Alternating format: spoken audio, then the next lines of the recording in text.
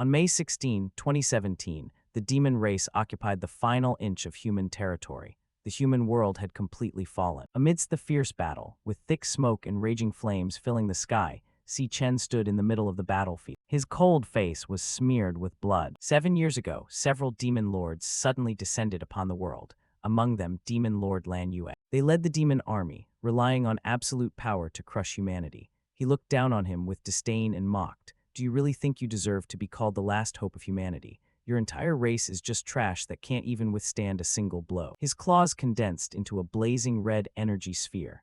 Now, go ahead and make the most of your final value. That energy bathed the space in a crimson glow. Lan Yue spoke gloomily. Become my nourishment, become my power. Si Chen's entire body was lifted by the surge of energy, gradually being consumed bit by bit. He struggled desperately, but it was all in vain. Images flashed through Si Chen's mind. His younger sister, his comrades, his master, all his most beloved people. He gritted his teeth, fresh blood leaking from the corners of his mouth. All of them had been stripped of their lives by those bastards. Finally, Si Chen chose to detonate his energy to destroy everything. I will take you down with me for their sake. The space erupted in a dazzling golden light as lightning radiated outward. That was the SSS rank ultimate skill, activate ultimate arc. Lan Yue, trapped by the immense power, cried out in terror. What is this? I can't move. Si Chen's body slowly shattered before he faded away. Fragments of memories surfaced in his mind. His younger sister, the back of his master, deeply imprinted in his memory, and his parents, a happy and warm family. Everything gradually faded into silence. Si Chen whispered with regret, we're about to meet. It's just a pity I wasn't strong enough. Before his figure vanished completely, he wished, if only I could be a little stronger. If only I could turn back time to that year, discover the demon realm earlier, and stop the first demon lord from appearing. Everything shattered in the blinding energy. Lan Yue roared in resentment. How could a lowly race like you actually make? Before he could finish, his figure was reduced to mere fragments. When he opened his eyes, a hazy light shone through. Si Chen saw the ceiling. He opened his eyes, looking up vaguely. He was lying in a room, his wrists wrapped tightly in bandages. Si Chen sat up, confused, and lifted his injured wrist to look. I'm not dead yet. He put his feet on the floor, curiously observing the room. Where is this? Si Chen walked over to the window and looked down. It turned out he was in the school infirmary. Sunset blanketed the schoolyard. Students were happily chatting and laughing.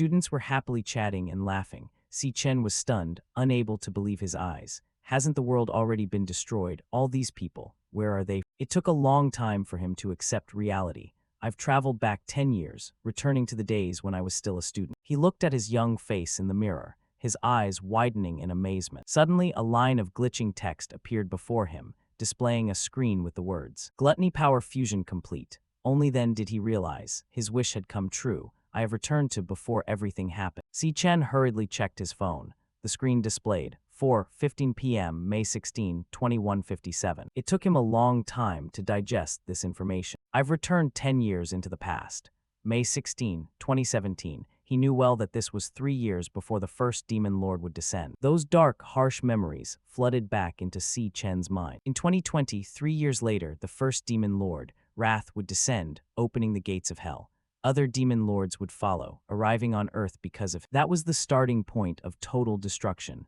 And because of it, I lost everything. Si Chen stared at his hands in disbelief, a slight smile forming. But now, I've returned. He believed that by defeating the first arriving Wrath and preventing the hell gates from opening, there was still a chance to change everything. The system was still displaying, Gluttony Power Fusion Complete. He curiously observed it. What is this Gluttony Power display board? Since he opened his eyes, it had been floating right in front of him. When Si Chen tried to touch it, it disappeared, then switched to a data information panel. All attributes reached 100. Strength, stamina, elemental power, speed, potential mental power. What is this game-like thing? Are these my current attribute points? Si Chen was puzzled. He had never seen these things before. Previously, he had always fought using his awakened power, something only 1 in 10,000 people possessed. Furthermore, the school he was attending was the National Awakened University, which only admitted students with awakening potential. But regrettably, in his previous life, he had failed to awaken successfully throughout his 4 years of college,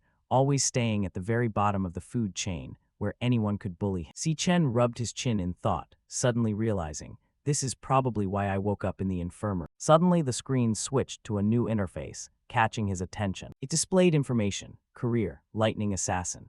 Strength, 100 stamina, 100 elemental power, 100 speed, 100 potential, 100 mental power, 100 skills, activate God speed. A current of electricity surges throughout the body. In the blink of an eye, movement speed increases by 10 times. Activate piercing lightning. Focus electricity into a blade, increasing critical damage for attacks. Hitting a weak point inflicts paralysis. Si Chen was severely shocked. Lightning assassin. Isn't this the career I had in my previous life? His whole body trembled. He vaguely felt an energy source running through his body. Could this be the power from my previous life passed down? Could I have awakened early? Si Chen was eager to test it immediately. Let me check what my current power is like. System notification. Switching career. Suddenly, there was a clattering sound outside. Someone had opened the door. Si Chen spun around to look. Ma Long, his dorm roommate, walked in, arms full of snacks. He exclaimed in surprise. Oh, Ma Long ran over happily and asked, "Hey, you're awake. Are you feeling okay?" Si Chen replied, "I'm fine now." From Ma Long's reaction and glancing at the interface still visible, he had his answer. Indeed, others could not see this interface. Ma Long checked Si Chen all over, exclaiming in surprise, "Your wounds, they've all disappeared. You clearly took a heavy beating yesterday. Your recovery speed is even faster than an awakened person like me." He glanced at the person rambling beside him and smiled faintly. This was his dorm roommate, Ma Long. Although he had awakened during his college years, he was still in the lowest tier of the class. In his previous life, when the third demon lord descended, Ma Long had been killed brutally. But now, he was genuinely standing right in front of him, alive and capable. Ma Long was surprised while checking Si Chen. "I even feel like you're stronger. Did I misperceive?" Si Chen beside him finally dared to relax, a small smile appearing on his lips. Only at this moment did he truly feel, "I have truly returned." Ma Long suddenly remembered and slapped his forehead. "Right, tomorrow is the level assessment. If you're okay, let's hurry back and prepare." He hurriedly pushed Si Chen toward the door. "Even though you haven't awakened yet, it's still related to the graduation assessment. Let's go." The schoolyard still held the same peaceful appearance. Everyone was busy with their own things. Some were playing soccer, some were jogging. Si Chen wandered slowly on the training field. "It's been a long time since I've seen so many living people." Ma Long got goosebumps upon hearing this and hurriedly rubbed his arms. "What kind of scary things are you saying?" He couldn't help but curiously ask. "Hey, are we just going to keep walking around the track?" Meanwhile, Si Chen remained lost in old memories. "I had lost everything once." His heart felt heavy as he thought about that bleak future. "If I don't do anything, that desperate future will soon return." From that, a fierce determination rose in Si Chen's heart. "I need to plan immediately and quickly level myself up." He understood clearly that in this era, awakened people only had one way to level up, by killing demons in the demon realm. But the major demon realms were all monopolized by large guilds. Outsiders basically had no chance to get a foot in. If these are my current values, then how does my strength compare to other awakened people and demons? To distinguish strength, the government classified the ranks of awakened people and demon beasts from high to low. S right arrow, A right arrow, B right arrow, C right arrow, D right arrow. Most students in school only stopped at E rank. Only very few geniuses or those with backgrounds from guilds reached D rank. Si Chen thought confidently, "I'm definitely stronger than him." Suddenly, a basketball flew in from somewhere, slamming straight into Ma Long's face. Ma Long fell backward onto the ground with a thud, his glasses shattered. At the stairs, a few guys sat lounging and laughing loudly. One of them spoke sarcastically. "Aren't those Si Chen and Ma Long? They recovered pretty fast. I told you, these two take a beating really well." The arrogant guy pointed and asked, "You guys clearly knew I was playing basketball here, yet you didn't know to bring 2 crates of water." Ma Long was terrified and cowered. "I'm sorry, I'll go buy some right away." Si Chen stepped forward calmly, his voice cold. "You're not the one at fault. The ones who should apologize are those guys." He stared at him and asked coldly, "Is it this guy?" Some memories from the past suddenly surged back. In his previous life, Si Chen had been pushed face first into the water by Gong Cheng. He was repeatedly pressed down into the sink in the restroom. Ma Long sat huddled in a corner, trembling and begging, "You guys, please stop." Gong Cheng, one hand still pressing Si Chen's head into the water, chuckled mockingly. "Why stop? I'm helping him awake." The force on his wrist grew stronger and stronger. He still hasn't awakened yet. Shouldn't he be stimulated a bit? The bunch of lackeys following behind laughed wildly at the miserable scene. Seeing Si Chen was no longer moving, they lost interest. Let's go, it's no fun at all." Ma Long hurriedly ran over, asking worriedly, "Si Chen, are you okay?" Water from his soaking wet hair streamed down his cheeks. It was unclear if it was water or tears. A voice full of grievance rang out, Why won't you just leave us alone?" More than anyone, Si Chen understood clearly. Pure malice did not only exist in demons, but it was also present within the hearts of humans. Gong Cheng had previously threatened. What did you just say? He nonchalantly ordered his lackeys. Go, keep hitting him until he wakes up. Gong Cheng was dumbfounded after hearing Si Chen saying, huh. Ma Long, beaten black and blue, whispered weakly, Si Chen, what are you saying? Gong Cheng, an E-rank soldier, stepped forward, green energy radiating from his arm. The two lackeys behind him also stepped forward. Si Chen's gaze grew cold, silently staring at his opponent. He knew well this guy was Gong Cheng. He relied on his older brother being the president of the strongest student council in the school to bully the weak. In reality, he had no exceptional abilities himself. The students around noticed the commotion and whispered, look, Gong Cheng is about to beat them up again. Look, they just got out of the hospital, and they're getting beaten again.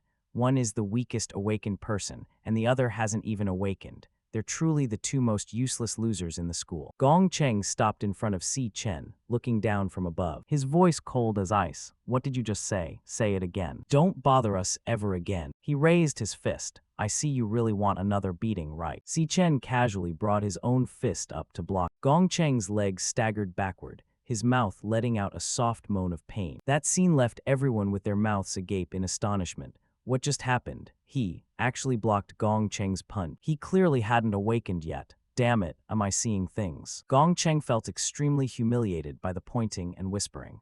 Damn it, a weakling who hasn't even awakened dares to challenge. Si Chen casually condensed lightning in his palm, his lips curling, just in time to use you to test. System progress notification, career change complete. Si Chen, lightning assassin.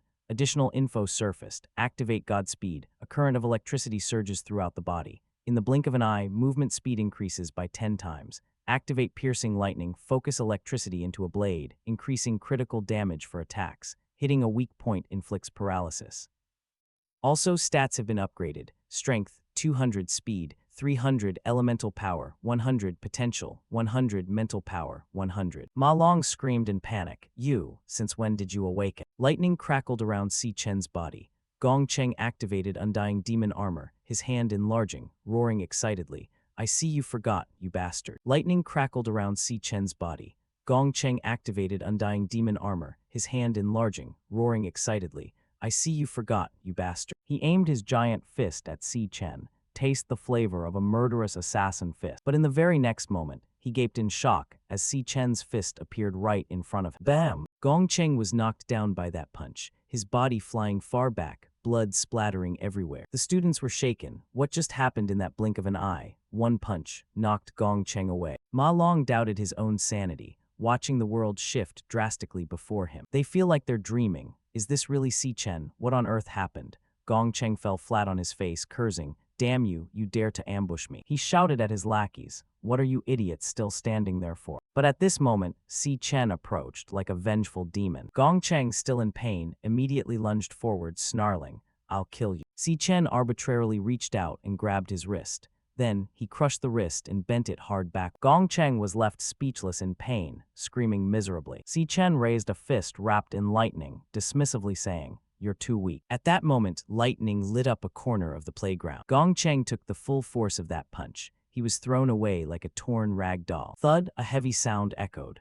No one expected that arrogant guy to be beaten so miserably. He was covered in blood, his clothes torn to shreds, lying motionless. The whole field was dead silent, staring at him in shock. Ma Long was shaken, stammering. Si Chen, since when has he been this strong? Si Chen glanced at his status bar, silently reaching a few preliminary conclusions. First, like before, I can switch to the Lightning Assassin's state at any time. Even though the system level is only level 1, as expected, the normal state is enough to deal with the lowest ranked awakened people.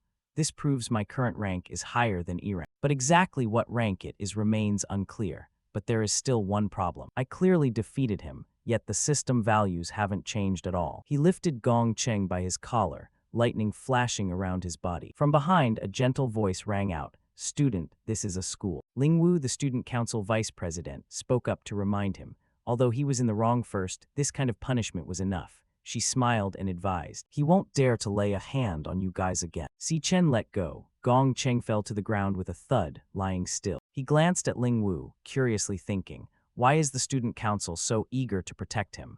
but he had no intention of doing anything more to him. If you don't completely suppress people like this, they'll just keep hounding you endlessly. Gong Cheng's two lackeys hid cowardly behind a wall, whispering to each other. That look on his face earlier was genuinely terrifying. We'd better not mess with him again. Is that guy even Si Chen anymore? Aren't the two of them supposed to be the weakest, poorest losers in the entire school? Si Chen didn't want to waste any more time there and said coldly, "Let's go." Ma Long hurried to keep up with. Ling Wu stood behind them, muttering to herself with great interest, "Weakest, poorest, huh?" That evening, at the Nam dormitory building, Ma Long excitedly recounted what happened that afternoon, but no one believed him. He desperately tried to prove it, saying, "Why don't you guys believe me? Si Chen has actually awakened, and he's even a super powerful electric-type assassin." Ma Long even acted out the scene from earlier, waving his arms around. He sent Gong Cheng straight to the dirt. Now those guys don't even dare to look us in the eye anymore. A roommate, Xiangzhu, a core-type mage, picked at his ear, asking with annoyance, "So where did he go then?" Ma Long hesitated, scratching his head. "I think," he said, "he was going for a run." The other guy pointed a finger at Ma Long's head and scolded,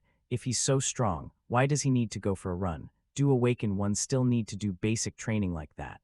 Does that even make any logical sense?" Huh? Another guy, Xiangyu, also a core-type mage, chimed in while clacking away at his keyboard. "Looks like Ma Long's brain really got smashed." "That's right, wake up," Xiangzhu reminded him. "The reason the four of us were put in the same dorm is because our grades are ranked among the four lowest in the entire grade. That's a fact that cannot be changed. Besides, I'm ranked from the bottom up, number one in the dorm, for sure. Each person can only awaken one occupation in their entire life. Those two are just support. I am the only combat occupation in the dorm, a core-type mage. This is the ultimate reality, and it cannot be changed. Si Chen, that pathetic guy, how could he possibly have awakened an electric-type assassin occupation?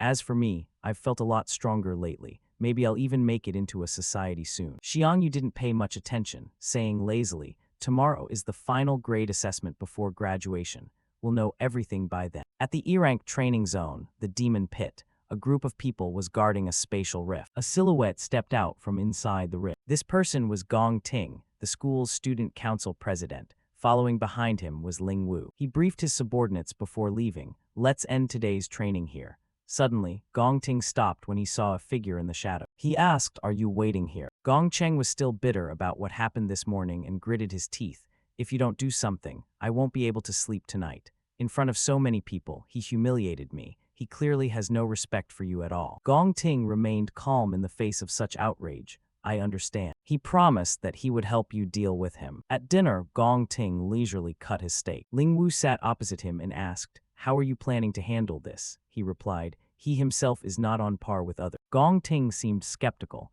"Is that guy really as strong as he says he is?" Ling Wu answered, "I know the full strength and grade of everyone in the school. There aren't even 10 people in the whole school who have reached D rank, and you've already recruited them all into the society. Furthermore, no one else has the opportunity to access the demon pit like you do. Those mediocre awakened ones have no way to level up." She firmly believed that no one could ever keep pace with. In the pouring rain at night, Si Chen was running on the training field. He wore a 100 kg backpack and ran for 20 km continuously. This was a self-imposed training regimen.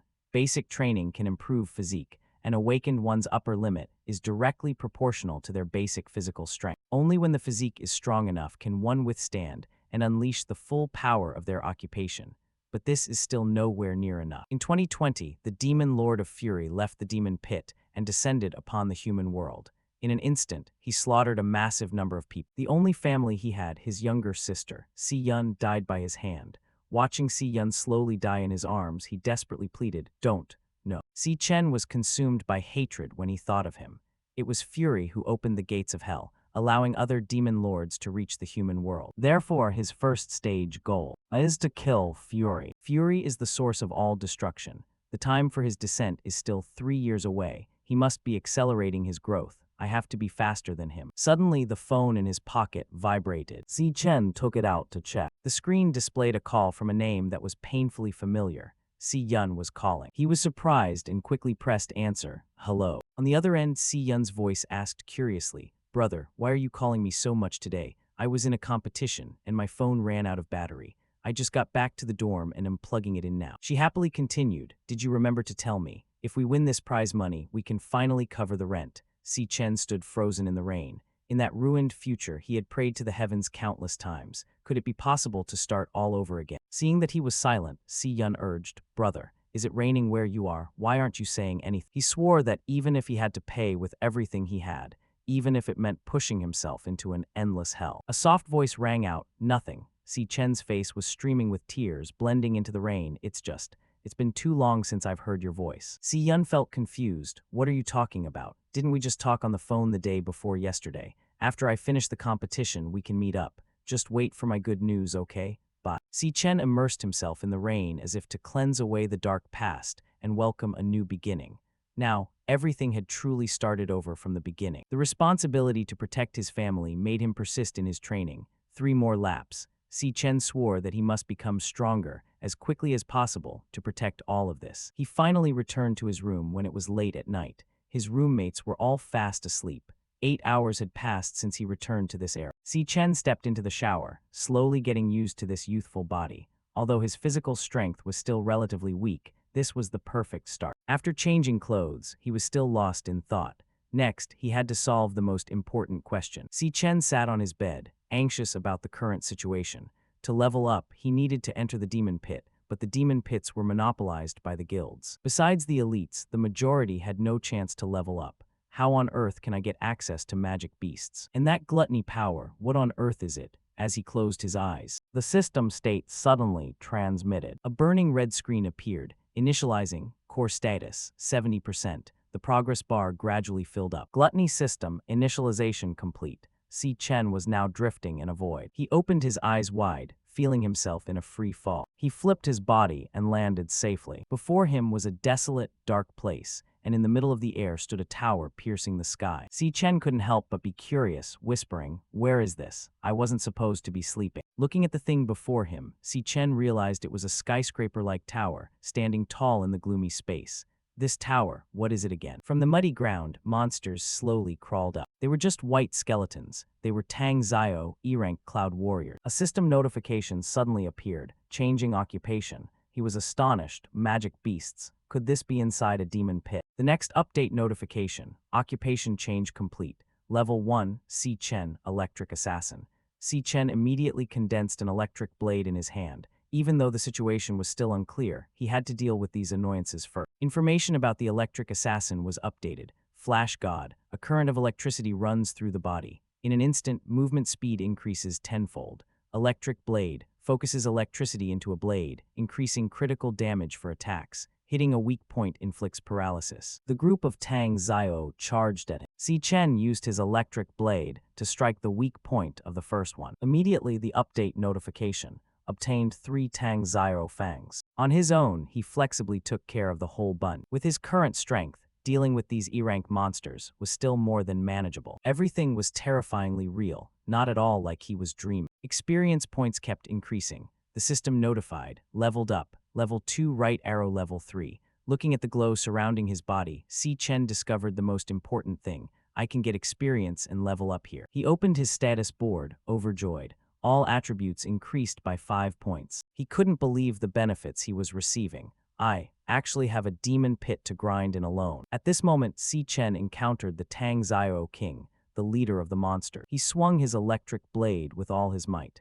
Then I have to stay here and have a good training session. Just as he took down the leader, a notification rang out. Received 320 experience points. Leveled up, level 3 right arrow level 4. Obtained 18 Tang Zio fangs, 1 Tang Zio crystal. Si Chen thought to himself, the experience from a boss monster is several times more than that of a small monster of the same rank. In just a short while, I've already leveled up twice. Suddenly, the system notified, can consume. He stared wide-eyed, unable to believe it. Looking at those words, Si Chen questioned, what does that mean? He slowly raised his hand. Could it be, is the meaning of the gluttony power to absorb magic beasts? The Tang Zio King in front of him turned into a stream of energy, slowly being sucked into his palm. The system displayed consuming, consumption complete, increased, Tang Zio King, Cloud Warrior. Frostbone physique, immune to cold. In low-temperature environments, all resistance attributes are enhanced. He was shocked. The absorbed magic beast becomes a card. I actually can kill, and then consume the opponent, turning the opponent into my own occupation. Suddenly, Si Chen realized a terrifying fact. Is this not the same process as earlier? When I absorbed the energy of Demon Lord Lan Yue, the image of me absorbing the monster's energy is no different from the past. He truly understood. That was the power of Demon Lord Lan Yue. The gluttony power originally belonged to him, and I've already stripped it away. Occupations are inherently divided into strong and weak. In other words, each person can only possess one unique occupation. But now I hold two occupations simultaneously. If I can consume other magic beasts, then I can hold countless occupations. Si Chen couldn't help but be curious. Why did I get this kind of power? He glanced at the tower behind him. And what is that demon tower? Suddenly, an overwhelming pressure bore down, causing both his legs to buckle to the ground. Si Chen was heavily shocked. This powerful pressure is, what's going on? From afar, a silhouette appeared, and a low voice echoed, "You finally came. I've been waiting here for you for a long time." It was a Lord rank monster, and it knew his name, Si Chen. The government categorizes the combat strength of awakened ones and magic beasts from low to high. E right arrow, D right arrow, C right arrow, B right arrow, A right arrow, S. He was knocked backward by the monster's power. Si Chen gripped his electric blade tightly, thinking to himself, in my past life, I almost lost my life trying to reach S rank. Now my maximum combat strength is only D rank. But the opponent is an S rank boss. The gap in level is too huge. He completely overwhelms all of my stats. What kind of demon pit is this anyway? Why are there S-rank magic beasts? And more importantly, why does it know my name? During the clash with the Lord, Si Chen realized, I've fought him for dozens of rounds. During that time, he had countless opportunities to kill me directly. But every time he attacked, he always avoided the vital weak points, just knocking me down time and time again. His whole body was blown away into the distance, and he struggled to crawl back up. The Lord asked coldly, still struggling. Si Chen realized the monster's goal. He wanted to subjugate. The Lord reminded him, you'd better reconsider the options I've provided. Will you stay here and guard this demon tower with me? This is a rare opportunity. He bluntly refused. Regardless of whatever, I will absolutely not stay in this hellish place. Suddenly, a stream of power erupted from the ground, sharp as a blade, slashing across his shoulder. Fresh blood splattered everywhere. The Lord almost lost all patience. Do you really think I won't kill you? Only because you are the only person who could make it here have I been so patient with you. He held his injured arm, silently searching for a way out. The Lord released overwhelming energy, his strength and stamina soaring. He gave him one last chance. I'll ask you one last time. An entire massive block of earth was lifted. The Lord stood high above, arrogantly asking, stay here, or should I grind you into pulp? Si Chen started to say, I choose. His entire body was covered in lightning, and he dashed straight at his opponent. To kill you. The Lord launched massive rocks at him. Ridiculous. Si Chen nimbly landed on each rock, gradually closing in on the Lord. He had his own plan. Through the recent engagement, I have seen clearly that before every one of his slashes, there is a wind-up time of 0.4 seconds. I can take advantage of this to observe the angle of force from his wrist, identify the trajectory, and dodge the blade. More importantly, after one attack, he has a 0.2-second recovery time. Only by aiming for this opening can I strike when he is completely off guard. Use the electric blade to instantly pierce through his heart. He recalled the properties of the electric blade, focuses electricity into a blade. Attacks add critical damage effects. Hitting a weak point can cause a paralysis effect. Although D rank cannot kill S rank, the paralysis power unleashed with full force will at least control him for a few seconds. His speed is too fast. There wasn't enough time to create distance just now, but these few seconds of contention are enough for me to escape. Si Chen accelerated toward the pillar of light in the distance. Throughout the battle, he had been observing his surroundings. There was only that one source of light. When his hand was about to touch the light source, it suddenly vanished. Si Chen was astonished. The light source vanished. The Lord laughed coldly. Too bad. That was just an illusion I left behind.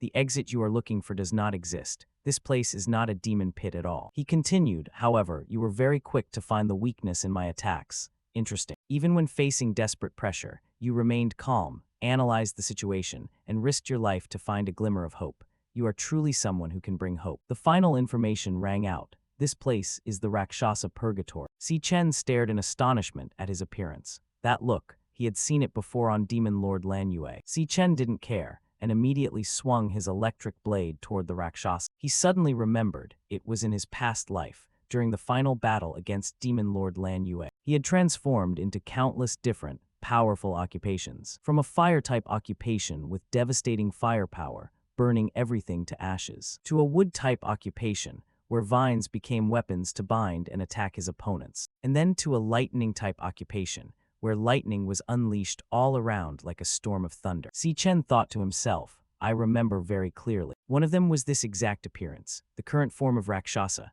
The entity watched him nonchalantly, as if looking at a defeated foe. Si Chen realized the terrifying truth. In other words, he was once consumed by the gluttony power of Lan Yue, and now that gluttony power has merged into my own body. He had a bold speculation. Could it be that this place is actually inside my own body? Rakshasa let out a huff, his voice filled with admiration. Not only do you have excellent defensive capabilities, but your mind is also incredibly sharp. He smiled. You deserve to obtain everything that is here. Si Chen was astonished. Everything that is here. A key suddenly appeared in Rakshasa's hand. It emitted a faint, shimmering light, exuding an ancient aura. He introduced it. This is the key of the Time Rift, SSS rank. It is the only key to open the gates of the Demon Tower. Rakshasa continued. Lan Yue had consumed countless cruel demons. The strongest among them were all sealed inside the tower behind me. Devour them, keep growing stronger, and turn them all into your own power.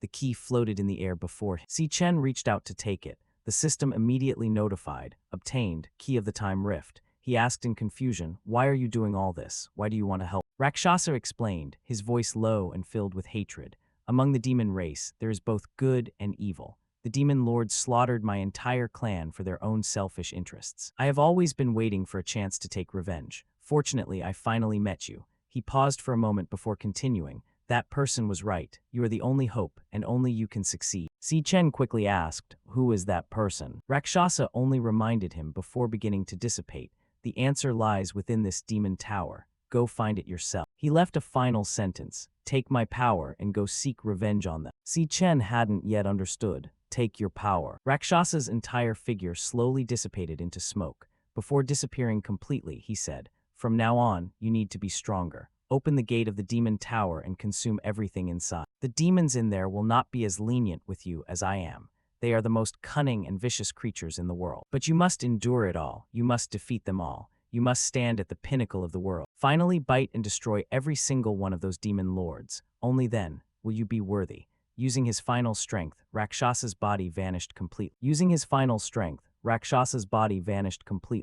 A stream of pink energy flew from the ashes toward Si Chen. He raised his hand to receive it. System update leveled up. Level 13 right arrow level 14. Obtained 2 Rakshasa underworld bones. Si Chen clenched his fist, whispering as if making a vow. I understand. I will carry that part of you with me. Afterward, he received a new card.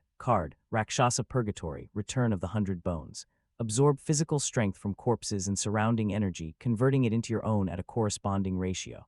3-phase heavy tribulation, change gravity, attacking opponents in 3 forms, light, heavy, and super heavy. Si Chen tightened his fist, swearing, I will make them pay for their debts in blood. In the present, a new day began. The morning sunlight shone through the dormitory window. A familiar call echoed in his ears. Hurry up, everyone, get up. Si Chen sat up abruptly. The upper bunk's blanket was already folded neatly. Beside the door, the 2 roommates surnamed Xiang were putting on their uniforms, urging each other. Hurry, don't be late. We have to wear school uniforms today. He was dazed. Have I returned to the dormitory already? Si Chen quickly checked the wound on his shoulder. The wound had healed completely. Could it be that everything just now was just a dream? But when looking at the system board, he had a clear answer. The system proved that everything had truly happened. Moreover, all the spoils obtained in the dream were already present in reality. I spent all night leveling up to level 10. What kind of rank does that correspond to, I wonder? Xiang Zhu stepped in front of him, leaning down to ask with a sneer. Someone praised you last night. Haven't you become stronger now?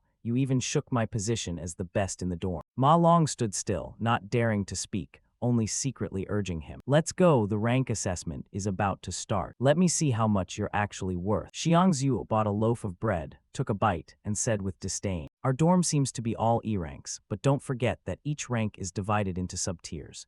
You guys are just low-tier E ranks, while I am a mid-tier E rank. Between each tier is a massive difference in strength. For kids like you, I can fight 10. Got it yet? Who knows, maybe since we haven't tested in 2 years, my rank has already gone up. Ma Long whispered a reminder. Si Chen, wait a moment, you have to show your full strength. Use that D rank to scare him to death. Si Chen smiled and asked back, D rank huh? As soon as their group arrived at the gathering field, Xiang Zuo exclaimed in surprise, oh. On the large stage, the sign clearly displayed, National Awakened University, rank assessment ceremony. He curiously looked at the crowded students in front of him. Everyone arrived so early, huh? Suddenly, Gong Cheng's men arrogantly approached, pushing through as they walked. Move, don't touch me. Xiang Zhu recognized Gong Cheng's lackeys and quickly said, we should probably stay away for a bit. But behind him, Si Chen's cold voice caused him to jump, his face turning pale. What are you looking at? He stood behind Xiang Zhu, his demeanor as cold as ice. The two lackeys saw Si Chen and bristled like cats. They simultaneously bowed at a 90-degree angle. Brother Si Chen, you've arrived. Xiang Zhu was curious. Why are they so respectful to Si Chen? Could it be that what Ma Long said is true? Ma Long finally had the chance to boast. What did I say earlier? Si Chen didn't bother to compare. He walked away without saying a word. He stopped when someone blocked his path. Jiang Dai, a student council cadre, put his hands on his hips, his voice full of provocation.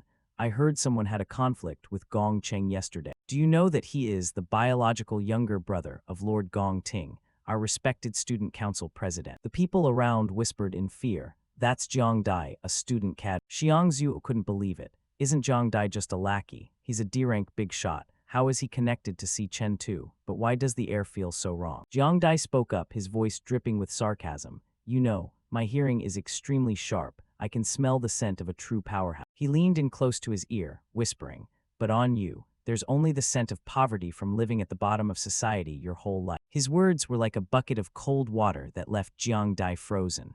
Are you a dog? He barked angrily. What did you say? Gong Ting approached, his voice steady as he reminded. Jiang Dai stopped. He continued, appearing fair and impartial.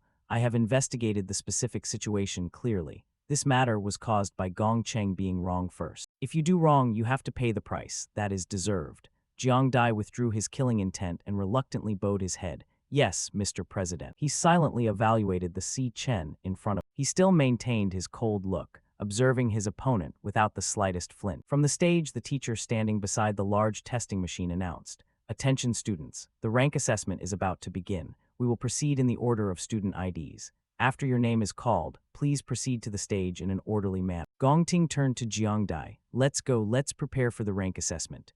Jiang Dai immediately put on a flattering look and followed. Yes, okay, he thought to himself. This guy Si Chen doesn't look like a threat at all. On a high-rise building nearby, Ling Wu stood observing the testing area below. Beside her, someone asked curiously, why are you interested in watching the rank assessment today? Have you found someone worthwhile? The other person laughed. I predict this assessment might be very interesting. An hour later, it was finally their room's turn. The notification rang out. Next rank assessment candidate, Xiang Zuo. Below, cheering broke out. Go for it, little brother Xiang Zuo. He stepped forward and reached into the testing machine. Let me see my true strength. The testing machine activated, taking a moment. The rank assessment was conducted separately in a specially designed demon pit.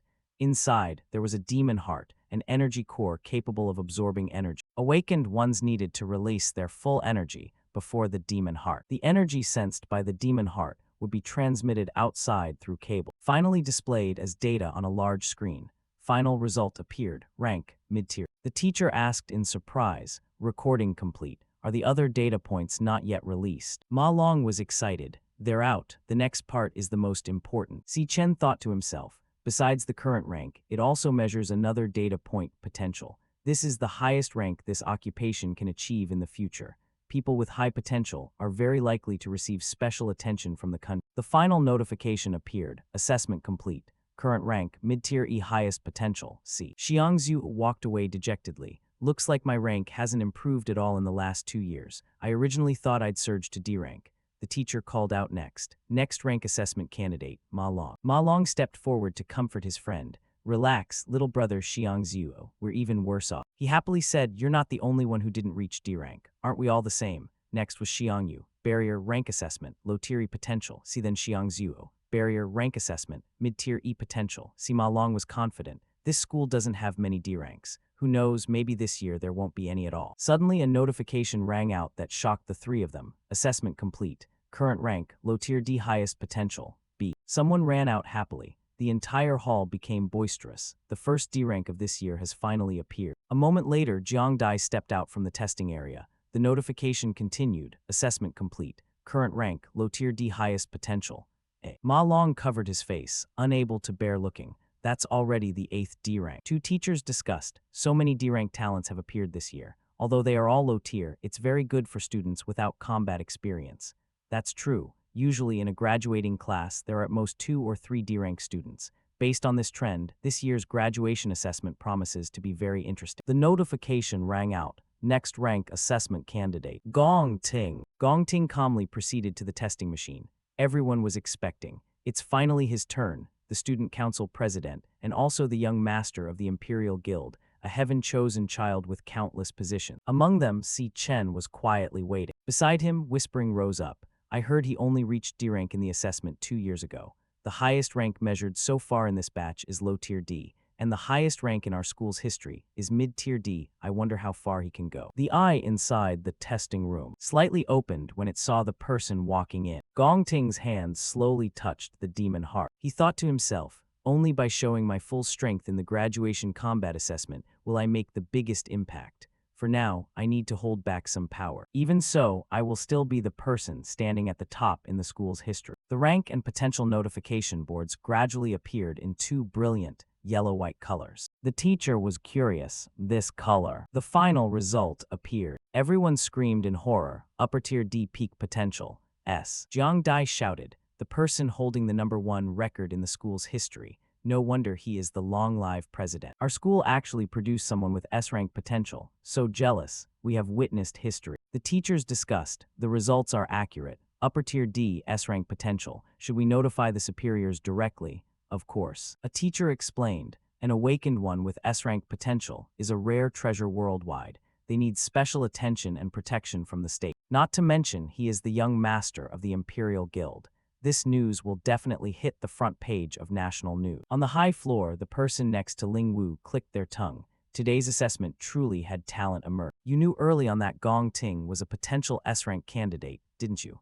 No wonder you came to watch the show today. Ling Wu denied it, her voice gentle. No, I didn't come because of him. She smiled slightly, her eyes directed below. I am placing my belief in someone else. Compared to Gong Ting, I expect more from his performance. The announcement rang out clearly. Next rank assessment candidate, Si Chen. The person Ling Wu had been waiting for finally had their turn. Jiang Dai brushed past him, not forgetting to threaten. Kid, you better do your best to bring honor to our dormitory. He laughed, don't end up as a low-tier E-rank when you get your results. By then, your dorm will be full of 4 E-rank students from low to mid. Being the top in the whole school is truly ridiculous. Jiang Dai mocked their whole room. You bunch of weaklings, by the time you participate in the graduation combat assessment, you'll only be embarrassed. Ma Long was extremely confident, shouting loudly. You just wait. Si Chen will definitely make you open your eyes wide. On the stage, he had entered the testing gate. Outside, Xiang Zhuo anxiously asked, Si Chen, can he really do it? He calmly proceeded to the eye hanging, suspended by the tangled wire. It opened, looking at the next person entering. Si Chen's eyes shone with a fiery red color. His hand reached forward. More than anyone else, he understood. In this era, the best path for an awakened one to develop is to join a high-level guild. For most people, the only chance to show their strength to high-level guilds is the graduation combat assessment. This assessment has a maximum of 10 people per group, and candidates can freely choose members. The final winning team will have all members selected and directly recruited by the nation's top imperial guild. Therefore, the assessment doesn't just help determine rank, but also has an extremely important effect, deciding everyone's future. Outside, Jiang Dai was excitedly introducing, Boss, this person is Yan Lin, low-tier D. He went on and on. Now our 10-person team is fully assembled. All 9 low-tier D rankers are in our team. When you add Gong Cheng, your younger brother, joining us, our team will definitely lead in the combat assessment. The final MVP will definitely be you, Mr. President. Si Chen understood that principle. This was the selection of teammates for the graduation combat assessment. In this situation, a strongest team will certainly be born, along with a weakest team. The strong link with each other, the weak are cast to the sidelines and eliminated.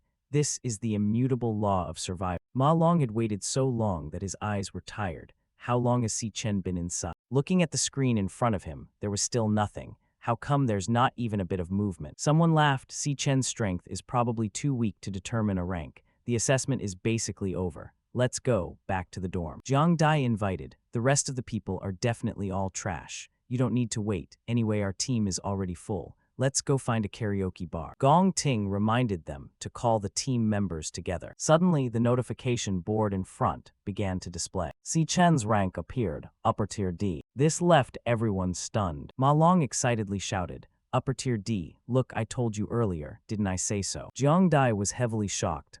Upper tier D. A reminder rang out from inside. Rank assessment complete. Result, upper tier D. The program detected that the demon heart was in an unstable state and the assessment results might be inaccurate.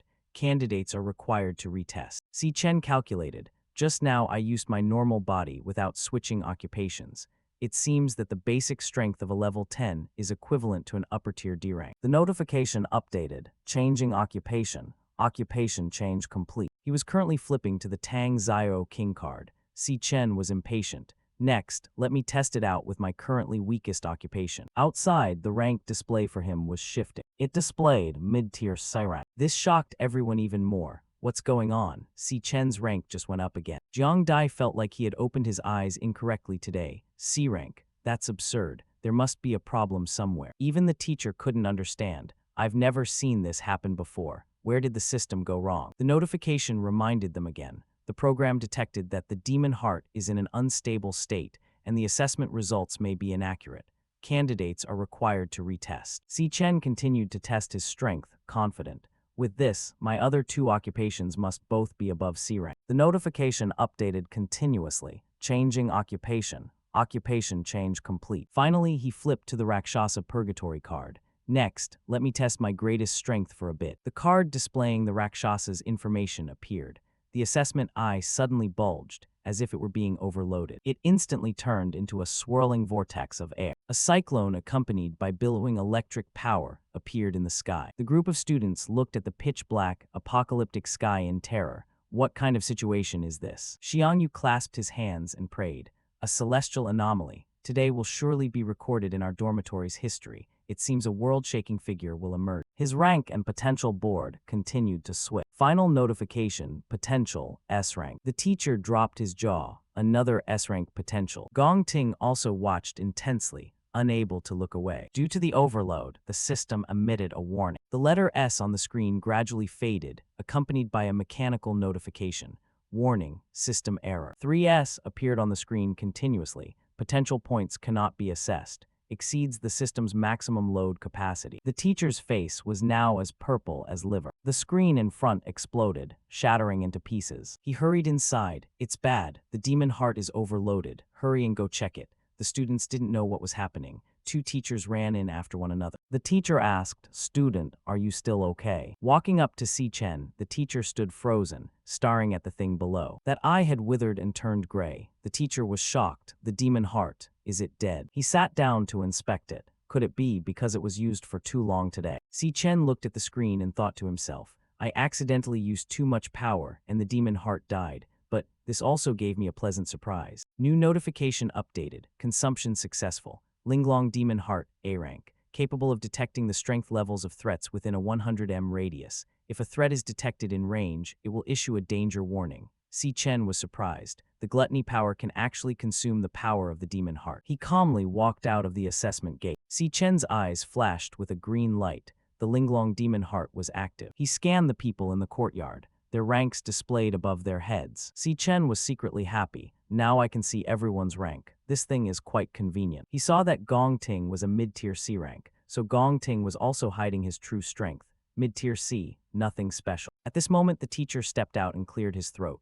It is a great pity. The demon heart seems to have been consumed too heavily and suddenly died. Today's assessment can only pause here. The testing data from Si Chen just now might be inaccurate. We will report this to the superiors. As for the remaining students who haven't been assessed, you can return tomorrow. We will prepare a new device. The crowd rushed to Si Chen, flattering him. I don't care. The data is definitely accurate. Our Si Chen is definitely a genius, a great man. What do you want to eat today? Or should we just head back to the dorm? Jiang Dai regained his composure and stepped forward to ridicule. I said so. How could a loser like you reach C rank, and even S rank potential? The assessment device was definitely faulty. He criticized, now that you've broken the demon heart, you want to just walk away. Isn't that too irresponsible? You've caused the remaining students in the student council to wait until tomorrow to be assessed. Can you compensate for the wasted time? Lightning faintly appeared in Si Chen's palm. He felt the urge to kill. This guy will never stop. Maybe I should just cripple him. Gong Ting, standing behind him, darkened his face and reminded him, Jiang Dai, step back. Do not treat our teammates so unreasonably. Hearing this, he felt as if he had been pressed and immediately fell silent. Gong Ting smiled and held out his hand in invitation. Si Chen, join my team. Let's participate in the graduation combat assessment together. The highest score in history will surely be ours. Si Chen looked coldly at the hand reaching out toward him. The onlookers in the distance were shocked. Gong Ting. He personally invited Si Chen to join his team. Jiang Dai thought fearfully, if this guy actually joins, the team will have to kick someone out. How am I supposed to explain this to the guys? Joining Gong Ting's team means being guaranteed the top spot in the graduation exam. So many of the guys bribed and ran around just to squeeze in, but couldn't. What does he have that they don't? Before he could find a way to deal with it, Gong Ting personally opened his mouth, his voice calm but filled with confidence. Join my team. We will participate in the graduation combat assessment together. The highest score in history will certainly belong to us. Jiang Dai's hand trembled, preparing to place it on Si Chen's shoulder to show goodwill. He squeezed out a smile that looked uglier than crying. If that's the case, then welcome to the team. Slap. Si Chen forcefully swatted his hand away, his voice cold as ice. Not interested. Jiang Dai was stunned, not expecting such a cold rejection. Gong Ting frowned slightly at the unexpected action. Jiang Dai immediately went crazy, pointing his finger and roaring. Does this brat know what he's saying? Our team's strength is #1 in the whole school. Si Chen interrupted, his voice unwavering. That has nothing to do with— You're too loud. Don't bother me again in the future. He turned around and said coldly to Ma Long and Xiang Yu, let's go home.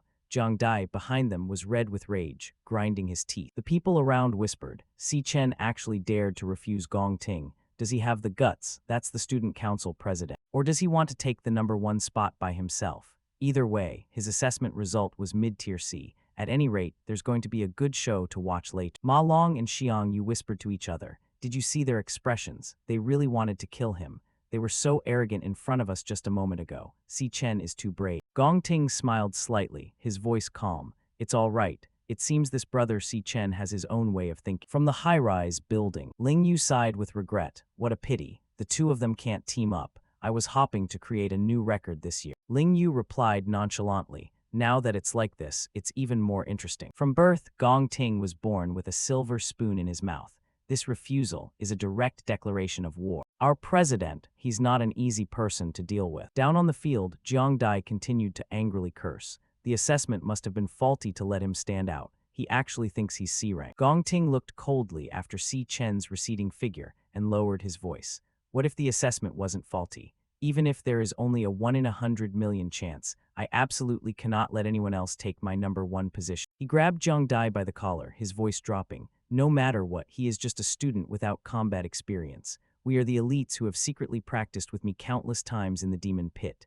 Jiang Dai nodded frantically, his eyes flashing with a vicious glint. How about I go and teach him a lesson for you? Gong Ting frowned. In your eyes, am I that petty? Jiang Dai panicked and denied. No, I didn't mean that. Gong Ting let go and turned to leave. I'm not in the mood to go singing today. You and the members arrange it yourselves. He deliberately added a sentence. Whatever you do has nothing to do with me. Jiang Dai grinned, immediately understanding the hidden meaning. I understand. It won't have anything to do with you at all. A moment later, Jiang Dai received a message from his lackey. Brother Jiang, Si Chen is not in school. The lackey replied timidly. Yes, I just eavesdropped. He said he wanted to go home for a trip and left school without even eating. Jiang Dai was overjoyed. Heaven is helping me. Outside of school, it'll be easier for me to deal with him heavily. Si Chen was leisurely walking home. At this moment, memories of his past life flooded back. A top-tier guild expeditionary force, while raiding a demon pit within the Holy River Kingdom territory, was caught by surprise. Inside the demon pit, they encountered a powerful demon that had never appeared before. Fury. The entire guild force was wiped out. Fury stepped out of the demon pit and descended into the human world. That was all the information he knew from his past life. In this life, to quickly determine the exact location of the demon pit where Fury resided, he had devised a plan. And to implement that plan, Si Chen stopped in front of the Bai Yin Demon Material Exchange. He knew well that he needed a large sum of money. Bai Yin is the largest magic material exchange in the country in the future. Weapons and equipment are key factors determining an awakened one's strength. The exchange is the essential transit point for buying and selling gear, and also the fastest way for him to make money right now. Si Chen placed a few Tang Zio fangs on the counter. The clerk picked them up to examine, surprised. "Student, where did you get these from?" Si Chen answered succinctly, "Dropped by magic beast." He asked curiously, "Why have I never seen them before?" The female clerk beside him whispered, "If I remember correctly, these are items dropped by the E-rank cloud-type Tang Zio magic beasts, Tang Zio Fangs. According to records, Tang Zio Fangs can be forged into E-rank cloud-type staves, or crushed into powder." He interrupted, Okay, stop giving me a lecture. What can you make out of E-rank items? Our exchange targets VIP customers. The participants are all awakened ones with high status and standing. Everything I sell is top tier, D rank and above. It's normal for me not to know about these minor E-rank things. He thought to himself, high-level customers have been too scarce lately. At this rate, when will I ever be promoted to manager? How unlucky, always meeting these annoying people who don't bring any profit.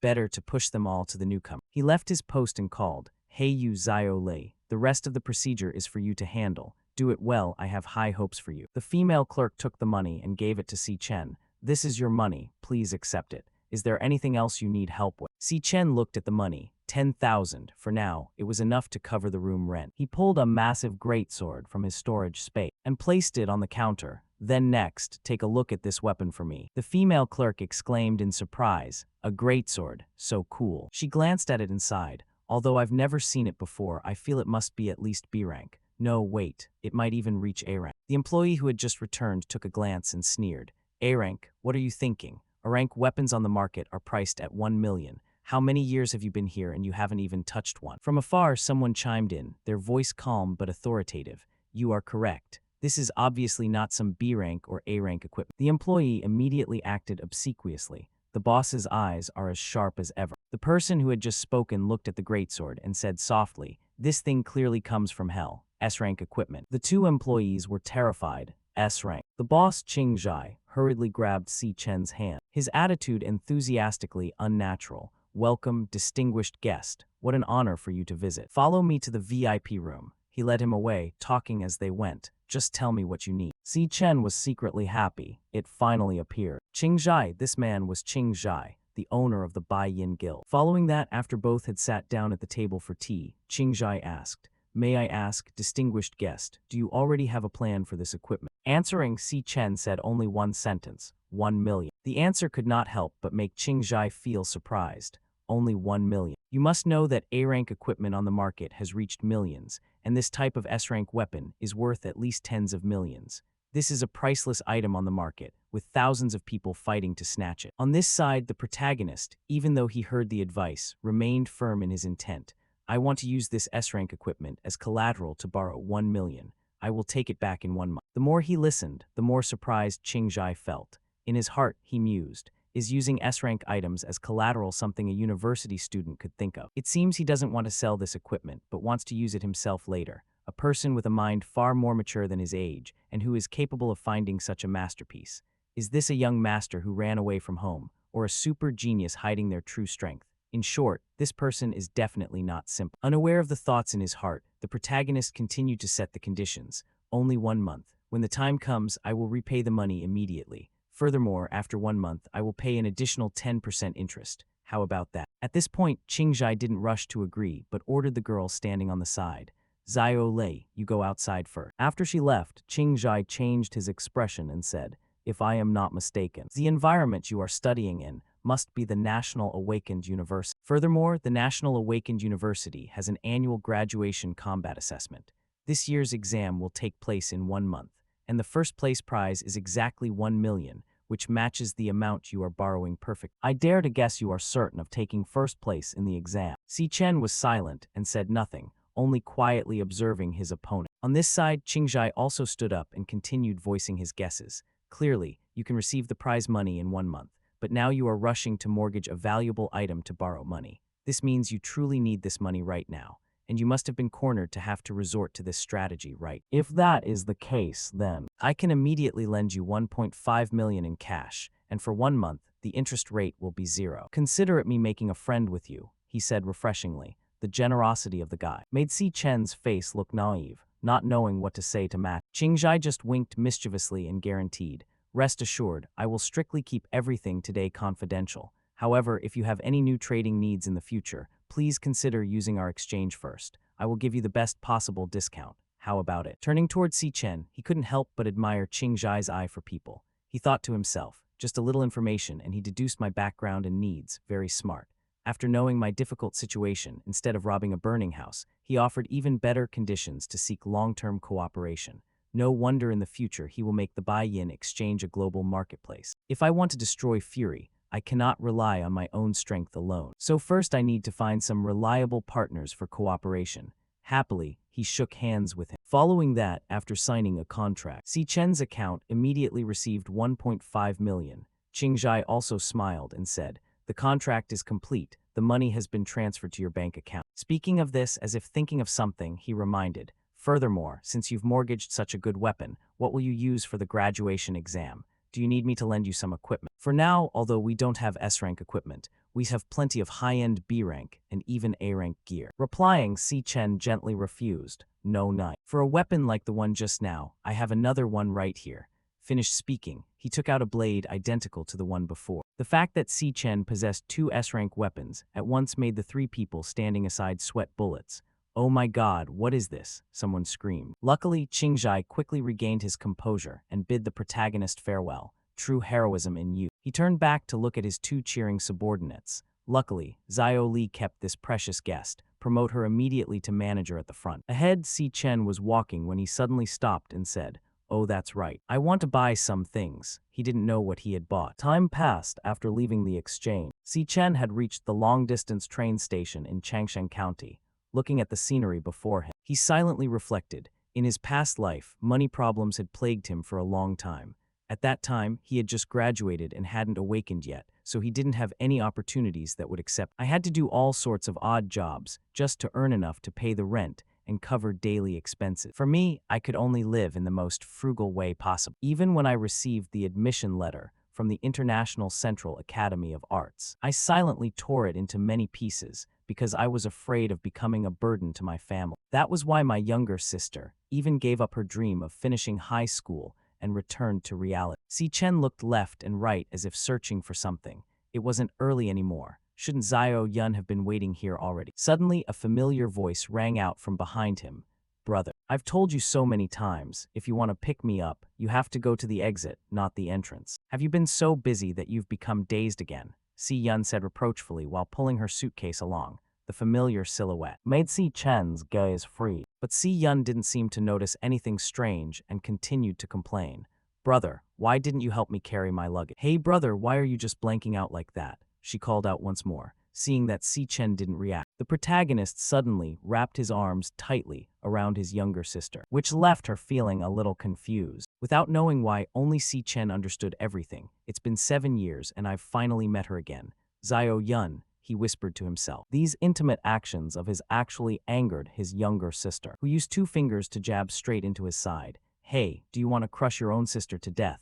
Why have you been so weird these past 2 days? Did some girl reject you after you confessed to her?" she said while casually tossing her bag at Si Chen. Si Chen replied in a flustered manner, "No, I didn't." "Then hurry up and let's go. Let's go home, let's go home," Si Yun said loudly. Just like that, the 2 siblings happily headed home. Behind them, Si Chen watched his younger sister's silhouette with a gaze full of affection. He swore to himself, "In this life, I will absolutely not let you suffer any more grievances." In another turn of events, Jiang Dai was also secretly planning to deal with the Si Chen and Si Yun siblings.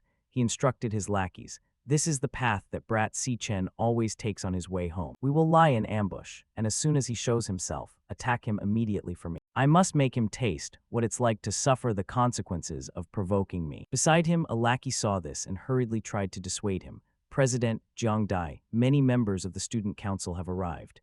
If we attack too heavily, won't we just let him have his say?" But Jiang Dai nearly roared, "Humph, I only intended to teach him a little lesson, but that brat's attitude was just too eyesore. Does that low-level E-rank garbage think he's a C-rank? And he dared to touch my stuff. As for him, I must make sure he can't participate in the graduation assessment in 2 weeks. I am one of the top cloud-type assassins, one of a kind in the entire school. I'm going to wipe out that show-off brat," he said while taking out a mysterious dagger, returning to the location of the Si Chen and Lan Yue sibling. While moving, Si Yun couldn't help but worry about her brother. "Brother, you've been acting weird these past 2 days. Is it the pressure from the upcoming graduation assessment? After all, a homebody like you rarely gets bothered by emotions." "Brother, no matter what, you have to cheer up. Didn't you once tell me, Life is long and opportunities will come soon. How does that song go again? Believe in yourself is.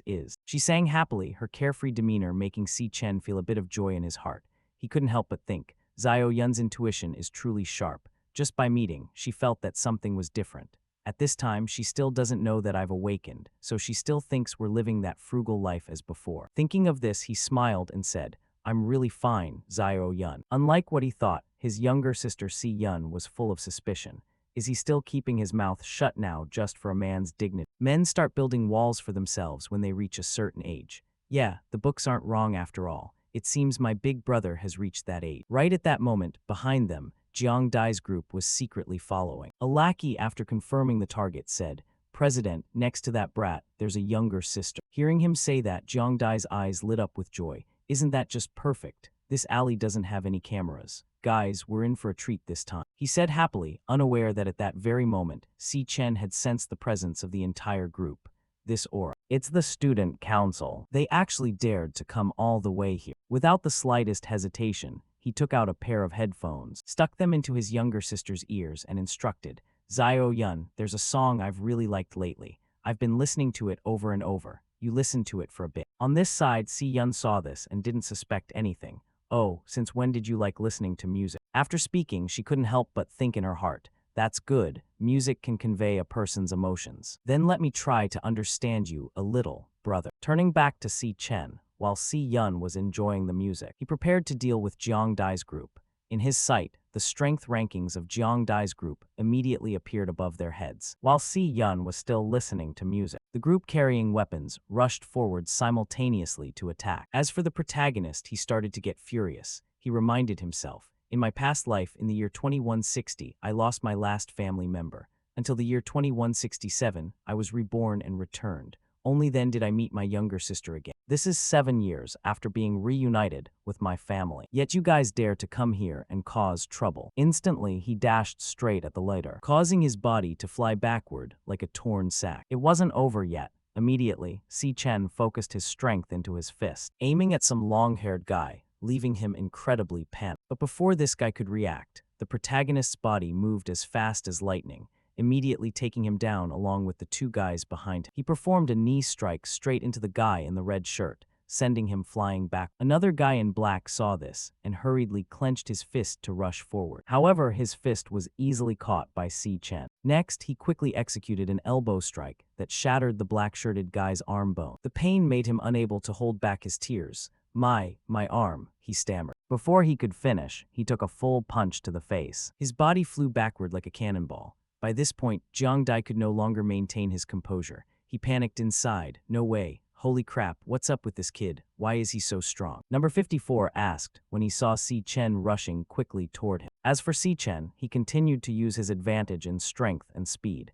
quickly throwing punches to take down all the lack. Finally, with a surging momentum, he reached right in front of him. In front, the president was terrified, shouting to boost his own morale. I am a top-tier cloud-type assassin. You think I can't defeat you? Along with those words, this guy also thrust the dagger in his hand forward hard. However, Si Chen's fist was much faster. With just one punch, he hit Jiang Dai, knocking his face sideways and sending him flying backward like a dead dog. Not stopping there, Si Chen utilized his speed to close in on him while he was still in midair, unleashing an uppercut straight into his chin, causing his teeth and lips to mash together. Just like that, for another time, his battered body rolled like a spinning top into the distance, until he crashed into something and finally stopped. By this time, Jiang Dai's vision had become blurry. The protagonist also reached him, speaking in a dangerously low tone. I clearly told you not to mess with me, but are you too dense to understand human speech? On this side, Jiang Dai was so scared that he was about to wet his pants. Deep inside, he was filled with endless regret. My bones are all shattered, and I can't even feel my legs. The test result was real. Si Chen, he is definitely not D-rank. Thinking that, he weakly said, I'm sorry. Without letting him say another word, the male protagonist immediately pulled him close, pressed a knife against his face, and warned, shut up. If you dare to say one more word, I'll finish you right. Si Chen's decisive action made Jiang Dai even more terrified. The look in his eyes wasn't lying. He truly dared to kill him. He is clearly just a student. Why does he have such heavy killing intent? What is his background after all? Jiang Dai thought in a panic. Before Si Chen glared at him, warning him once more. Next, you must memorize every word I say very carefully. Whatever you guys want to do, or whatever stench you guys want to stir up doesn't matter, but stop bothering me. If you guys dare to threaten the safety of my younger sister again. No, not even that. Even if you just appear within my sister's line of sight, for every one of you who shows up, I won't hesitate to make you disappear permanently. Do you understand? Facing his threats, Jiang Dai could only tearfully nod in agreement. Seeing this, the male protagonist was satisfied, casually tossed the knife aside, and turned around to leave. Meanwhile, the younger sister, Si Yun, was still completely unaware of what had just happened, simply enjoying her music. Unconsciously, her tears suddenly began to fall. It feels so lonely. Why does listening to this song make me want to cry? It's only been a few days, but he's acting as if he's been through so much. Is he really that lonely? Haven't I always been with? Thinking of this, Si Yun pulled out her headphones and turned back to shout loudly, "Brother, this prank is too annoying." Behind her, the male protagonist was already standing right there with a smile. He took out a small pencil case and said, "Zio Yun, here's a gift for you." Looking at the golden pen shining brightly, Si Yun's eyes also widened in surprise. This is an omnipotent magical pen. This is the latest product model launched by the Doreg Group. This thing must cost tens of thousands. Where did you get it? Or should we return it? I know this is expensive. I don't really like it that much, she said in a flurry, but couldn't hide the adoration on her face. As for Si Chen, he also promised himself, "In my previous life, I couldn't protect you well, and I failed to protect your dreams. In this life, I will protect everything of yours." Behind the two of them, the thugs who had just been beaten were trying to cover their mouths to avoid making any sounds of pain, afraid of attracting Si Chen's attention. Time quickly passed by. Scene changed to Si Chen's house, where Si Yun was taking the opportunity to try out the new pen. A purple fish was drawn by her in the air. This is truly too useful. It can create 3D images from thin air. Beside her, Si Chen was eating noodles and happily replied, "As long as you like it, Zio Yun." Sure enough, Zio Yun's egg noodles are still the best. Turning to Si Yun, although she was somewhat intrigued, she also felt a bit of regret. "But we still have to pay the rent. You spending money like this." Not letting his sister say any more, Si Chen interrupted, "I've already paid the full rent for this year." This piece of information couldn't help but make Si Yun blank out. The male protagonist himself knew he had slipped up, so he hurriedly explained, Well, my best friend and I are doing a bit of business, so we earned a little." His lie naturally couldn't make Si Yun easily trust him. "My brother doesn't know how to lie at all. Too suspicious. Well done, now you're even keeping secrets from me." But this happy face has not been seen on my brother's face for a long time. Thinking of this, she gently placed her hand on Si Chen's shoulder and asked quietly, "Is it? Brother, no matter what happens, don't force yourself." Si Chen turned back and silently nodded in agreement. In another development, inside the room, Gong Ting's voice rang out, "You were injured very badly this time. 60% of your bones are shattered. Even the best healers won't be able to help him recover completely within a month." I didn't expect him to really go look for Si Chen and then end up in this state. Nearby, Ling Wu was happily enjoying her tea while responding, "It looks like he will miss the graduation exam." Hearing her say that, Gong Ting didn't seem to care much. "It doesn't matter. My team is only losing a useless person whose skills are inferior to others." At the same time, a man also stepped into the room. His name was Gong Xuan, the director of the Career Development Office at the National Awakened University. He spoke up, "It's that Si Chen again. I have already confirmed the internal results of the grade assessment. He is indeed C rank. He is the only one in the entire school with a grade higher than yours." Hearing that, even Gong Ting couldn't help but feel a bit surprised, turning his eyes to observe. Gong Xuan saw this and continued to explain, "This time, your father invited the vice president of the alliance to watch your graduation performance live, so we cannot let anyone steal your spot. But if it's really not possible, then I can only remember to have my niece take over the vacant position in the Gong Dian team." Responding to that, Gong Ting said a sentence that surprised Gong Xuan, "Uncle, you're overthinking it. Do they really think that when I evaluated,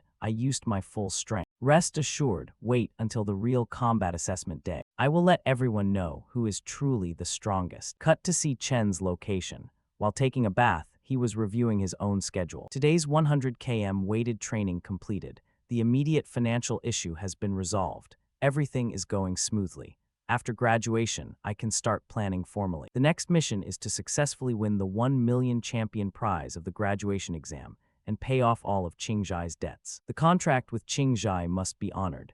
In short, I still have many things I need his help with later. There is still a month until the exam. I must increase my level a few more times. Just like that, Si Chen closed his eyes once again. The system screen displayed a notification. System is starting up. Violent system starting up. Before Si Chen's eyes appeared the familiar red scene. He slowly moved toward the high tower. Inside, he kept thinking. The previous test results show that my weakest career, Gravedigger King, can reach C rank. But the career Purgatory Demon Friction's rank did not display successfully. Although Purgatory Demon Friction is S rank, I couldn't fully unleash its true power before, so I don't know how much strength I can release. Therefore, the corresponding ranks for the other two jobs are still unclear. Thinking of this part, he took out a key. It was the Time Rift Key, SSS rank, a key to open the Demon Tower gate. As soon as this key appeared, the gate before him slowly opened. Today I have to try testing it a bit.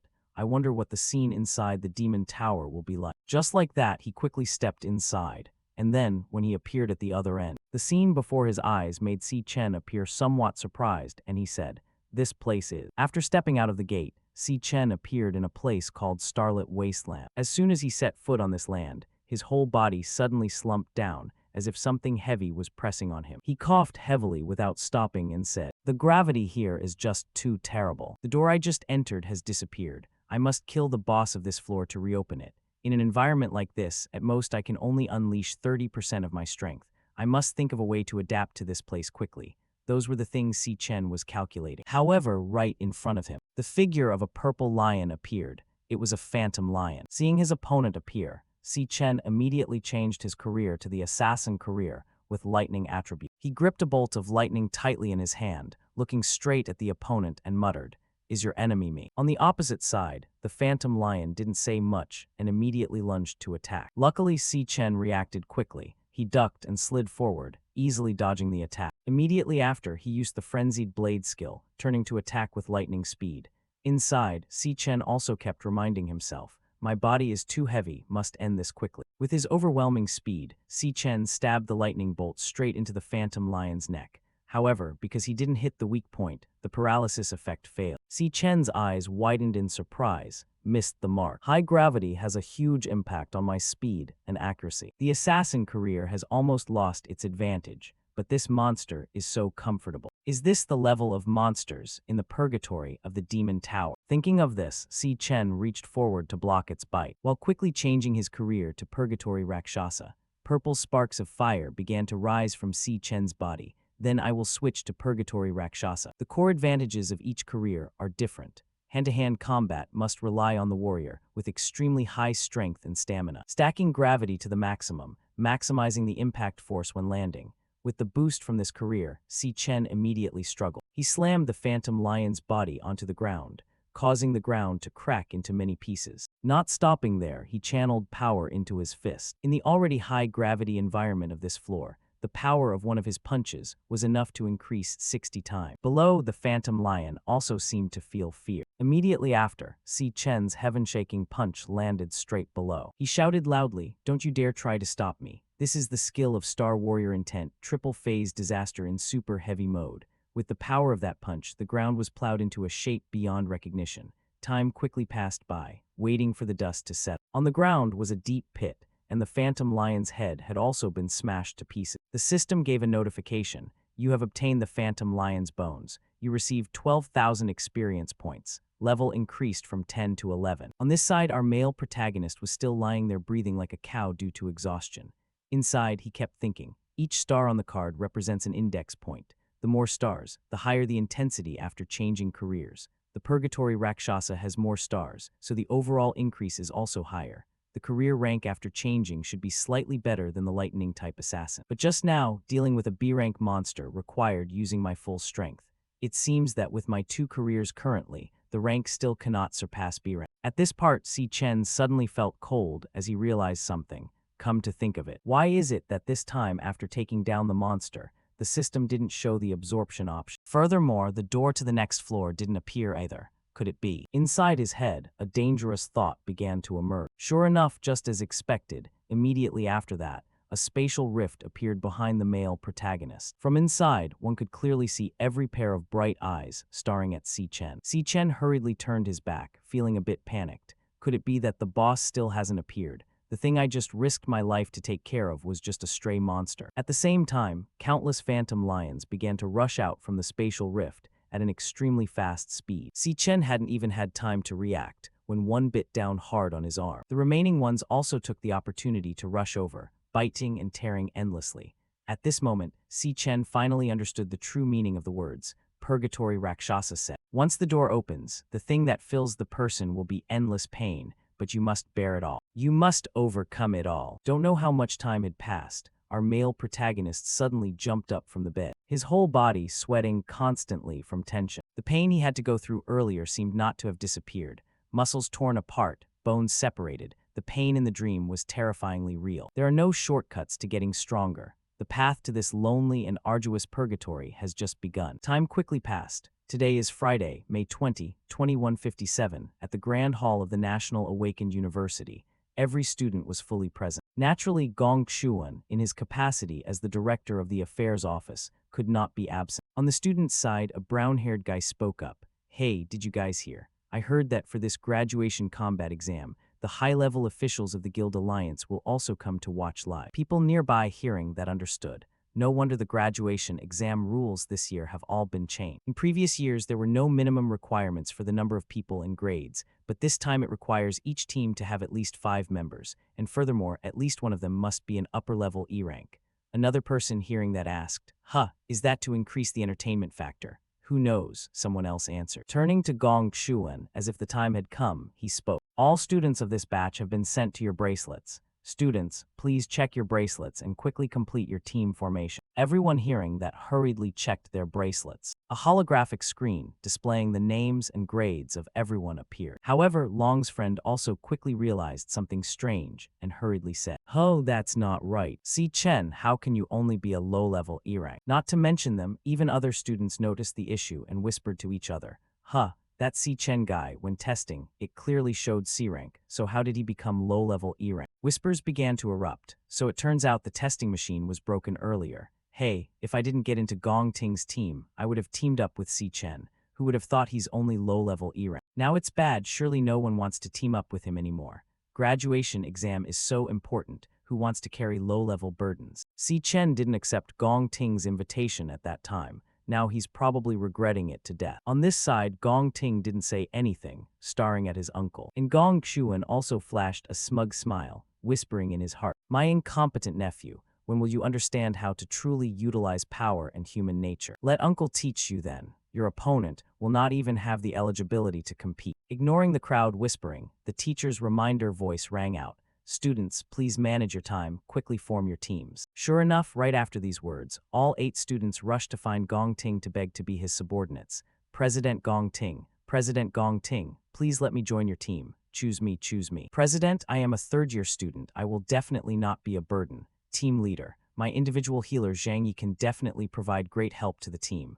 President, let me be your dog. The pleading sounds kept ringing out to the point where one of Gong Ting's subordinates got annoyed and shouted loudly, "It's noisy as hell. Back off. We can add at most one more person." Time quickly passed. Half an hour later, most people had successfully formed their teams and were cheering themselves on. Only Si Chen's friend group was still aimless, unable to find enough members. On this side, Ma Long despondently sighed. "We've gone around so many times, and no one agreed to join us." A friend beside him hearing that only knew how to hold his head and complain, "We only need 4 more people. Are we not even going to be able to participate in the graduation exam?" Turning to Ma Long, his friend also quickly realized there was something fishy in this story. This is really strange. How could Si Chen's performance only be at the lowest level? Registering for the exam requires 5 people. The weakest must at least be an upper-level E rank. It seems like this is intentionally targeting our dorm. Turning to the male protagonist's perspective, he was silently analyzing the situation. The graduation combat exam is the only opportunity for everyone to show their worth. If the team can get a high score, then there's a chance to find a better job. The number of monsters in the demon realm depends on the number of people in the group, but it's not necessarily true that the more people, the easier it is to get a high score. That's why everyone is scrambling to get into Gong Ting's strong team like this, and no one is willing to team up with a low-ranked team. The 3 students with the lowest ranks in the whole school are all low-level E rank and are in our dorm. If it continues like this. Right at this moment, suddenly a seductive voice rang out. "Hey, Xiangzhu, our team is short one more person. Come join our team. You surely don't want to join that trash team with 3 low-level E rank members in the same dorm, right? If not, you won't even have the eligibility to participate in the graduation assessment. His words made Si Chen's gaze gradually become more serious. He thought to himself, if it continues like this, the three of us low-level E-rankers will highly likely be abandoned by everyone. In the end, we will even lose our eligibility to participate. On this side, Xiangzhu suddenly gave a truly shocking answer. I'm really sorry. My dorm group already agreed we'd be a team. I'm not going to abandon my own dorm mates. This answer made the person extending the invitation quite frustrated and angry. Forget it, suit yourself. I was only looking for you to fill the quota anyway, and you have the nerve to reject us. Talk about ungrateful, Xiangzhu retorted. Stop looking down on others. Shifting to Ma Long's perspective, he checked the class member list one more time before frantically telling everyone. It seems like everyone else has already finished forming teams. There aren't many E-rank high-grade students left now. The two of us clearly still need one more person, but no one is willing to come. While he was still panicking, Si Chen turned his gaze toward the person who had caused this whole situation. None other than the director of the Career Development Office, Gong Xuan. This person shares the same surname as Gong Ting. It seems he's one of the Gong family too. Changing such important graduation exam rules on a whim, he even deliberately altered my actual rank to stop others from teaming up with me. Does he think he can threaten me with Gong Ting? People in power really do want everything. But I'm definitely participating in this graduation exam. Since you guys have so publicly targeted me, then I don't need to be polite anymore. Proving oneself through strength isn't limited to just this assessment. The others noticed Si Chen's entire body being covered in lightning and were startled. Ma Long quickly spoke up to reassure him. Hey brother, what are you trying to do? What does Si Chen want to do? Does he intend to? A few people already had their own guesses. Naturally, Si Chen had his own goal. The Awakened Academy has always had a special tradition. To help students become proficient in their professions and combat, students can challenge each other to one-on-one duels anywhere. It's a highly provocative act, but it allows one to demonstrate their strength directly to everyone. Faced with a sudden challenge, many people would decline. But Gong Ting definitely wouldn't. Just by defeating him, there would definitely be people looking for high scores who would want to form a team. With this thought, as Si Chen was preparing to walk over to Gong Ting, a different voice suddenly rang out from outside the door. Si Chen, your team is still missing a person, right? I also want to participate in this year's school graduation exam. When I was in middle school, I had already reached D rank. If I join your team, I surely won't hold you back, right? The person who just arrived was none other than Ling Wu. Her appearance left Ma Long and Xiangzhu completely stunned. Oh my god, since when has Si Chen been hanging out with Ling Wu? That is seriously epic. Sitting in front, the lackey Gong Cheng saw this and immediately barked frantically. What's she asking? What did she say? Gong Xuan was so surprised, he even spat out the water in his mouth. Meanwhile, all around them, whispers kept erupting. Vice President Ling Wu wants to be on the same team as a bunch of noobs like Si Chen.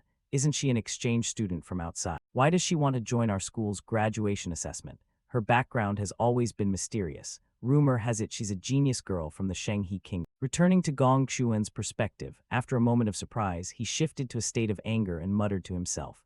Why is this girl starting to help an outsider? With that thought, he questioned her. Student Ling Wu, you are an exchange student. You don't have the right to participate in our school's graduation assessment. Furthermore, you haven't taken any assessment tests since transferring to this school.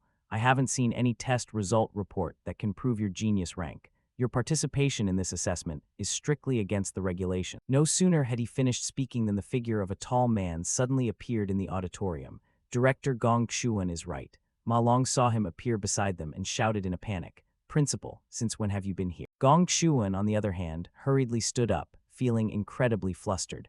Why has the principal come here too? But on this side, the principal didn't seem to notice his panic and calmly said, Ling Wu, you only came to our school for a temporary exchange. Why are you coming here to cause a stir? Over here, the most surprised person was none other than the protagonist. I recall the principal's profession is warrior, right? How does he have the ability to teleport like this? Unaware of his thoughts, the principal smiled and said, Ling Wu, it wouldn't be fair if you participated. Graduation exams only have meaning if they reflect actual ability, don't you think? Ling Wu smiled back. Oh my, well, that's truly a pity. While the two were talking and smiling with each other, Si Chen was silently checking both of their information. The result truly made him break into a cold sweat, because a giant question mark appeared over their heads. I can't probe the levels of these two people at all. On this side, Gong Xuan began to get flustered and chimed in. The principal is right. Our school has gained such a reputation because we always act in accordance with the regulation. The principal didn't let him say more and interrupted. The mission of the National Awakened University is to train top-tier awakened and provide them with the best arena to showcase their talents, in order to ensure a rich and stable supply of awakened talent for the world. The practical graduation assessment is a tradition that has been maintained for decades now. This is also one of the most important turning points in a student's life. If a student loses this opportunity just because of a special factor like this, how could the school bear that responsibility? Upon saying this, he became extremely cold. That single look was enough to make Gong Chuan terrified enough to wet his pants. Is this old man implying something about me? Could he have realized I was secretly pulling strings? He clearly never cares about these trivial matters usually. Today the old man and Ling Wu joined forces to put on this act. Is this because of that kid? Forget it, there's no need to fight to the death with that old man. Gong Ting, uncle can only help you this far. High-rank students all formed teams to complete the mission on their own. Only that Si Chen guy is left dragging those 3 losers to participate. You'll definitely win easily this time, right? Thinking of this, the old fox hurriedly bowed his head to apologize. Oh my, principal, you are absolutely right. It was our recruitment office that wasn't thorough, failing to consider that the current team-forming method might lead to some people being left behind. Then he immediately changed the examination method. I announce, teams with fewer than 5 members or those without any members reaching E rank high grade or above are also allowed to register. The door to the graduation practical assessment is permanently open to everyone. Just like that, with the participation conditions changed, Si Chen's group quickly formed their team in joy. Yeah, we have people to participate in the exam. Si Chen, you'll be the team leader this time. In the back, the principal was also saying to Ling Wu with interest, your interest in Si Chen is much stronger than I expected, Ling Wu. On one side, we have the strongest team in the school's history, led by Gong Ting. And on the other, Si Chen and his 3 roommates, the ones with the lowest scores in the entire school. It makes me curious, what demon pit will they choose, and in the end, how many points will they earn? On the stage, an elderly proctor reminded everyone, candidates, after completing team formation, team leaders may proceed to select the demon pit. No sooner had he finished than his tablet received a notification. Oh, there's already a team that has selected a demon pit. Is it that fast? Not just him, others received the information and exclaimed, Si Chen, is Si Chen's team already selecting a demon pit? Holy cow, the demon pit they chose is. The rest of Si Chen's team was also terrified to the point of a blood pressure drop at this choice of the protagonist. Si Chen, are you crazy? Retract that immediately. Si Chen, my ancestor, do you even know what you just chose? Si Chen remained silent, not responding to them. According to the school's curriculum, the graduation practical exam is the first time students team up to enter a real demon pit. Students earn points by defeating field masters and minor monsters. Scores are divided into 3 levels. Strategy completion, max 10 points. Eliminating all monsters in the demon pit earns 10 points. Each surviving monster subtracts 1 point. Killing the field master, max 20 points. Successfully killing the boss earns 20 points. Failure earns 0. Completion time, max 20 points. Completing the strategy within 1 hour earns 20 points. After 1 hour, every 5 minutes subtracts 1 point. Different demon pit levels mean different strategy difficulties, and the corresponding bonus points are also different. Therefore, if one chooses an F-rank demon pit, the highest score that can be achieved is 75 points. However, there is still another level, the E-rank demon pit, which theoretically can reach 100 points. Not only that, there is also a very attractive prize here. The team that achieves the highest score will see all its members receive offers from the Imperial Guild. And the most outstanding person, the MVP of this team, will directly receive a management position in the Imperial Guild and receive a reward of 1 million. Looking at the screen, the brown-haired student emotionally recounted. The highest score in the school's history was 90 points, set by a genius of our school the year before last. He is currently the leader of the Imperial Corps, and he founded it after graduating. The friend next to him agreed completely, joining the discussion. The difficulty of an E-rank demon pit is truly massive, requiring at least 3 D-rank awakened to successfully strategize. Following that, he looked toward the group in the middle of the room and speculated. Gong Ting's team, they might just be able to challenge the school's historical record. Just then the system suddenly notified, submitted. The youth with glasses was instantly surprised and blurted out, there's already a team that has finished selecting a demon pit, that's fast. But immediately after, he cried out in disbelief. Oh my god, it's Si Chen's team. The youth with glasses stammered. He chose a D-rank demon pit. Just then on the screen, Si Chen's photo suddenly appeared clearly. Selected a D-rank demon pit, waiting for team members to confirm. Instantly, the youth with glasses turned and shouted, Never before has a graduate student successfully strategized a D-rank demon pit. So that kid, did he press the wrong button, for crying out loud? Elsewhere in the class, Ma Long was screaming in terror. Si Chen, are you crazy? Do you know what you just chose? In the corner, Xiangzhu sat on the ground, holding his head and trembling. A madman, a madman. Why did I join the group of a madman like you? Looking at the selection box, he wept without tears. Is it still too late to quit the team now? Over there, Ma Long anxiously interrogated Si Chen. Have you thought this through, bro? This is a D-rank demon pit, and D-rank means. His face was extremely calm as he replied, I've thought it through very carefully. Just then, the system notified again. Submitted. Only seeing on the screen the face of Gong Ting. Selected a D-rank demon pit. Team members have confirmed. All members have confirmed. Gong Ting's team has officially successfully submitted. In an instant, the other students screamed in horror. Oh my god, it's D-rank again. Another person chose a D-rank demon pit. Oh my god. Their voices echoed throughout the classroom. There's truly a good show to watch this year. Over there, the blonde girl glanced in one direction and laughed contemptuously. A bunch of rotting leaks wanting to pretend. They didn't even consider their own abilities. Following her gaze, one could see the 3 Si Chen team members standing in the distance. On this side, the bald guy heard those words and immediately joined in the mockery.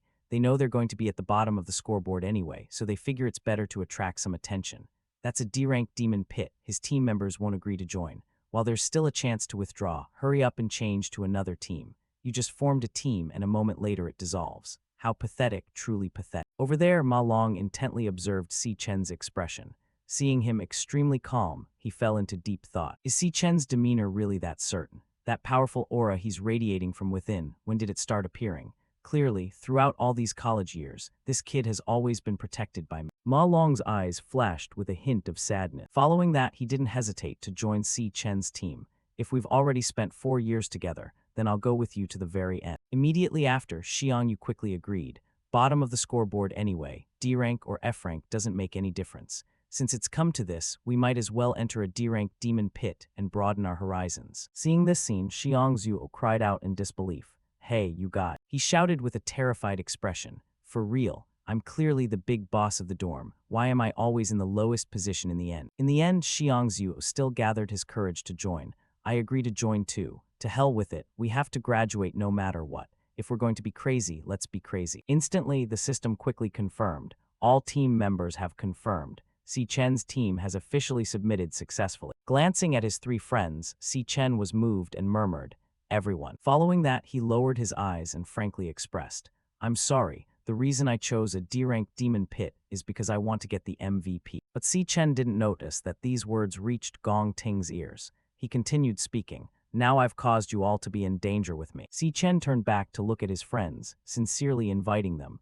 Then let's get the highest score together. Just then Gong Ting spoke up, declaring, the MVP belongs to me. Hearing this, Si Chen turned his face to look behind him. He only saw Gong Ting's cold expression as he affirmed, Si Chen, there can only be one strongest person in the entire school. Watching this, Ling Wu commented with interest, this is the first time I've seen this face from Gong Ting. It seems this kind of expression. Her voice whispered thoughtfully, the struggle between these two people, they've finally collided. Beside her, the principal softly sighed, youth is truly a wonderful thing. Facing the unknown, they fear nothing at all. Thinking of something, Ling Wu's face showed worry as she said, but Si Chen choosing a D-rank demon pit is being too confident. Even if he's C-rank, wanting to single-handedly lead a team to subjugate a D-rank demon pit is an absolute impossibility. Her tone became serious as she revealed, although the bonus coefficient for a D-rank demon pit is 3, theoretically the maximum is 150 points. Ling Wu calmly offered her assessment, but the difficulty is several times that of an E-rank demon pit. Based on the current strength of their team, this selection is clearly the most optimal. Hearing this, the principal smiled lightly. True, there's only half a month until the practical exam starts. His voice was steady as he judged. In such a short time, to want to achieve a qualitative upgrade is impossible. Finally, the principal calmly expressed, I hope Si Chen's group can put on a decent performance by then. On the athletic field, Si Chen's group was working hard at their training. There were 17 days left until the assessment exam. After jogging, Ma Long couldn't stand. I'm telling you, Si Chen, everyone else is training elemental power and simulating monster combat in the functional rooms. Why are you dragging us to do this all day? His voice trembled as he asked in confusion. Shadow dodging, shuttle running, sprinting, our graduation exam isn't a triathlon. What's the point of this? Hearing this, Si Chen calmly explained, right now at this stage, even if you train in elemental power and simulated combat, it's meaningless. In the end, they are all just theoretical exercises. Looking down at his three friends, he analyzed with great seriousness. When you enter an unknown demon pit, facing giant magic monsters you've never met before, at that moment, fear and the unknown suddenly overwhelm you like a flood. The thing that decides your fate, then, isn't those theories stored in your brain. Si Chen's tone was solemn as he pointed out, and it isn't a technical combination put together in a rush at the last minute, but rather your own instincts. Si Chen's words were clearly transmitted to their ears. Right now, training physical strength, explosive power, reaction speed is all about enhancing the body's instinct. Si Chen turned around, his calm tone teaching them. The school's simulation training can raise support to the limit, but the only truly useful way to train is to conduct actual combat inside a demon pit. His gaze was cold as he exposed a truth, but normal people can't enter for practical demon pit training. Advantages and privileges are always for those who aren't normal. At the same time, in the functional room, Gong Ting destroyed a monster with a single move. The group Si Chen mentioned was none other than his own. They wouldn't regret paying any price to widen the distance from others, so they could forever stand above everyone else. His tone was calm as he judged. They were born possessing things others spend their whole lives pursuing, but can't even touch. Hearing everything, Xiang Zhu urgently questioned, then what about us, the ones who don't have anything? Si Chen's expression was solemn as he declared, by attacking the highest imperial guild, surpassing the current social class. Looking at his three friends, he pointed out seriously, the graduation exam is the only chance you guys have to take a shortcut. Si Chen's tone was filled with determination as he said, and it's also the best chance for me to take a shortcut. Just seeing his determined expression, he made a promise. Everything I promised you guys, I'll exhaust all my strength to get it done. We will definitely win. Time passed, 15 days left until the assessment starts. In the Xuan Yuan Falling Star Tower, Si Chen is fighting monsters empty-handed. He only saw that he couldn't dodge in time and was bitten on the shoulder by a beast. Immediately after, it stretched its leg and scratched hard at Si Chen. A few more days passed, 10 days left. On the athletic field, he ran while encouraging his friends. 5 more laps, come on. The three exhausted themselves chasing after him, while tiredly groaning, we can't do it anymore. At the magic tower, Si Chen entered the Xuan Yuan Falling Star again to destroy monsters. Elsewhere, Gong Ting is also fighting with all his might. Time passed, 5 days left. At this time, Si Chen practiced push-ups on the field. 3 days before the exam, Gong Ting entered the magic tower again to train. When 2 days were left, Si Chen was able to single-handedly destroy all the beasts. His level increased. On the final day, he bore a face full of blood, enunciating each word. The real war has begun. On June 17, 2157, the day of the practical graduation assessment, before the exam room, a lively robot introduced itself. Hello, candidates. I am the drone accompanying you for this assessment. Opposite, someone had arrived and was slowly putting on his gloves tight. Seeing that Si Chen's group was ready, the robot carefully reminded them, please check if you have worn your wristbands and equipment correct. Immediately after, it solemnly announced, please pay attention. The graduation assessment officially begins. Outside the National Awakened University, at the school office building, there are 2 luxury cars parked here. Seeing people arrive, the principal immediately went out to shake hands and welcome them.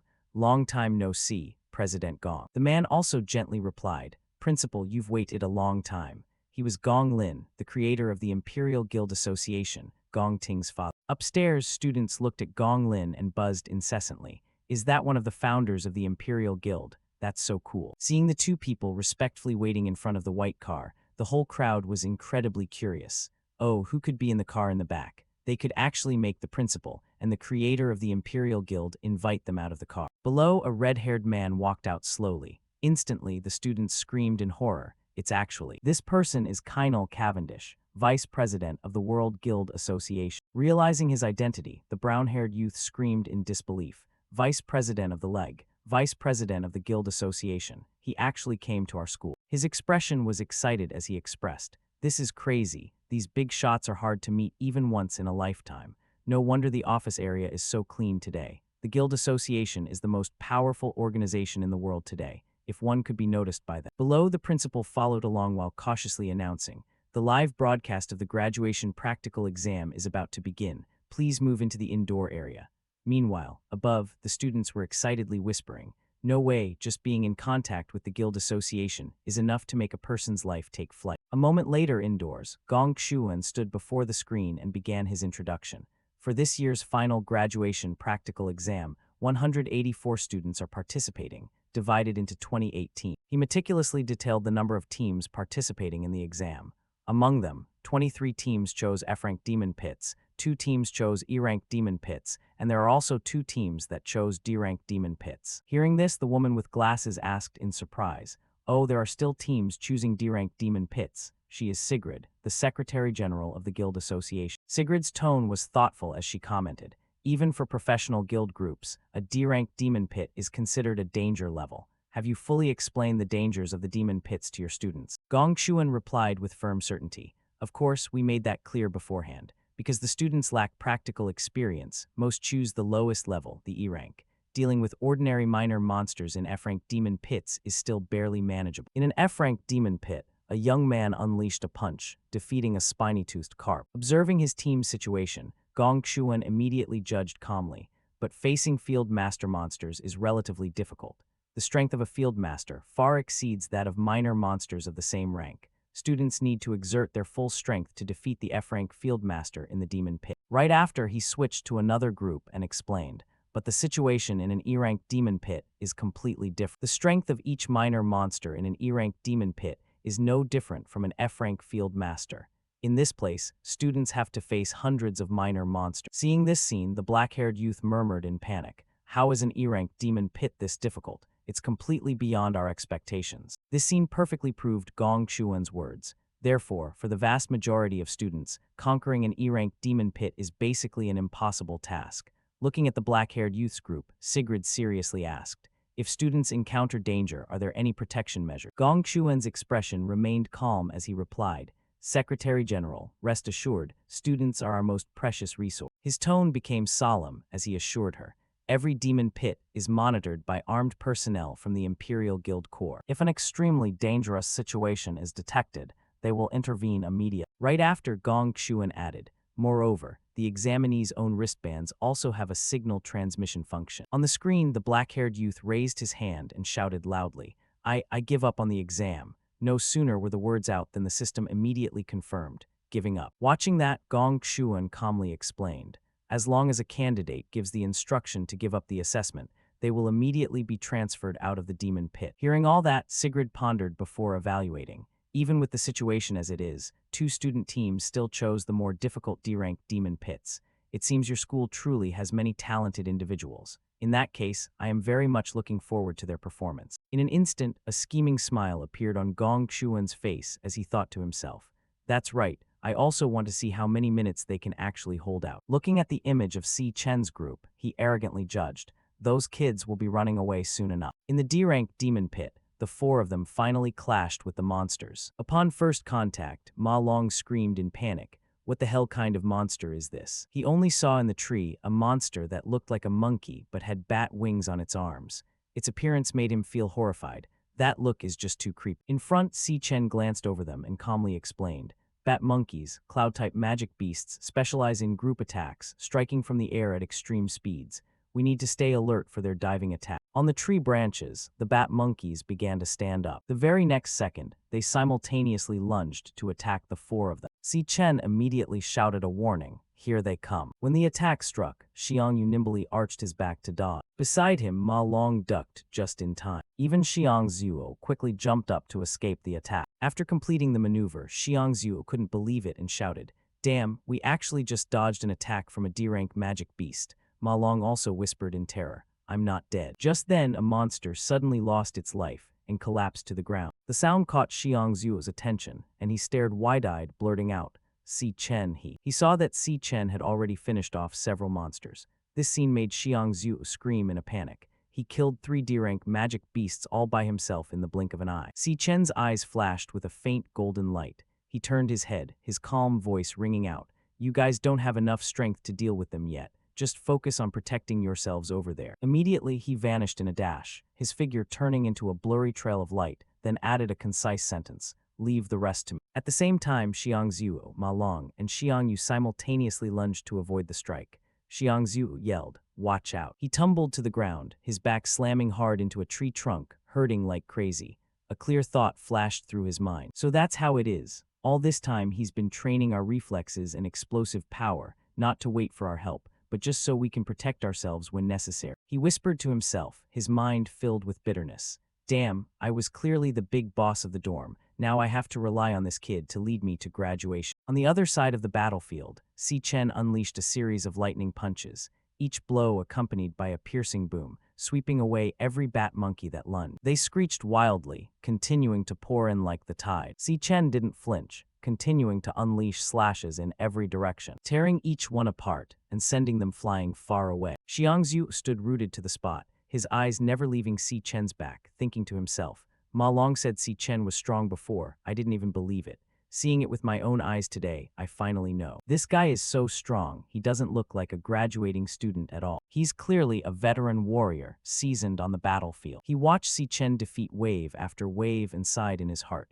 This guy has naturally become too reliable. Have I really been left behind? Suddenly a bat monkey lunged straight from behind. Xiangyu yelled, watch out, another one is coming from behind. At that exact moment, Xiangzhuo suddenly appeared. He swung his hand to grab the monster's leg, pulling with all his might to make it stumble. He dropped to one knee, panting, but his voice remained firm. Hey, move to the right, Ma Long. We can't just be burdens, relying entirely on Si Chen alone. Ma Long and Xiangyu were stunned. Xiangzhuo looked straight into their eyes and continued. This isn't just his own graduation exam, but ours too. Xiangyu nodded firmly and immediately unleashed his skill. You're right. He shouted loudly, flower chant vine bind, taste my power. The lush green vines shot out like snakes, wrapping tightly around the bat monkey, but it struggled violently, tearing the vines apart in just a few seconds. Xiangyu panicked. It broke out in the blink of an eye. At that very moment, a wave of white freezing mist covered the monster. Ma Long reached out with his hand, his voice cold. I slowed it down. Xiangyu, let's go together. Xiangyu also raised his hand, unleashing his skill. Cloud chant, frost cover. Let's see how you run now. The two skills combined perfectly. Frost froze the monster, slowing it down, and the vines immediately wrapped around it tightly. Both shouted in unison, Xiangzhuo, take the chance. Xiangzhuo immediately lunged forward, fire burning around him. Got it. He threw the mage nut hard, explosive flame bullet, shouting loudly, eat this. The fireball exploded right on the bat monkey's face, burning one side of its face pitch black. Despite the pain, it growled madly. Xiangzhu threw a few more while swearing, tough bastard. The vines were torn again. Xiangyu gritted his teeth, can't hold it back anymore. Ma Long panted, reached the limit. Xiangzhu jumped high into the air, concentrating all his strength into a giant explosive flame bullet, shouting loudly, time to gamble. This is my full force strike. Mage Nut concentrated flame bomb descended like a meteor, striking the bat monkey directly. A heaven-shaking explosion rang out, the flames swallowing its entire body. The system announced coldly, congratulations on successfully defeating the bat monkey. The three of them collapsed on the ground, panting, drenched in sweat. Xiangzhuo gave a crooked smile. We did it. We actually took down a D-rank magic beast. Si Chen stood leaning against a tree, silently observing. Xiangzhu struggled to get up, looking toward him. Hey, Si Chen, did you see that? Among the ashes remained an item. Bat monkey finger bone ×1. Xiangzhu smiled confidently. A piece of cake. Si Chen smiled slightly, his voice rarely gentle. Well done. Congratulations. Behind him lay the corpses of dozens of defeated bat monkeys. The system continued its notification. All minor monsters in this demon pit have been eliminated. On the other side of the surveillance screen, Gong Xuan's eyes widened, his voice trembling. How is it possible? He muttered, not believing his own eyes. A bunch of useless students with no practical combat experience can actually cross-rank and kill D-rank magic beasts. Gong Lin and the principal sitting beside him sank into deep silence. Kainal was sitting relaxed in his chair when he suddenly spoke up, a flash of interest in his eyes. This young man's performance isn't bad at all. He stared at Si Chen's image on the screen, then whispered further. Moreover, he looks a lot like an old acquaintance of mine. Cavendish turned his head slightly and spoke. His name is Si Chen, right? I remember now. Gong Lin was startled for a moment when he heard that. Gong Xuan's entire body suddenly trembled unnaturally. He quickly pointed forward to change the subject. Everyone, look. Another team that chose the D-rank demon pit has already broken into the middle of the pit. On the screen now appeared a fierce battle. Chris pushed up his glasses and analyzed. This coordination is as smooth as flowing water. It's basically like a professional guild group. Cavendish rested his cheek on his hand and exclaimed in praise, "Interesting. This year's graduating students aren't bad at all." Gong Xuan immediately bowed his head and chuckled inwardly. The battle had only just begun. The real game was still to come. At this time, those high-danger B-rank mushroom pits with toxic rot were wreaking havoc everywhere. Yinling hugged her zither alone, creating sound energy to ward off the toxic smoke with her special move, Decaying Requiem, causing their strength, stamina, and speed to decrease. Immediately, Yanhe reached out his hands to assist the gathering of energy. The kid's spiritual power made the mushrooms fly into the air, and he shouted loudly, "Team leader. Gong Ting, take the chance, unleash a sharp weapon." He slashed several times, turning the mushrooms into smoke and dust. After finishing, Gong Ting sheathed his sword. Yanhe looked at his teammates and then stood watching them gradually disappear, thinking to himself that the magic beasts the school was using to test them were exactly the same as the ones they had met during the previous training sessions. Dealing with them was really as easy as flipping a hand. Sure enough, the graduation assessment had been arranged by the Gong family beforehand. As long as you chose the right mountain to lean on, the road through life would be extremely easy. This way we will definitely be the champions. Gong Cheng saw Gong Ting turning and urged, "Let's go hit the boss." Switching to Si Chen's group, which was struggling in the snowstorm, he stared straight ahead with a serious expression. After a while, Si Chen stood before the high-danger D-rank demon pit and said, "Yunsen Mountain, the peak. We actually really climbed to the peak of a D-rank demon pit." The ice ghost ape was busy eating, not paying attention to anything. Ma Long cried out in fear, "So that's the final field master. It looks really ferocious." Xiangzhu wasn't to be outdone and added, "Just one slap from it would kill me 10 times over." Suddenly, it opened its fiery, red eyes wide. This made Ma Long and Huang Hun shout, "It's looking over here." The ice ghost ape didn't hesitate at all and lunged at, making the whole group run for their lives. Only Si Chen jumped up, kicking the ape directly on the head. He didn't mind anything and kicked the ice ghost ape flying far away. The moment Si Chen landed, it had already flown past him a few times within a golden ray of light. The ice ghost ape screamed in pain a few times under the power of that terrifying sword. It was shredded into tiny pieces by countless rays of light. In the blink of an eye, Si Chen took his weapon and pierced through the ice ghost ape. Xiangzhu and Ma Long watched in a panic. He trembled violently, finished it off that easily. Minutes later, Si Chen silently watched the ice ghost ape. The system notified, experience points plus 200, obtained Ice Ape X1. He narrowed his eyes, feeling something was wrong. Strange, killing the field master of a D-rank demon pit only gives this much experience, and the loot is this meager too. Suddenly a scream echoed, catching Si Chen's attention. So many magic crystals. Xiangzhu stood next to a tree filled with magic crystals, waving his hand and calling out, "You guys hurry over and see this." That big guy hid a lot of magic crystals in the tree hollow. Judging by the size, they are at least intermediate magic crystal. Just selling them outside would make us rich for life. However, Si Chen widened his eyes to stop them. Wait, but it was too late. Someone had already touched a magic crystal. In the blink of an eye, they were covered by a magical stream of light. Si Chen also stood frozen before this light. Boom, an ice explosion occurred right here. The whole group was immediately locked up by those ice chunks, and right after, the screen went blank. The system displayed a warning. Si Chen's team lost signal. Gong Xuan saw this and stroked his beard, smiling softly. Sure enough, they fell for the trap. High-rank magic beasts are creatures with intelligence. Trash will always be trash. Their whole lives they only drag people down. Now your graduation assessment should be over too. Cavendish quickly spoke up. In this situation, the students' lives would be threatened. He hurriedly bowed and suggested, "That's right, saving people is urgent. It seems we can only let the guild team intervene. Let them stop here." But Yuan Lung retorted, "Give them a little more time. The wristband will monitor their health status in real time. Up until now, the survival indicators displayed have been normal. Moreover, there is no report showing that their consciousness has given up. The right to choose should be in the hands of the candidates." Switching to the other side, Ma Long sneezed loudly. Behind him were his teammates who had been frozen. Only he hugged his own body. "It's really cold. Luckily, I'm also a cloud-type profession, so I have a certain resistance to freezing. Otherwise, I'd be locked up too." Suddenly, a few noises made Ma Long feel anxious. A second later, a monster with a bizarre body appeared in midair. He felt panicked in his heart. That is the true field master of this demon pit. Facing the dominance radiating from this monster, Ma Long's brain moved quickly. Seeming to think of something, he suddenly jumped. It seemed that in the magic handbook, he had seen this ice-type mage before. It possesses both attack and control skills, is skilled at manipulating ice and snow, and is sinister, deceitful, ruthless, and loves to play with its prey until they die. It is the Icebone Ancient King, a rare C-rank field master magic beast. That ice bomb just now was definitely its trap. Thinking of this, Ma Long had no more desire to stay and confront this monster.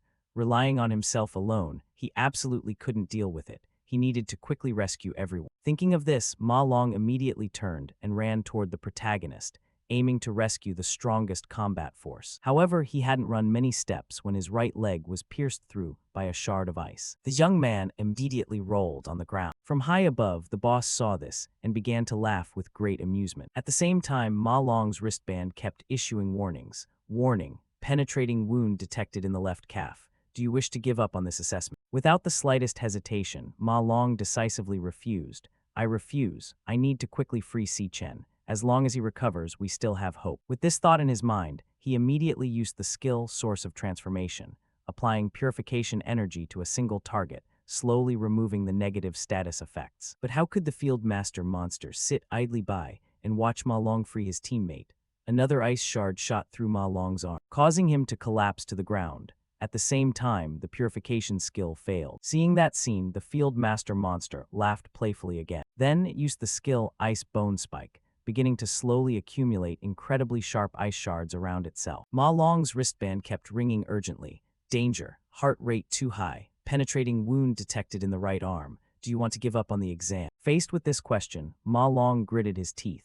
Scenes of his past failures began to flash through his mind. Give up? That's because every time I faced difficulty and fear, I would run away. That's why I was forever left behind, looked down upon, mocked, humiliated, and treated unfairly. We risked our lives to get this far, and it was so hard to get a chance to defy fate. I absolutely won't give up like this. With that determination, Ma Long used the Source of Transformation skill once again. A gentle light began to radiate from his palm, but it seemed to consume quite a bit of energy, causing the young man's face to gradually turn pale. At the same time, the boss flicked its hand and sent its skill downward. Ma Long seemed unaware of it. He continued to maintain the skill. But right behind him, several sharp ice shards flew in just before him. By now, he could only scream at the top of his lungs, pouring all his strength into freeing Si Chen. Fortunately, his efforts weren't wasted. At the most dangerous moment, Si Chen's eyes snapped open. Before the ice shards could strike and shred the ground, Si Chen escaped, grabbed Ma Long, and dashed quickly to the side. This caught even the monster high above by surprise. Si Chen set Ma Long down against a nearby rock outcrop. Seeing his best friend awake, Ma Long struggled to say, "Haha, in the end, it still had to be you to fix it, huh?" Si Chen reassured him with a worried face. "No, you've already helped a lot. Are your wounds serious?" Ma Long shook his head and quickly relayed the information he had gathered. "Nothing serious, the bleeding has stopped.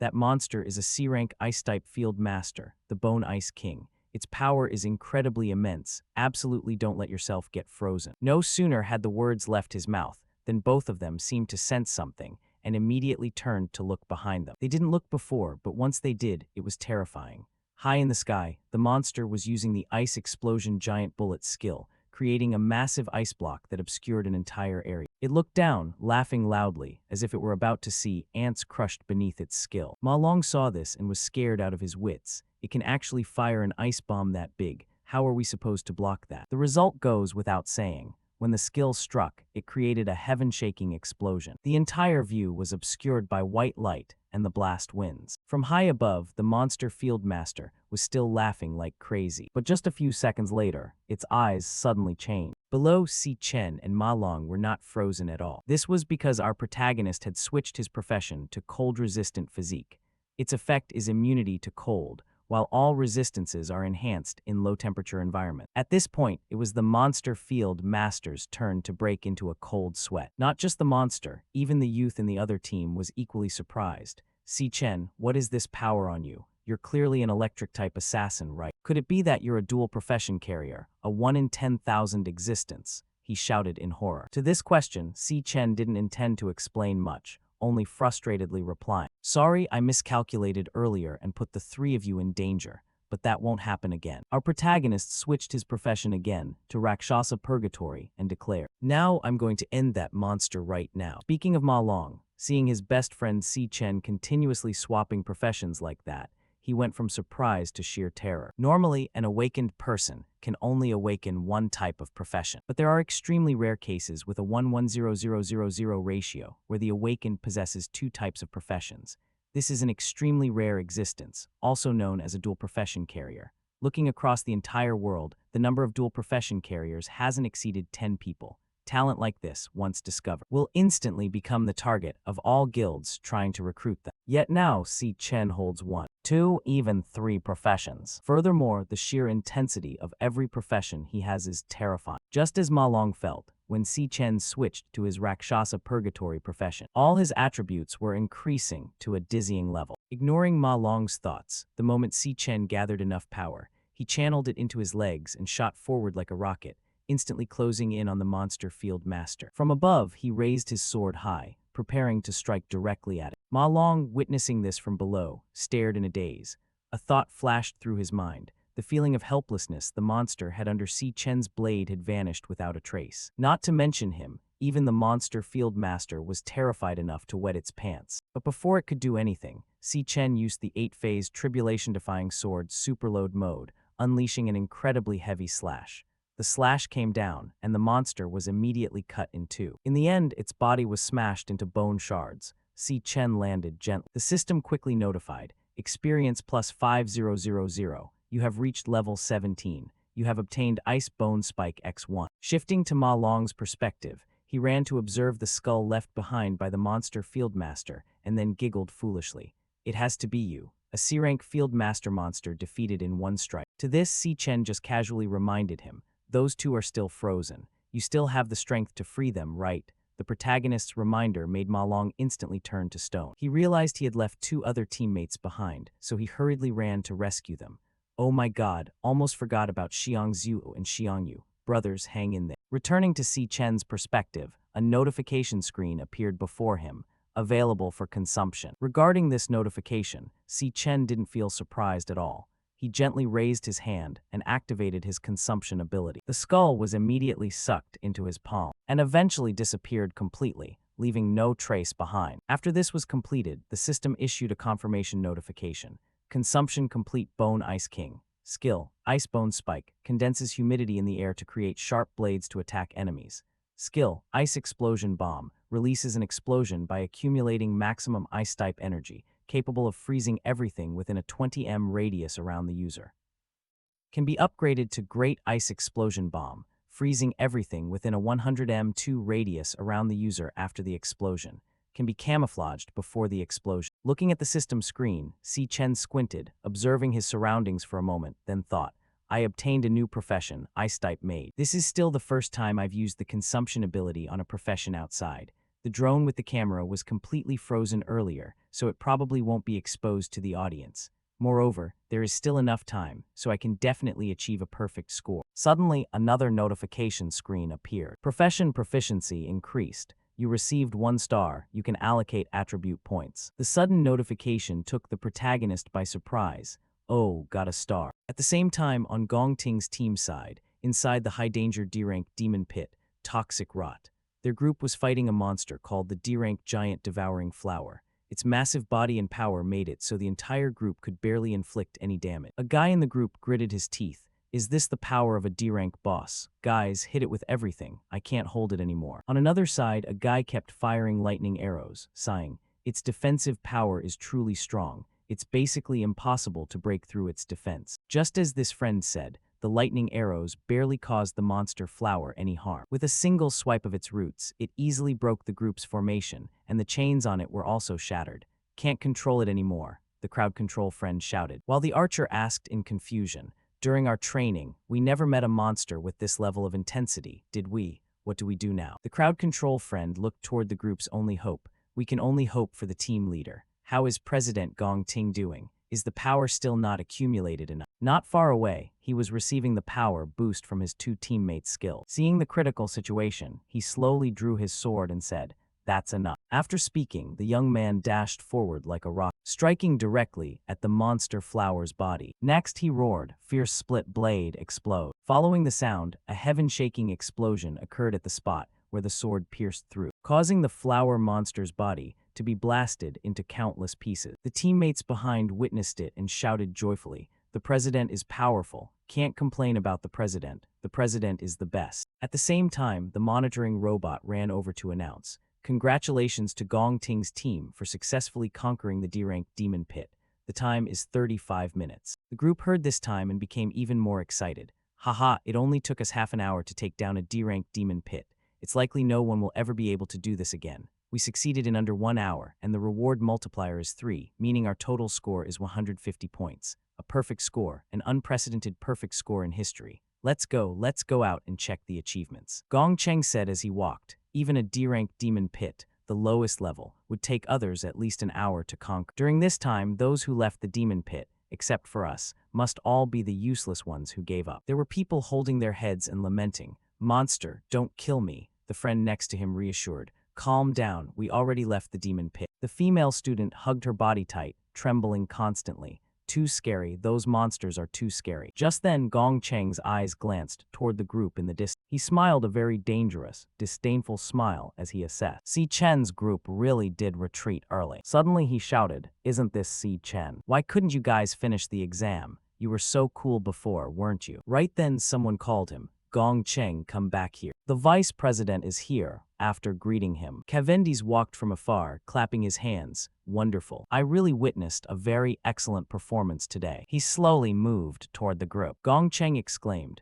"This is the man standing at the pinnacle of world power. He's coming over, he's heading toward us." Gong Ting held out his hand as if to greet him, but unfortunately for him, Cavendish didn't care. He glided past them with indifference. Cavendish began chatting with Si Chen. Truly unexpected, taking only 21 minutes to conquer a D-rank demon pit. Even for mature professional guild groups, this is very difficult, truly excellent. Gong Cheng heard this and screamed in horror. What? 4 losers not only successfully conquered a D-rank demon pit, but did it in only 21 minutes. Si Chen's group cheered excitedly. "Greetings, Vice President." Si Chen silently assessed. Cavendish, Vice President of the World Guild Association, is also considered the second most powerful person in the world. Why did he come here too? He opened his mouth. "Your name is Si Chen, right? This trip wasn't for nothing." Oh yeah, the young master of the Gong family also performed quite well. Young and already leading a team to conquer a D-rank demon pit. President Gong Lin is truly a good mentor. A brave tiger does not give birth to a weak cub. Gong Lin replied, "The vice president is too kind." Then he frowned and glanced toward Gong Ting. While the vice president turned and left. "It's getting late, I should head back too." People buzzed. "Principal, you old man, you really picked up a big bargain. These are 2,000-year stars that are hard to come by." Gong Xuan announced, "Next, I will announce the test results of the 2 teams. Because there were 2 cases of perfect scores in this test, I declare both your teams tied for first place.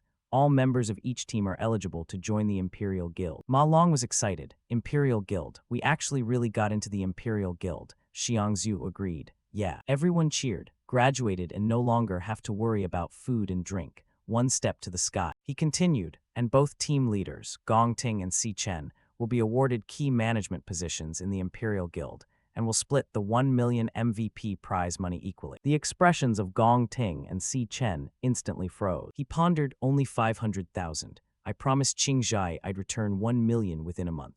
Does that mean I have to delay? Can I only find a way to quickly earn another 500,000? On this side, Gong Ting suddenly spoke up. "First place can only be one person, and there only needs to be one person. I want a duel with you alone." His expression was extremely serious. Hearing that, everyone's expression was shocked. Everyone turned their heads to look at Gong Ting. Even the vice president's group, who were planning to leave, couldn't help but turn back to listen in. Gong Xuan whispered, "What nonsense are you talking about? The test is over. The most reasonable solution is that both are tied for first. Furthermore, Si Chen won't agree to the duel either." But contrary to what he thought, the protagonist suddenly stepped forward. Si Chen stepped out and said, "If I win, the full million must belong to me." Gong Xuan spat out his water after hearing that. Gong Ting frowned. "If you can win against me, then take it all." Cavendish was interested. "Very interesting. The show isn't over yet." Si Chen approached and asked, "Tell me, how do you want to compete?" Speaking of Qingzhai, at this moment, he was also extremely surprised by the results Si Chen achieved. "I originally thought you had the strength to win first place, but I didn't expect you to directly break the record and get a perfect score. The press is reporting about you everywhere now. It seems I made a very correct and deeply profound choice.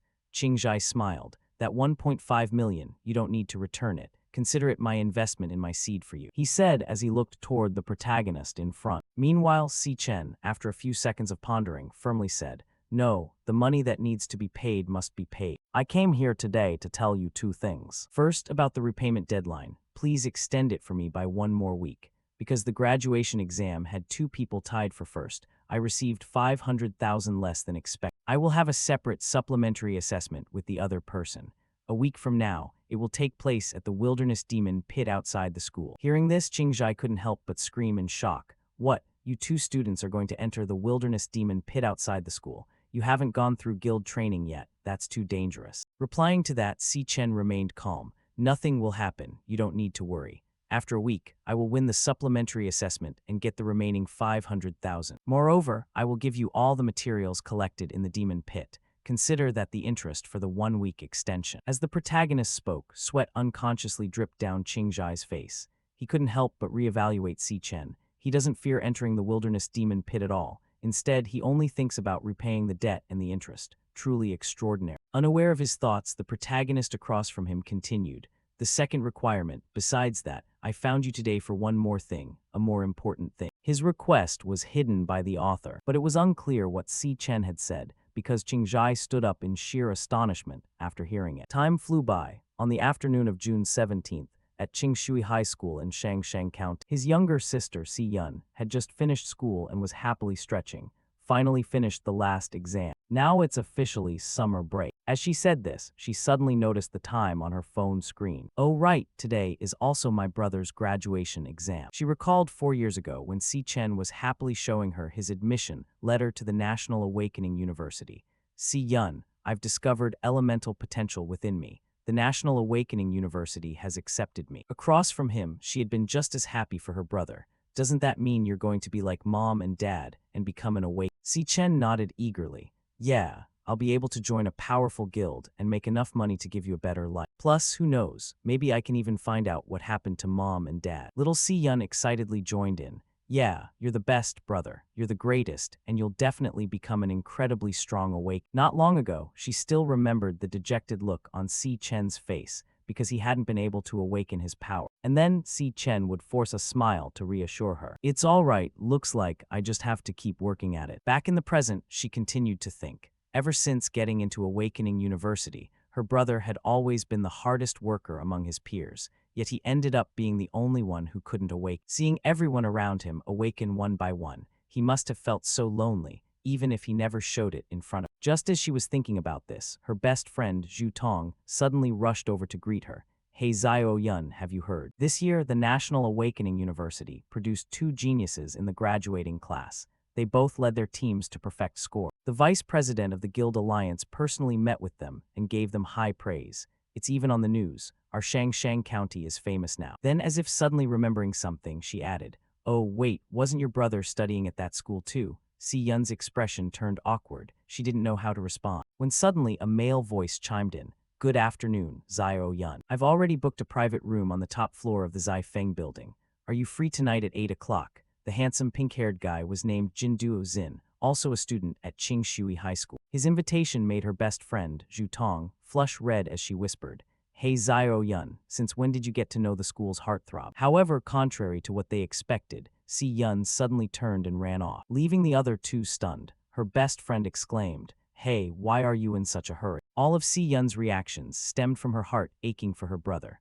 All his friends were graduating with perfect scores and making the news, yet her brother still hadn't awake. It was just so sad to think about. She had to get home quickly and cook a big meal to cheer him up. Time passed quickly, and it was now the night of June 17th. Inside their apartment, just as she had planned that morning, little Si Yun had prepared a sumptuous feast, surprising even the male lead. "Zio Yun, when did you make such a huge spread of food? This sukiyaki smells amazing." Opposite him, Si Yun still wore a dejected look on her face, not even wanting to respond. Just then, the voice of the news broadcast played on the TV. "Coming up next is the evening news. This morning, the Dongtan Nation's National Awakening University successfully concluded its practical graduation exam. Vice President of the Guild Alliance, Carl Cavendish, was personally in attendance to engage with the student. On her end, little Si-Yun saw her brother happily eating and became even more convinced of her own thoughts. Sure enough, he's trying to act calm again. Failing the graduation exam is a huge blow to anyone, yet he's not showing it at all. The broadcast continued. According to reports, this year's exam saw an extremely rare occurrence of co-champions. Two genius students led their teams to perfect scores. Vice President Carl gave very high praise to this year's exam to the media and specifically singled out one of them for praise. The student who led the team to a perfect score is Si Chen. As soon as his name was mentioned, Si-Yun seemed to snap out of it and whipped her head around. Her face showed clear disbelief. A perfect score, student Si Chen. Meanwhile, in a different scene, unlike the happy atmosphere at Si Chen's home, Gong Ting was currently receiving punishment from his father, Gong Lin.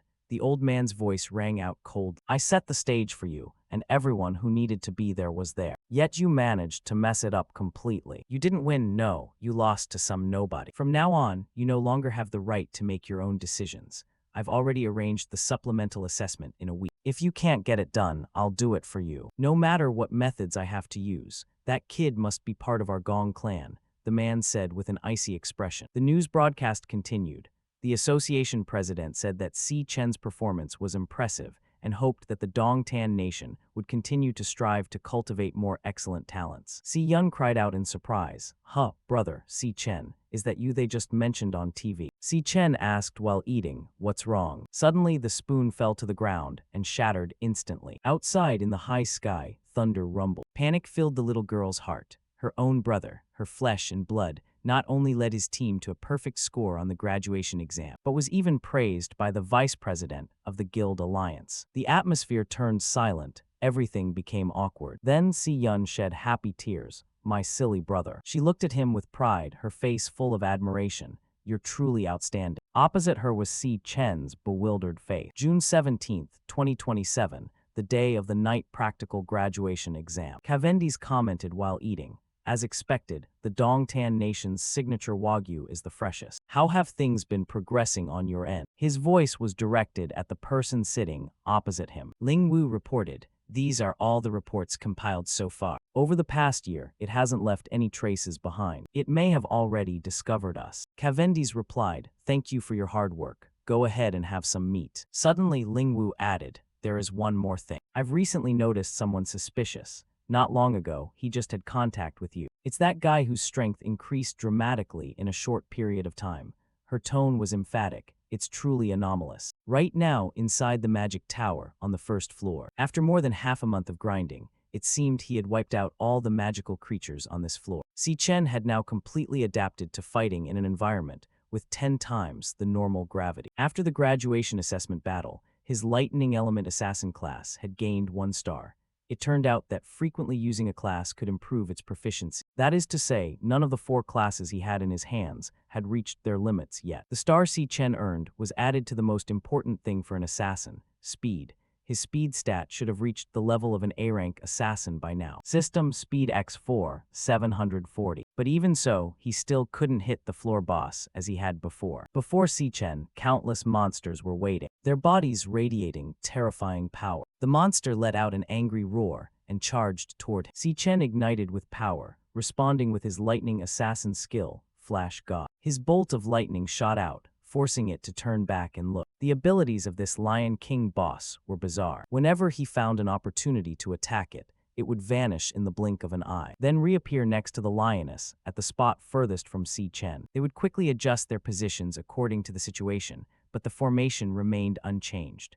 There were always 2 lionesses responsible for melee combat against him, while the other 2 observed from a distance, awaiting orders. And the Lion King always kept the maximum distance from Si Chen. For a boss, it certainly wasn't fighting in person. What on earth was this Lion King's class? The leopard cubs were constantly rushing toward him. Si Chen quickly unleashed a lightning bolt to counter. The beast took the full hit and was quickly severely injured. Si Chen muttered to himself while fighting, that move again. Every time he tried to kill a lioness, the lioness would vanish immediately, then reappear next to the Lion King. As soon as he stopped, a lioness would charge forward to bait him into attack. Si Chen engaged his enhancement mode, revealing his capability. He flew high up, throwing punches wildly. They maintained a perfect formation, cooperating without a single gap. The beasts kept attacking with their claws, and then performed the next step, vanish, followed by appearing from a space-piercing rift, finally flying in to injure Si Chen before attack. He was accidentally caught in a difficult situation with that formation, repeating it over and over, waging an endless war of attrition against Si Chen. Si Chen looked at them with icy eyes, panting. This guy is completely toying with me. Suddenly, Si Chen's eyes widened as if he realized something. Wait a minute. Why did he have to compete with them on speed? Si Chen began to switch his skills and change his class. If you guys don't want a head-on confrontation with me, then why shouldn't I use my mage class to deal with you? Class change complete. Frostbone Skeleton King. Si Chen's body floated lightly in midair. Ice Mage, Frostbone. At the same time, a terrifying snow and ice explosion occurred, causing the beasts to scramble away in panic. The scene became increasingly chaotic, with the terrible power descending from the sky. Si Chen analyzed silently while fighting. Melee mages are weak, but they excel at long-range attrition and crowd control. The beasts, having turned around for a split second, were startled by the rays of light falling from the sky. Finally, the ground seemed covered by the terrifying magic he had created. Suddenly, the beasts took advantage of the opportunity to jump out of the barrier and flee. But they stopped in confusion when they saw they were surrounded on all sides. Once they were all forced into Si Chen's attack range, the beasts began to feel fear, their roars shaking the heavens. Si Chen, from high above, gently created a mage aura, condensing a massive frost bomb. Then he threw it down with all the power he had accumulated. Finally, the entire space was blanketed in a blinding light, obscuring all vision. The ferocious alien beasts were now frozen solid. A mechanical sound chimed repeatedly. Rakshasa Purgatory class complete. Si Chen's voice rang out firmly within the first floor of the magic tower. His eyes lit up, filled with resentment as he declared, "It's time to end this." Finally, Si Chen unleashed a move that shook the three realms. Three-phase warrior heavy calamity, super heavy edition. It was over. The ground only had the remnants of a pile of ruins. The beasts' bodies began to melt in an instant, then vanished into the biting cold of winter. Si Chen slowly descended to the ground, returning to his original state. Spiritual energy enveloped his body. Si Chen leveled up to 24, received Phantom Spirit Bone X4, and received Phantom Spirit Heart X1. Si Chen could also devour the beasts from earlier. He suddenly reached out his hand, creating a source of light. He curiously asked himself, "Now tell me, what on earth is your class?" Smoke began to disperse in the glowing space. Si Chen was slowly subduing the soul of that beast. His hand gripped tightly, carrying everything that remained of it. An information screen quickly appeared. Phantom Spirit King Beast Tamer. Taming Spirit Contract can forcibly establish memory with beast types, has a certain probability to recruit it as his own contracted beast. The greater the user's intimidation, the higher the success rate. If the master dies, the contracted beast also dies. Taming Spirit Compass consumes mental power to teleport to the side of the contracted beast, or summon the contracted beast to one side. He was surprised. Beast Tamer. This is the first time I've seen this class. No wonder it didn't directly engage him. It turned out its own stats weren't outstanding enough, so it could only rely on contracted beasts to deal damage. This space-piercing ability is very useful. Si Chen's eyes became thoughtful. Furthermore, it can forcibly force beast types to sign contracts, but it requires intimidation.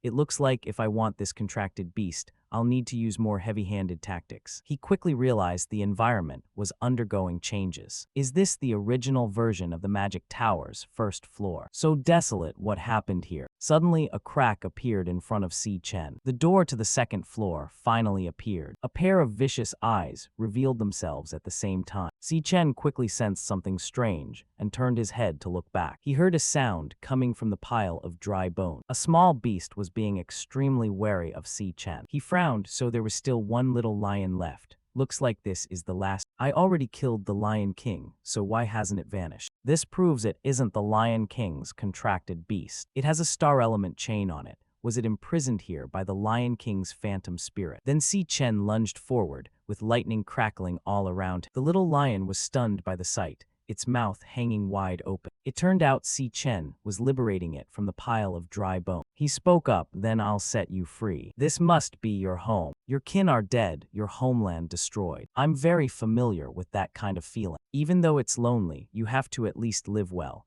I have to head to the next floor now." Suddenly, the system sound rang out involuntarily. it reminded, "You have received a beastkin contract request, as the other party has proactively issued it." Si Chen was subconsciously surprised and turned his head to look at the little lion. The system sound continued. "Contract can be signed. Baby Lion King requests to sign a contract with you. Do you accept?" Si Chen's voice slowly rose. "You want to follow me?" The little lion replied, using its own unique sound. Si Chen continued to explain. "Next, I'm going to conquer the entire magic tower, one floor at a time. Each floor I climb, the magical creatures will become more ferocious. There might be injuries or even loss of life. Have you really thought this through?" It replied to Si Chen with an intensely fiery spirit. Si Chen slowly closed his eyes and replied, "I understand." Si Chen's eyes widened, and he decided to agree to the contract. The system announced, "Baby Lion King contract complete. Passive skill activated." A moment later, Si Chen laughed and said, "All right then, let's go together. While I'm fighting, you need to protect yourself." Then he stepped into a space filled with a fiery red color. Si Chen immediately felt things becoming intense. Before his eyes was a gloomy space, carrying a heavy sense of pressure. Si Chen silently assessed, "It's so hot, it feels like I'm going to melt at any moment. I wonder what I'll encounter on this floor." Suddenly, a blinding light shone out, engulfing his entire vision. Si Chen's eyes were drawn to it, and he turned his head to look. Suddenly, a large hole appeared on his body. Si Chen's expression turned blank, not understanding what had happened. Then Si Chen suddenly woke up and returned to his room. He hadn't even seen anything before he was in Stockhill. What was this terrifying power? His eyes narrowed. What kind of monster is this second-floor boss? Right at that moment, Si Yun's voice rang out from outside. "Come out and have breakfast, brother." The table was laid out with extremely appealing food. Si Chen was excited. "This breakfast is so sumptuous." The little girl instructed, "Remember to wash the dishes in the sink after you eat. Also, go hang out the laundry in half an hour." He wondered, "Xiao Yun, why are you leaving so early? You're on summer break after all." Si Yun replied, "I'm going to my summer job." Si Chen was stunned. "Didn't I tell you that you can just leave? The money matters to me?" The little girl turned back with a smile and replied, "My brother is so outstanding, I don't want to fall behind either. Besides, isn't summer break just boring anyway? I'm off. Remember to wash the dishes and hang out the laundry." A while later, Si Chen cleaned up the pile of dishes, and he also began to hang out the laundry in the sunlight. Si Chen muttered to himself, "Xiao Yun is still the same, always so resilient and determined, no matter what. She's clearly just a child who hasn't grown up. But in front of her, I'm the one being taken care of. After things at school are finished, I'll go deal with the explosive Demon King. For a long time, I won't be able to stay by Xiao Yun's side. Xiao Yun is the only person I worry about." Suddenly, he realized something. That's right. Si Chen closed his eyes to think, perhaps this is possible. Suddenly, a barrier opened up behind him, and the little lion fell out accordingly. Si Chen dropped his jaw and turned to look. So it's possible to summon a contracted beast out from the dream magic tower into the real world. A moment later, it began to wreak havoc on everything in the room. He thought to himself, "If it's like this when I'm not here, I can let it stay with Xiao Yun. When she's in danger, I can sense it and immediately rush to her side. Xiao Yun has loved playing with cats and dogs since she was little, so if it's replaced by a lion cub, she'll surely accept." Right at that moment, there was a doorbell sound from outside. He went to open the door, feeling hesitant. He looked toward the little lion and thought, will she be able to accept it? As the sunset gradually covered the city, the security cameras of the house were accidentally destroyed. A person covered in blood said in a trembling voice, Don't come over here." He screamed in terror, You, what on earth?" But then he was attacked in rapid succession. His eyes bulged wide with confusion. In the end, his pupils only reflected the silhouette of the monster. What kind of monster was it? In a dark corner of the neighborhood, someone unfortunate was targeted by the monster. Scene change. Si Yun was slowly walking down the road back home. The little girl sighed in exhaustion, finally off work. It's so crowded for people buying bubble tea during summer break. Standing all day is exhausting. Si Yun wondered, I wonder if my brother will like this flavor. Her small silhouette looked lonely in the vast space. Suddenly, something compelled Si Yun to stop. She turned her head back, startled when a mysterious voice rang out. Finally, you've arrived. Then we witnessed a young man step out, his voice ringing with confidence. I've been waiting for you for a long time, Xiao Yun. It turned out to be Jin Duo Zin, a student from Clearwater High School. This character had appeared before. He strode forward with overwhelming confidence, continuing, Last time at school you ran off too quickly. You didn't even hear my invitation. but it's okay. I've already booked the entire top floor of the Purple Peak Tower for tonight. Hearing those words, Si Yun's expression immediately hardened, clearly quite uncomfortable. She looked him straight in the eye and asked coldly, "How did you get my home address?" The young man kept his relaxed demeanor and replied, "My dad is the director of the city hospital. Finding a little bit of information like that isn't difficult at all." By now, Si Yun was clearly angry. She took a step forward, her tone firm and icy. "We don't belong to the same world. Please don't seek me out again." But the young man started to lose his cool. Slightly irritated, he grabbed her arm and said, "Do you know how much effort it took to book the whole floor of the Purple Peak Tower? I invited so many people. Are you planning to let me break my promise and become a laughingstock?" Without hesitating for even a second, Si Yun retorted with a sharp and confident voice. "What reason do I have to care whether you become a laughingstock or not? Besides, do you know that lurking outside someone's house is a very creepy thing to do?" The young man's face immediately darkened. With his ego heavily bruised, he gritted out, "Creepy? Do you know who you're talking to?" His face twisted with anger, his voice growing colder. "Just because I like you a little doesn't mean you can speak to me that way." His anger mounting, he threatened, "You have no idea what I can do to you." Before he could say anything more, Si Yun reacted extremely quickly. In a moment of anger, she unexpectedly headbutted him hard in the face. The sudden collision left the young man completely off balance. While he was staggering, Si Yun glared and said coldly, "You should go back to your father's hospital to get your head checked first." The young man clutched his face in pain, the bouquet in his hand falling to the ground. Si Yun didn't even bother looking at him again and turned to leave. Her voice was icy and resolute. "Please stay away from me. You've completely ruined my mood for the day." The scene changed to the warm atmosphere at home. Just as she stepped through the door, Si Yun's mood changed completely. Her anger from moments ago vanished entirely. The moment she saw Leo, her face instantly lit up with joy. She rushed over, hugging the lion cub warmly and happily, her voice full of excitement. "Where did you find a creature as cute as this?" Si Chen smiled calmly and replied, "His name is Leo. He's yours." Hearing this, Si Yun stood frozen for a second, then her eyes widened in surprise. "Wait, really? I get to raise a lion cub?" She was clearly extremely happy. Looking at Leo more closely, she curiously said, "Wait, I remember only adult male lions grow manes. Why is Leo so tiny but his mane is already so huge?" She began to think about officially registering to raise him, having already considered Leo a true member of the family.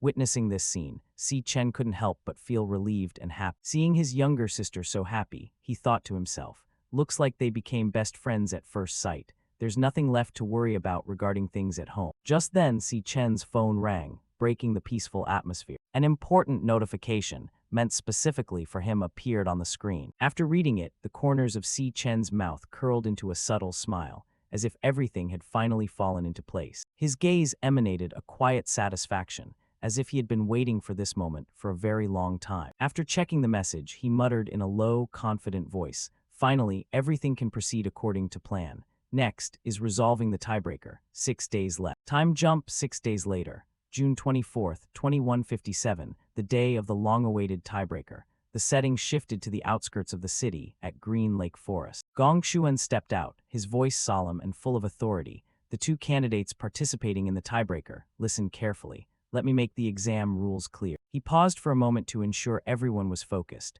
then continued, "After careful consideration, the school has decided that this tiebreaker will take place inside the wild dungeon located in Green Lake Forest." The words immediately made the atmosphere become more tense. He continued, "Equipment surveys have confirmed this is a D-rank wild dungeon. According to the prior agreement, both candidates will compete in the same dungeon." His voice became more serious. "Inside the wild dungeon is territory that is completely unexplored. The danger level far exceeds that of the school's standard exam dungeons." He added, 3 senior members from the major guilds belonging to Easternia have been appointed as accompanying judges. They will enter the dungeon along with the 2 candidates. Their mission is to ensure safety and score the students' performance in real time. The 3 judges were introduced. The first was Ivan, representing the Imperial Guild, his aura radiating strength and authority. The second was Tai Yu, from the Divine Eye Guild, his sharp gaze showing discernment and intelligence. The third was Sato Yuta of the Silver Wind Guild, possessing a calm and experienced demeanor. Gong Xuan concluded with a definitive statement. The final score will be decided entirely by what the judges witness. This entire situation was being coldly calculated in Gong Lin's mind. His thinking was sharp, accurate, and intentional, as if every chess piece had been placed in its correct position long ago. 3 judges, perform well, handle your parts properly. Keep it clean, don't leave any gaps. Just then, the principal turned to the vice president and asked, Vice President, your schedule in the Dongtan Nation ended 2 days ago, didn't it? The question carried a hint of curiosity, as if wondering why someone with his status was still here. The vice president replied without hesitation, his voice full of interest and anticipation. Why would I ask that? Is there anything more interesting than what's about to happen right here? It's been many years since I've witnessed two true geniuses facing off against each other. I'm absolutely not going to miss it. Immediately afterward, Gong Xuan stepped forward, declaring loudly in a majestic voice, I declare the 2157 graduation combat exam of the National Awakening University. The tiebreaker between Si Chen and Gong Lin officially begins. Both candidates moved forward simultaneously, without hesitation, stepping into the parallel teleportation gates. The moment they passed through, the environment changed completely. The three senior judges followed closely behind. Upon setting foot inside, Taiyu looked around and remarked, dead trees stretching to the horizon. Looks like a flower dungeon. The air inside was extremely bizarre and stifling, with an unusual silence hanging everywhere. The moment Si Chen stepped in, something abnormal happened. A system window appeared before him, accompanied by a warning message. High-risk monster detected. Seeing this, even Si Chen revealed clear shock. He muttered, his voice slightly anxious. This is the first time I've seen Demenhart issue a warning like that. Si Chen was extremely shocked, because this was the first time his demon core had issued such an urgent warning signal. But strangely, the warning signal disappeared quickly, leaving behind a terrifying, silent atmosphere inside the cave. Si Chen looked around the dark lair, wondering if a high-level monster really existed in a place like this. Gong Ting walked in front with a long sword at his side. Both remained completely silent to maintain the highest level of vigilance. The judges followed behind. One spoke up to remind the team that the rock layer was too thick, requesting the supervisors not to lose track of the candidates. Small rocks were suddenly displaced on the ground, signaling something was wanting to surface from the earth. Suddenly, a giant poisonous ant appeared, blocking the path. It was a toxic ant, also known as a D-rank flora sniper. Reacting extremely fast, Gong Ting immediately drew his glowing sword, preparing for battle. Right after that, he lunged forward to attack. Sato Yuta from Silver Wind appeared quite impressed by Gong Ting's reaction speed, and reminded them that monsters in the wild demon lair were much more dangerous than those at school. The toxic ant didn't hesitate, immediately spraying streams of corrosive poison toward Gong Ting. Seeing this, Gong Ting swung his sword continuously, blocking the entire cloud of poison. As soon as he closed in, a precise slash from his sword severed the monster's poison glands, instantly neutralizing its long-range attack capability. Not stopping, Gong Ting spun around and funneled all his strength into the next attack. The sword pierced through the monster's hard armor, stabbing straight into its vital weak point. The special skill of the nuclear warrior class, titled Fire Sword Piercing, was activated, creating a violent explosion right inside the poisonous ant's body. A loud bang rang through the cave. The monster was completely incinerated in the blink of an eye under the watchful eyes of the judges. Tai Yu from the Divine Eye Guild immediately awarded Gong Ting a perfect 10 for combat reflexes, as he had handled the ambush so quick. The smoking judge also added 10 points for combat thinking, after seeing Gong Ting aim straight for his opponent's venom gland. Sato Yuta smiled in satisfaction, and awarded another 10 points for finishing power after that final, decisive sword strike. Everyone had to acknowledge that from his combat positioning to the finishing move, Gong Ting's every action was as precise as a surgeon's scalpel, far exceeding the level of a typical student. However, as Sato Yuta looked over at Si Chen, he began to feel that something was very strange. While Gong Ting had just finished fighting, Si Chen was strolling along as if he were out for a casual walk, leading the judges to believe his performance was a complete failure. Even Gong Ting paused and turned his head to look at Si Chen with a puzzled expression at his calm demeanor. At the control center, everyone was intently watching Si Chen's every move on the big screen. Kenan Cavendish smiled and turned to ask the principal, "What do you think Si Chen is really looking for in this dangerous cave?" The principal replied, "Si Chen is looking for the ants." Inside the cave, Si Chen stood among the tangled tree roots and silently calculated how to score as many points as possible in a short amount of time. His eyes suddenly turned yellow. Si Chen smiled confidently and whispered, "Found you." Bolts of lightning began to appear around his body. Then Si Chen launched an attack at the ground. A powerful electrical current exploded, turning Si Chen into the center of a lightning storm amidst the monster. The source of that power wiped out the surrounding toxic ants, causing the entire ground to shake violently. The group of judges panicked and shouted as they saw Si Chen charge deep into the demon lair. They believed this reckless action would put everyone in danger. Gong Ting watched the yellow lightning with an expression of pure astonishment. Doubts began to emerge in his mind regarding Si Chen's true identity. With the lightning assassin class, Si Chen activated the flash god skill, turning his body into a streak of yellow light, moving at extreme speed. The yellow lightning bolt dashed through the herd of monsters like an arrow of light, moving so fast they couldn't even react. A series of toxic ants were sliced in half in the blink of an eye. Green venom splattered all over the cave wall. Si Chen constantly appeared and disappeared amidst the monsters.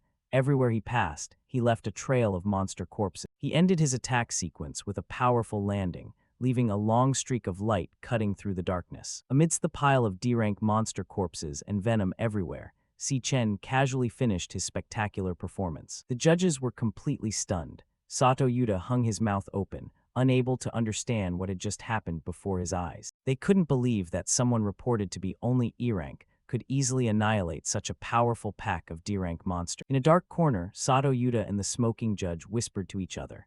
Even though Si Chen had just demonstrated impressive power, they still tried to find reasons to give him a low score, claiming his combat style was too simple or his actions were too dangerous. Gong Ting also silently watched the male lit. Cavendish began to laugh heartily. Haha, looks like the old man was right. We just started the exam and we already get to see a fierce confrontation like this. It really is interesting.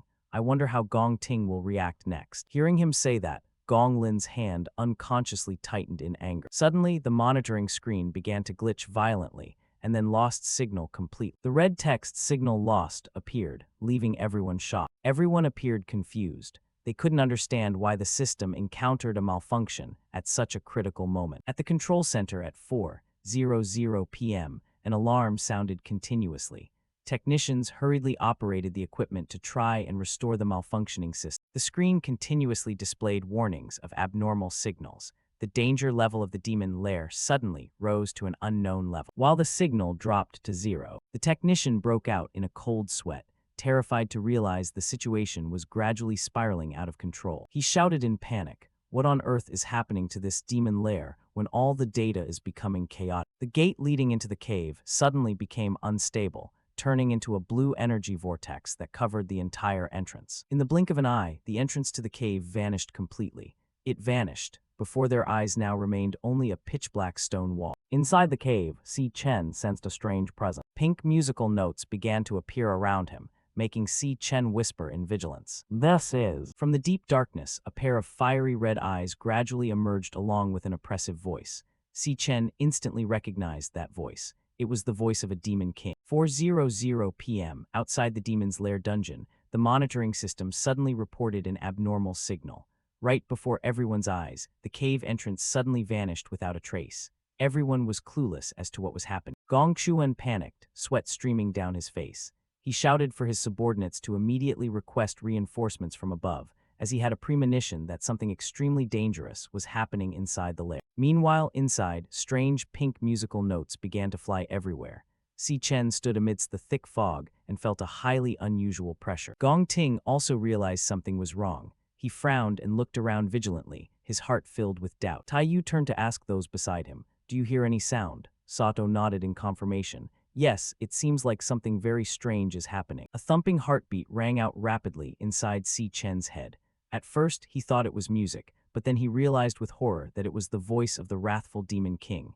Si Chen didn't understand why the voice of Wrath appeared in this dungeon. According to his memories, Wrath shouldn't have appeared for another 3 years. The demon core inside Si Chen's body continued to emit a series of rapid warnings, signaling that danger was very close. Suddenly, Si Chen stopped. He felt as if something was following right behind him. Heavy footsteps echoed amidst the cold fog. Terrifying, cackling laughter echoed throughout the cave.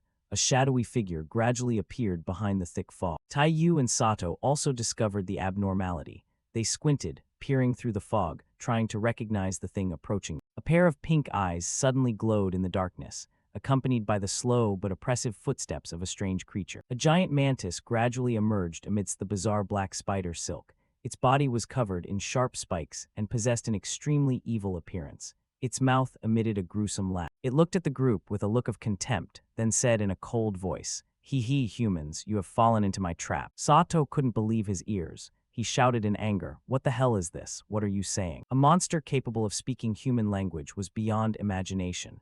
Everyone immediately realized its level of danger. A monster that speaks human language. It must be C rank or higher. How could something like this appear in a D rank dungeon? Sensing the extremely dangerous situation, Sato immediately lunged forward to attack. He insisted that this type of monster was too dangerous for the candidate. Holding a pink energy axe in his hand, he shouted for everyone to back off. But in the blink of an eye, a sharp cut appeared on Sato's arm. A shhh sound rang out, blood splattering everywhere as his arm and the axe were severed completely. The mantis moved too fast, leaving everyone stunned.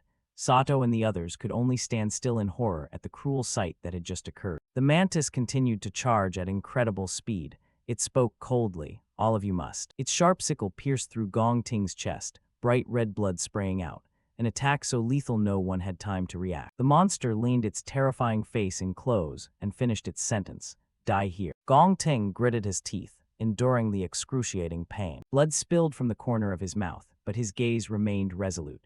Even with his chest pierced, he swung his flame sword violently forward, severing the monster's claw. The mantis looked clearly surprised to see someone with a pierced heart still having enough strength to counterattack so strongly. Gong Ting continued to unleash a powerful kick, launching the monster far away to set himself free. The monster was pushed back, sliding along the ground before regaining its balance. Gong Ting clutched his bleeding wound and looked at Si Chen, saying, "Si Chen, he struck me first." His eyes blazed with fire. He arrogantly declared, "According to the priority rules, that monster is mine alone. You are not allowed to interfere." Si Chen silently looked at Gong Ting with a serious expression. He understood that Gong Ting's determination could not be swayed. Si Chen's eyes turned green as he activated his analysis skill to check the opponent's true strength. Initially, the system displayed the monster at intermediate C rank, but the monster's rating was high-level C rank. The danger level of the monster had clearly increased. Tai Yu panicked when he saw Gong Ting's serious injury. "Lord Gong Ting, you need medical treatment immediately.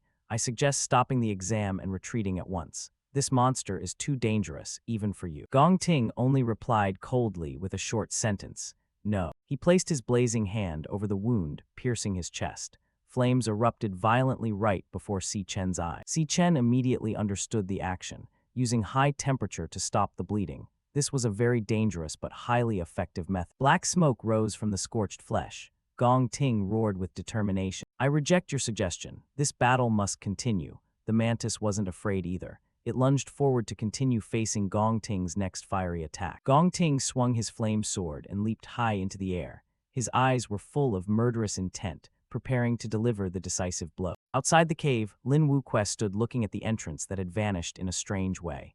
He explained that this wasn't rare, and proved that the demons in this dungeon were extremely intelligent. With a cold expression, Lin Wuque added that the dungeon deliberately opened the entrance to lure humans in, then closed it to trap them as prey. Gong Shuan asked in a panic, "Is there any other way to open the door? Because Gong Ting is still trapped inside." Lin Wuque asserted that there was only one way to open the way out, and that was to kill the lord of the dungeon. Hearing this, Gong Shuan immediately felt a sense of relief. He thought that in a D-rank dungeon, the strongest lord would only be C rank, so it shouldn't be too hard to kill. But Lin Wuque immediately extinguished that hope. He revealed that the titled D-rank dungeon was merely a disguise for the monster inside. Lin Wuque's eyes became serious. He believed this place was very likely the cause behind the series of mysterious disappearances of awakened ones over the past period. Sweating profusely, Tai Yu trembled as he realized they were facing an extremely dangerous dungeon. The terrifying truth was finally revealed when Lin Wuque concluded,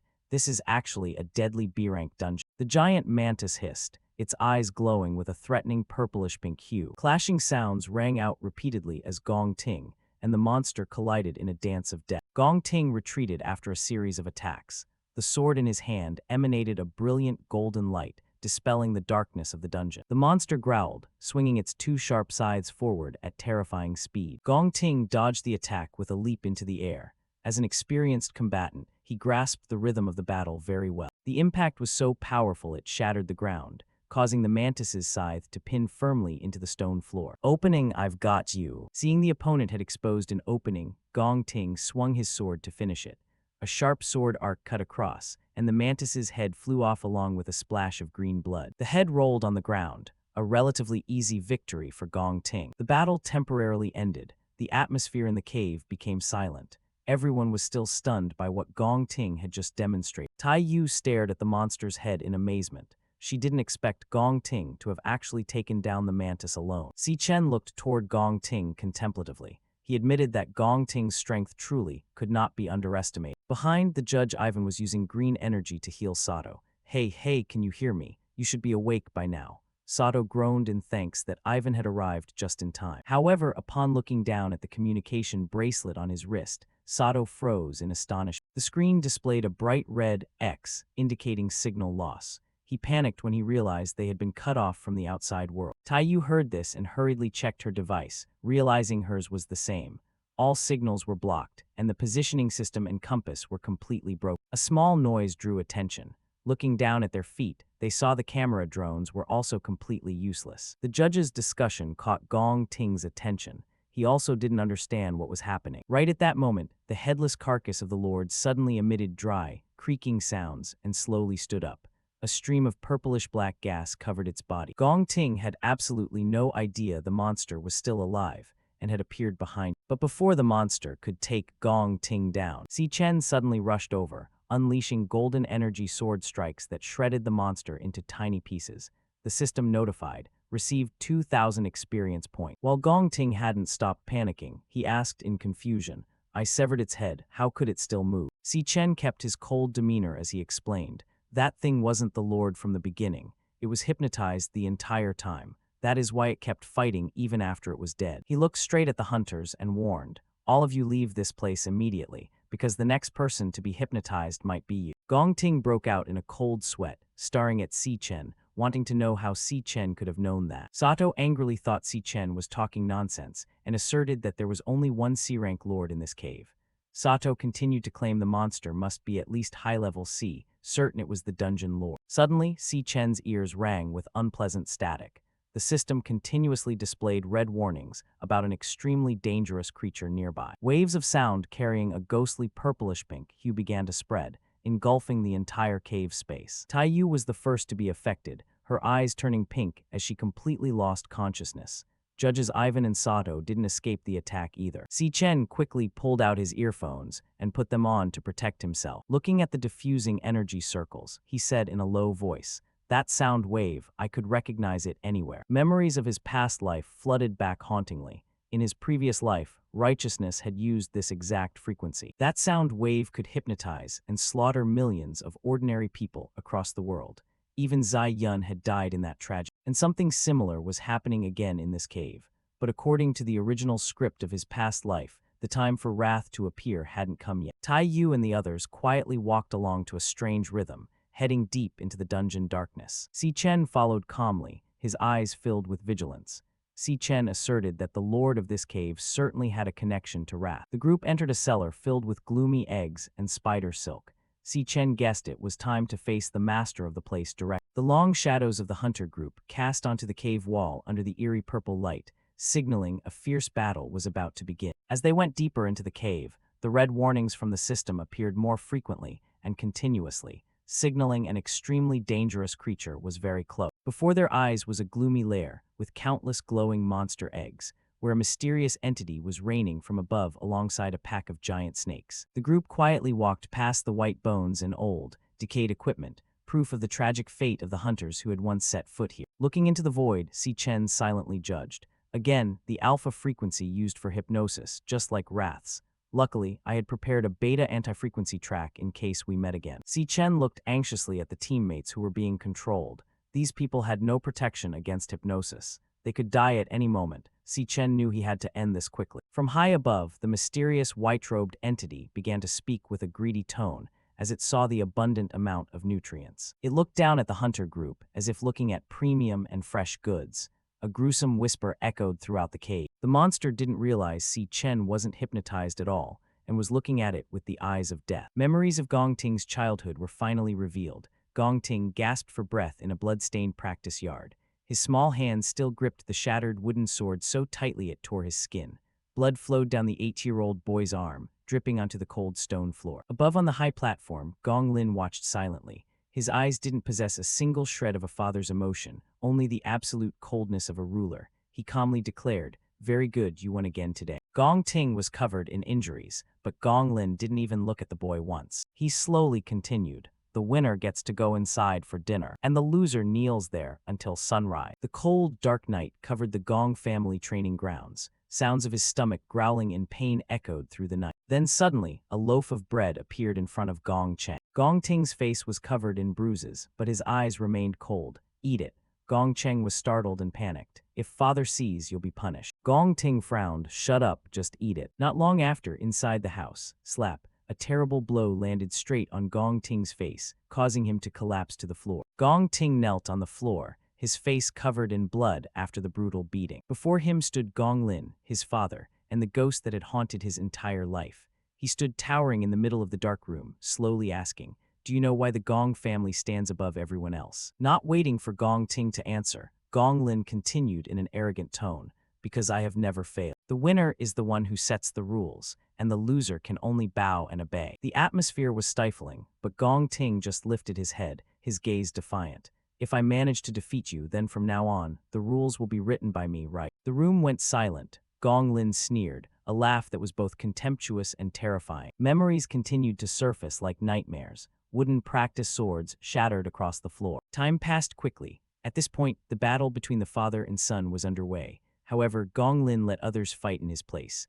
Gong Ting's body was covered in injuries, blood spilling from the corners of his mouth after hundreds of grueling battles. He gritted his teeth and asked his father, "Why, when I challenged you, did you let the king's squad do the fighting?" Gong Lin smiled wickedly. He reaffirmed, "True power doesn't lie in one's hands, but in the authority standing behind. This world is unfair. There is no such thing as justice, no such thing as pity. You must win at any cost. Even if you have to cast aside your family, betray your comrades, or bury every dream, you must stand above it all. Winning is the only value that exists in this world." And from that day on, those teachings were carved into Gong Ting's very flesh and blood. Back to the present, the Overlord was flickering amidst countless thick black tentacles and a series of giant egg cocoons clinging to the cave wall. Si Chen immediately realized the problem. This monster was using alpha waves to hypnotize all the humans inside the dungeon, identical to how it had done before. Luckily, he had prepared a beta frequency track to resist that mental influence. But the others didn't. As soon as the Overlord gave the order, they would instantly turn into murderous puppets. Sparks of golden lightning began to dance around Si Chen's arms. Electrical light tore through the darkness. He clenched his fists. "I have to end this right now." But just as Si Chen was about to rush forward, a blood-soaked hand unexpectedly gripped his shoulder. Si Chen startled and turned back. It was Gong Ting, blood still flowing from his chest. Gong Ting had stabbed himself to stay conscious and resist the hypnosis. Even Si Chen was momentarily stunned by this act. Gong Ting gasped for breath, his eyes still terrifyingly sharp. "I have my own way of not being manipulated." He warned, "If you act rashly and expose our position, everyone here will lose their lives." Gong Ting slowly pointed toward the giant cocoons, trembling gently around the cave. Inside those are countless C-rank monsters sleep. Just one small explosion, just one missed strike, and that entire horde of monsters will awaken at once. Gong Ting immediately analyzed the Overlord's entire deadly trap. The monster deliberately turned this place into a low-level dungeon to lure awakened ones inside, then drain their energy bit by bit. Gong Ting concluded, "Sooner or later, that entity will come looking for us on its own." He suggested they hide, wait for it to get close, and finish it off in one strike, an extremely reckless plan, but also their only chance of survival. Si Chen began to look at Gong Ting with a different gaze. He hadn't expected this crazed warrior to be capable of such calm and calculation. However, Si Chen just looked coldly toward the Overlord hovering in the darkness and replied slowly, "That plan won't work, because the Overlord doesn't need to do anything itself." As the words left his lips, the boss monster began using sound to control the others. Si Chen lowered his voice. "All it has to do is think, and all those under its control will instantly slaughter." Meanwhile, the remaining hunters had fallen into a state of complete hypnosis. Their eyes were hollow, saliva dripping from their mouths, like those who had lost all consciousness. Even more terrifying, Tai Yu was pointing a gun at her own head. Her finger was resting right on the trigger, ready to fire at any moment on the Overlord's command. Even the strongest men didn't escape that control. Ivan was choking himself in pain, his face turning purple from lack of air. Si Chen immediately sprang into action before tragedy could strike. He moved at extreme speed, throwing precise strikes to knock out each person and save them from their hypnotic state. And this action also attracted the Overlord's attention. letting it know that he wasn't hypnotized. Quickly, the Overlord became angry. It hadn't expected someone to be snatching away its food. Under the Overlord's control, the giant cocoons around the room began to crack open. Crumbling sounds echoed everywhere, signaling a new wave of attacks was about to begin. Terrifying mantises slowly crawled out of their cocoons. They had 2 arms as sharp as blades and glowing pink eyes full of murderous intent. The Overlord immediately roared an order to attack. They were 7 C-rank blade-armed mantises, extremely fierce and bloodthirsty mantises. Gong Ting suppressed the pain from his chest wound. He understood that this was the time to use his final plan. Gong Ting turned to look at Si Chen with a firm gaze. He only asked for one thing: get those 3 out of the dungeon. I will stay behind to block them. Si Chen looked silently at Gong Ting, appearing quite surprised by this comrade's decision to sacrifice himself. Gong Ting said, I know full well I can't defeat the entire pack of C-rank monsters, but I believe I can stall long enough for everyone to escape. Just then, the mantises emitted terrifying screeches, then simultaneously lunged toward the 2 hunters who were still conscious. The sound of metal clashing rang out violently as Gong Ting charged alone into the ring of monsters. Gong Ting knew full well that he was the reason everyone ended up here. He was the one who dragged the whole team into this hellish battle. Amidst the series of sharp attacks from the monsters, Gong Ting's golden-orange sword swung continuously and power. He gasped for air continuously, blood and sweat streaming down his face, but Gong Ting didn't back down. He believed he had to be the one to deal with the consequences he had caused himself. Seeing that scene, Si Chen smiled faintly. Finally, he admitted that he had misjudged Gong Ting. Right at that moment, the system began the transformation process. A brilliant golden electric current exploded, covering Si Chen's entire body. Thunder and lightning appeared continuously, creating immense pressure throughout the dungeon. Before them was an army of monsters. Their screeches echoed through the cave like thousands of blades scraping against the eardrum. The atmosphere inside the cave was thick with murderous intent, so heavy that even breathing became difficult.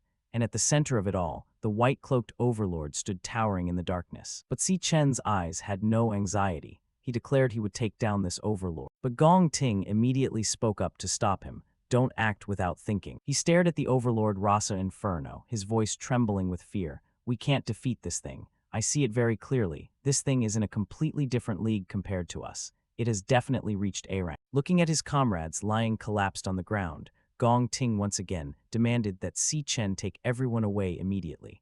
It was the only way they could survive right now. Si Chen remained standing, his back emanating a strange firmness. He replied slowly, That's right, this monster is truly a nightmare, I won't deny that. But the dungeon gates have been completely sealed. If they hadn't been, the Imperial Guild would have surely charged in long ago. Gong Ting was stunned, his face turning pale with astonishment. He couldn't believe their only retreat had been completely cut off. Si Chen kept his terrifyingly calm expression, his eyes looking straight ahead. At the moment, Si Chen couldn't see the monster's level. If Rasa Inferno had truly reached A rank, this situation had far exceeded the capacity of a normal confrontation. Si Chen immediately associated the power of this entity with the Phantom Lion King in the deep floors of the magic tower. A mantis screeched piercingly and lunged straight toward them at terrifying speed. Si Chen raised his hand in a flash to block. A dry clashing sound echoed as the golden current stopped the monster's blade. Another monster immediately lunged to attack Si Chen from another direction, its claws aimed straight for his head. Gong Ting shouted in panic, Watch out. Right after that, Gong Ting charged forward, coordinating perfectly with Si Chen to eliminate the 2 monsters. Yet the insect monster army didn't stop screeching, frantically lunging forward like an endless tide. Gong Ting gradually felt desperate as the number of monsters grew larger. With this situation, it was only a matter of time before the entire team was devoured by those creatures. A massive electrical current began to converge in Si Chen's palm, illuminating a corner of the cave. He finally unleashed his true skill. The electric blade skill was officially activated. Golden lightning bolts shot out from Si Chen's position, sweeping through the entire pack of monsters surrounding them. Each electrical current carried terrible power. The monsters were pierced by intense thunderous swords, their bodies exploded, green fluid splashing under the terrifying heat of the electricity. Right after that, Si Chen continued using the Flash God skill. His body turned into a streak of yellow light, moving at unimaginable speed, leaving behind only faint afterimages. Consecutive explosions resounded across the battlefield. Wherever Si Chen appeared, the monsters there were torn apart in the blink of an eye. Witnessing that scene, Gong Ting was left speechless. He stammered, unable to believe his eyes, as this completely couldn't happen with a normal assassin. In the perception of most people, the assassin class possessed very low base strength stats, and often became a burden when having to face a large number of enemies. Yet Si Chen proved the exact opposite. Every slash he made stabbed accurately into the vital weak points of the monsters with absolute precision. He used speed and technique at an extremely high level to completely compensate for the gap in power. Si Chen was carrying out an overwhelming massacre right before his teammates' eyes. Gong Ting's eyes widened, struggling to keep up with Si Chen's lightning-fast movements. He realized he was witnessing a level of combat that was completely different. The monsters were destroyed in droves, creating a chaotic scene with countless golden electrical sparks interweaving throughout the space. This power had clearly reached the A-rank level. Seeing a glimmer of hope, Gong Ting tightened his grip on the sword hilt. A bold thought gradually appeared in his mind. Gong Ting began to feel that they actually had a chance to turn this situation around. The Overlord entity suddenly spoke, his voice full of annoyance at the stubborn resistance of two tiny humans. A pinkish-purple energy current exploded violently.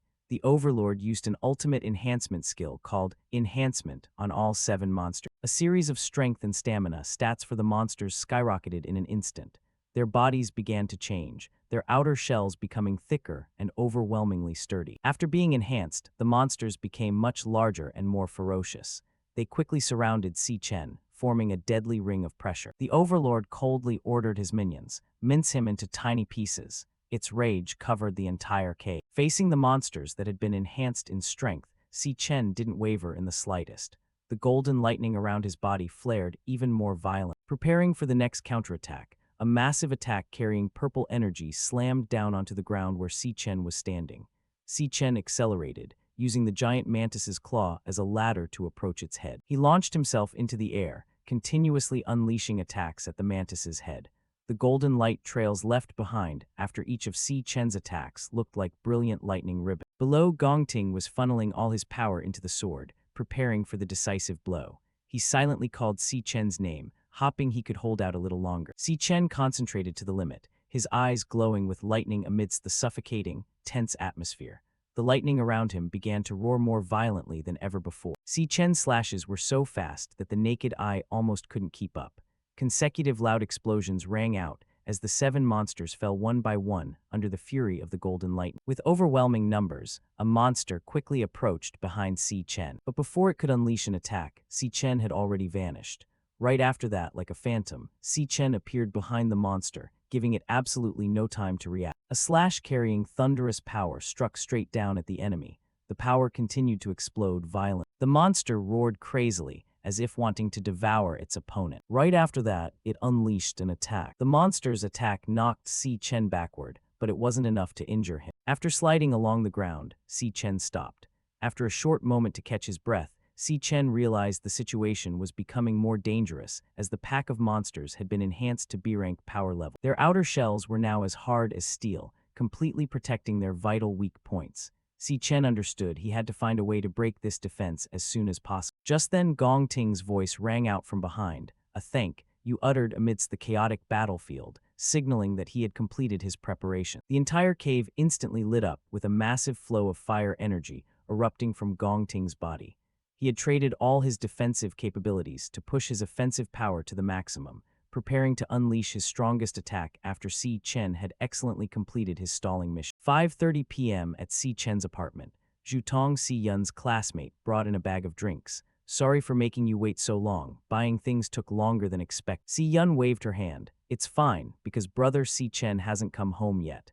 Zhutong was a little surprised to hear that. The two sat at the dining table. Zhutong curiously asked, has Si Chen heard that his younger sister got into the art academy yet? Si Yun shook her head. Not yet, but I told him that today I have something extremely important to say. Well, let's just eat first, he'll be home late anyway. Just as they were about to eat, Si Yun discovered that the jar of garlic sauce had been empty for who knows how long. She hurriedly put on her coat, instructing Zhutong, you stay home and wait. Leo and I will go out and buy some quickly. By the way, I'll buy some more snacks so we can celebrate fully tonight. Si Yun dropped by the convenience store. After paying, she slowly walked outside with the shopping bag in the sunset light. Walking in the sunset, Si Yun smiled and stroked Leo's head. You're such a good, obedient little angel. Leo was busy chewing on the food in the bag, which was why they hadn't heard any noise since they left. Si Yun petted Leo while walking and promised, "Next time I'll buy you more cookies." She was still enjoying the peaceful moment, unaware of any. From a hidden corner of a building, a figure was silently observing her every move. The gaze was full of scrutiny and danger. They were two men who looked quite dangerous. One was smoking while confirming to his accomplice, "Target is in our sights." He held up a photo of Si Yun to confirm. The other asked, "Should we act right now to take?" The ringleader ordered, "Just calmly tail her. Once she's out of the area with surveillance cameras, we'll move in and handle it neat." Footsteps silently tailed Si Yun. The sound of shoes hitting the floor sounded quite threatening in the deserted alley. But Si Yun wasn't naive. She had realized early on that someone was tailing her from the moment she left the store,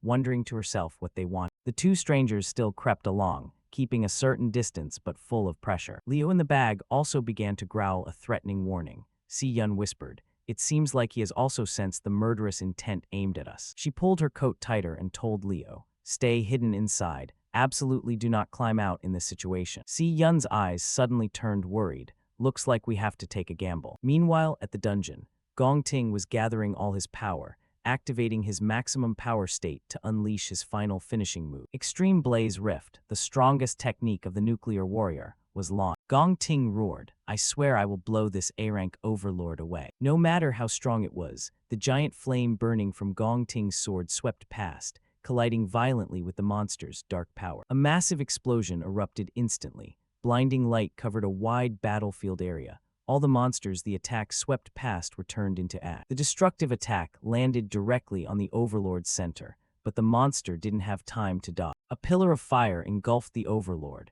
Its heat seemed intent on burning everything around. The thundering explosion echoed, the shockwave from the ultimate move creating an extremely horrific sight. Gong Ting collapsed from exhaustion, having to plant his sword in the ground to keep from falling. His entire stamina, mental control, and elemental energy were completely exhausted after that strike. Gong Ting gasped, his eyes dim as he looked toward the ruins, believing that everything had finally come to an end and the monster had been destroyed. The smoke and dust gradually dispersed, revealing a devastated scene with monster corpses lying everywhere.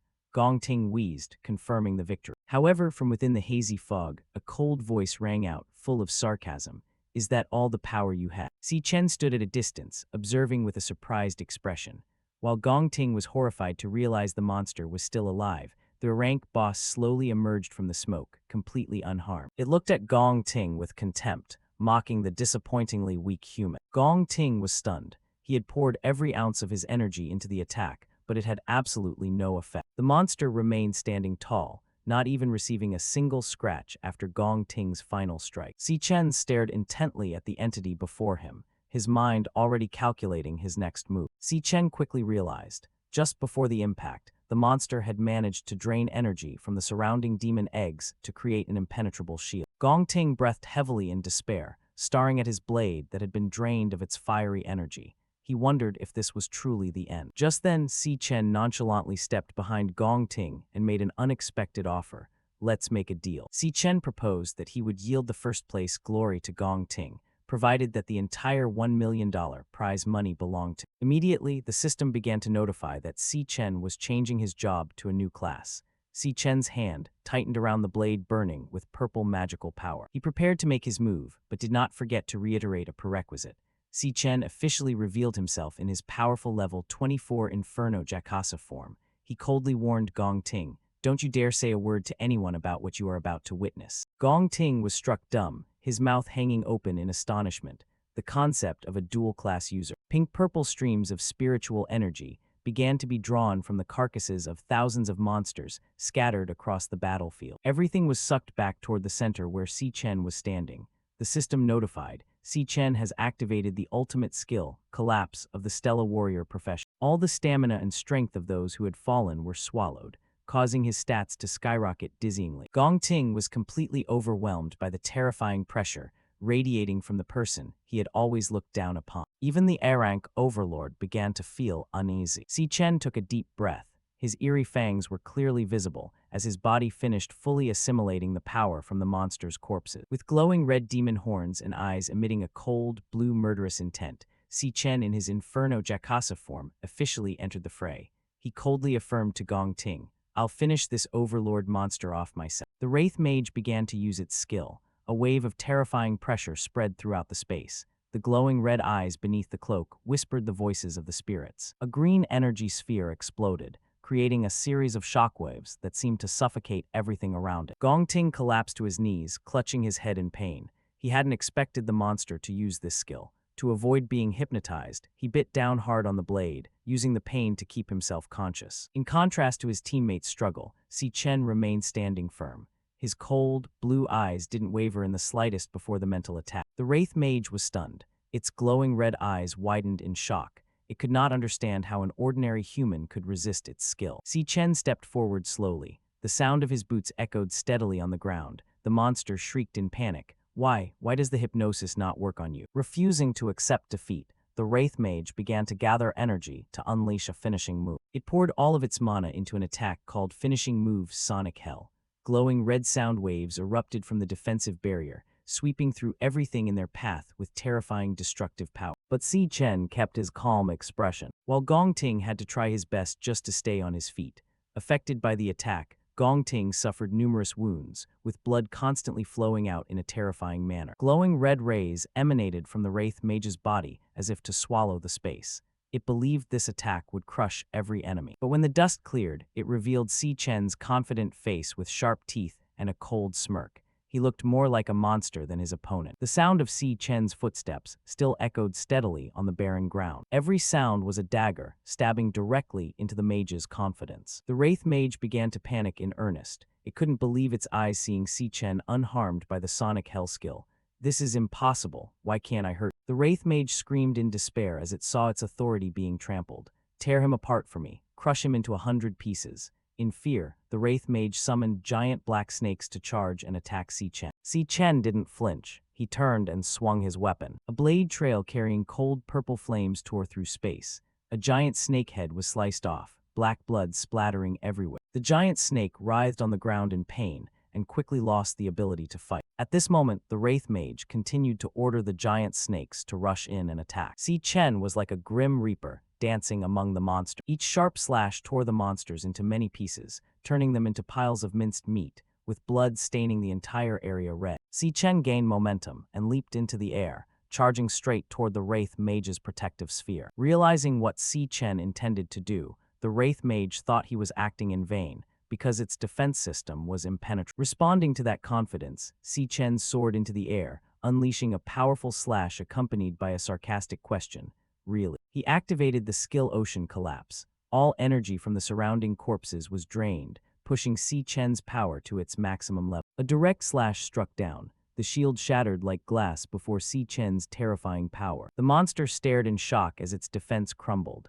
To this moment, it still couldn't believe why Si Chen was that strong. Gong Ting from afar was also speechless. He was terrified to see that Si Chen had broken through the boss's barrier with a single blow. Who on earth is he? Si Chen didn't give his opponent time to counterattack. His fist flared with energy once again, preparing for the finishing blow. Immediately after, the skill Triple Cataclysm Crushing mode was activated. Si Chen's fist pierced through the monster's body. A heaven-shaking explosion rang out when the monster's body collided with the ground. No way, the dust gradually settled, revealing the Wraith Mage's body, now just a mangled corpse groaning in despair among the rubble. Si Chen walked forward coldly. His eyes had turned a fierce, glowing red. He stepped on his enemy and ordered, "Speak, what is your connection to Wrath?" The Wraith Mage trembled when it heard that name. It asked back in shock, how do you know the name of the Demon King of Wrath?" Si Chen's gaze became even more terrifying. He repeated his demand decisively, "Answer me now." The mage laughed insanely while dying.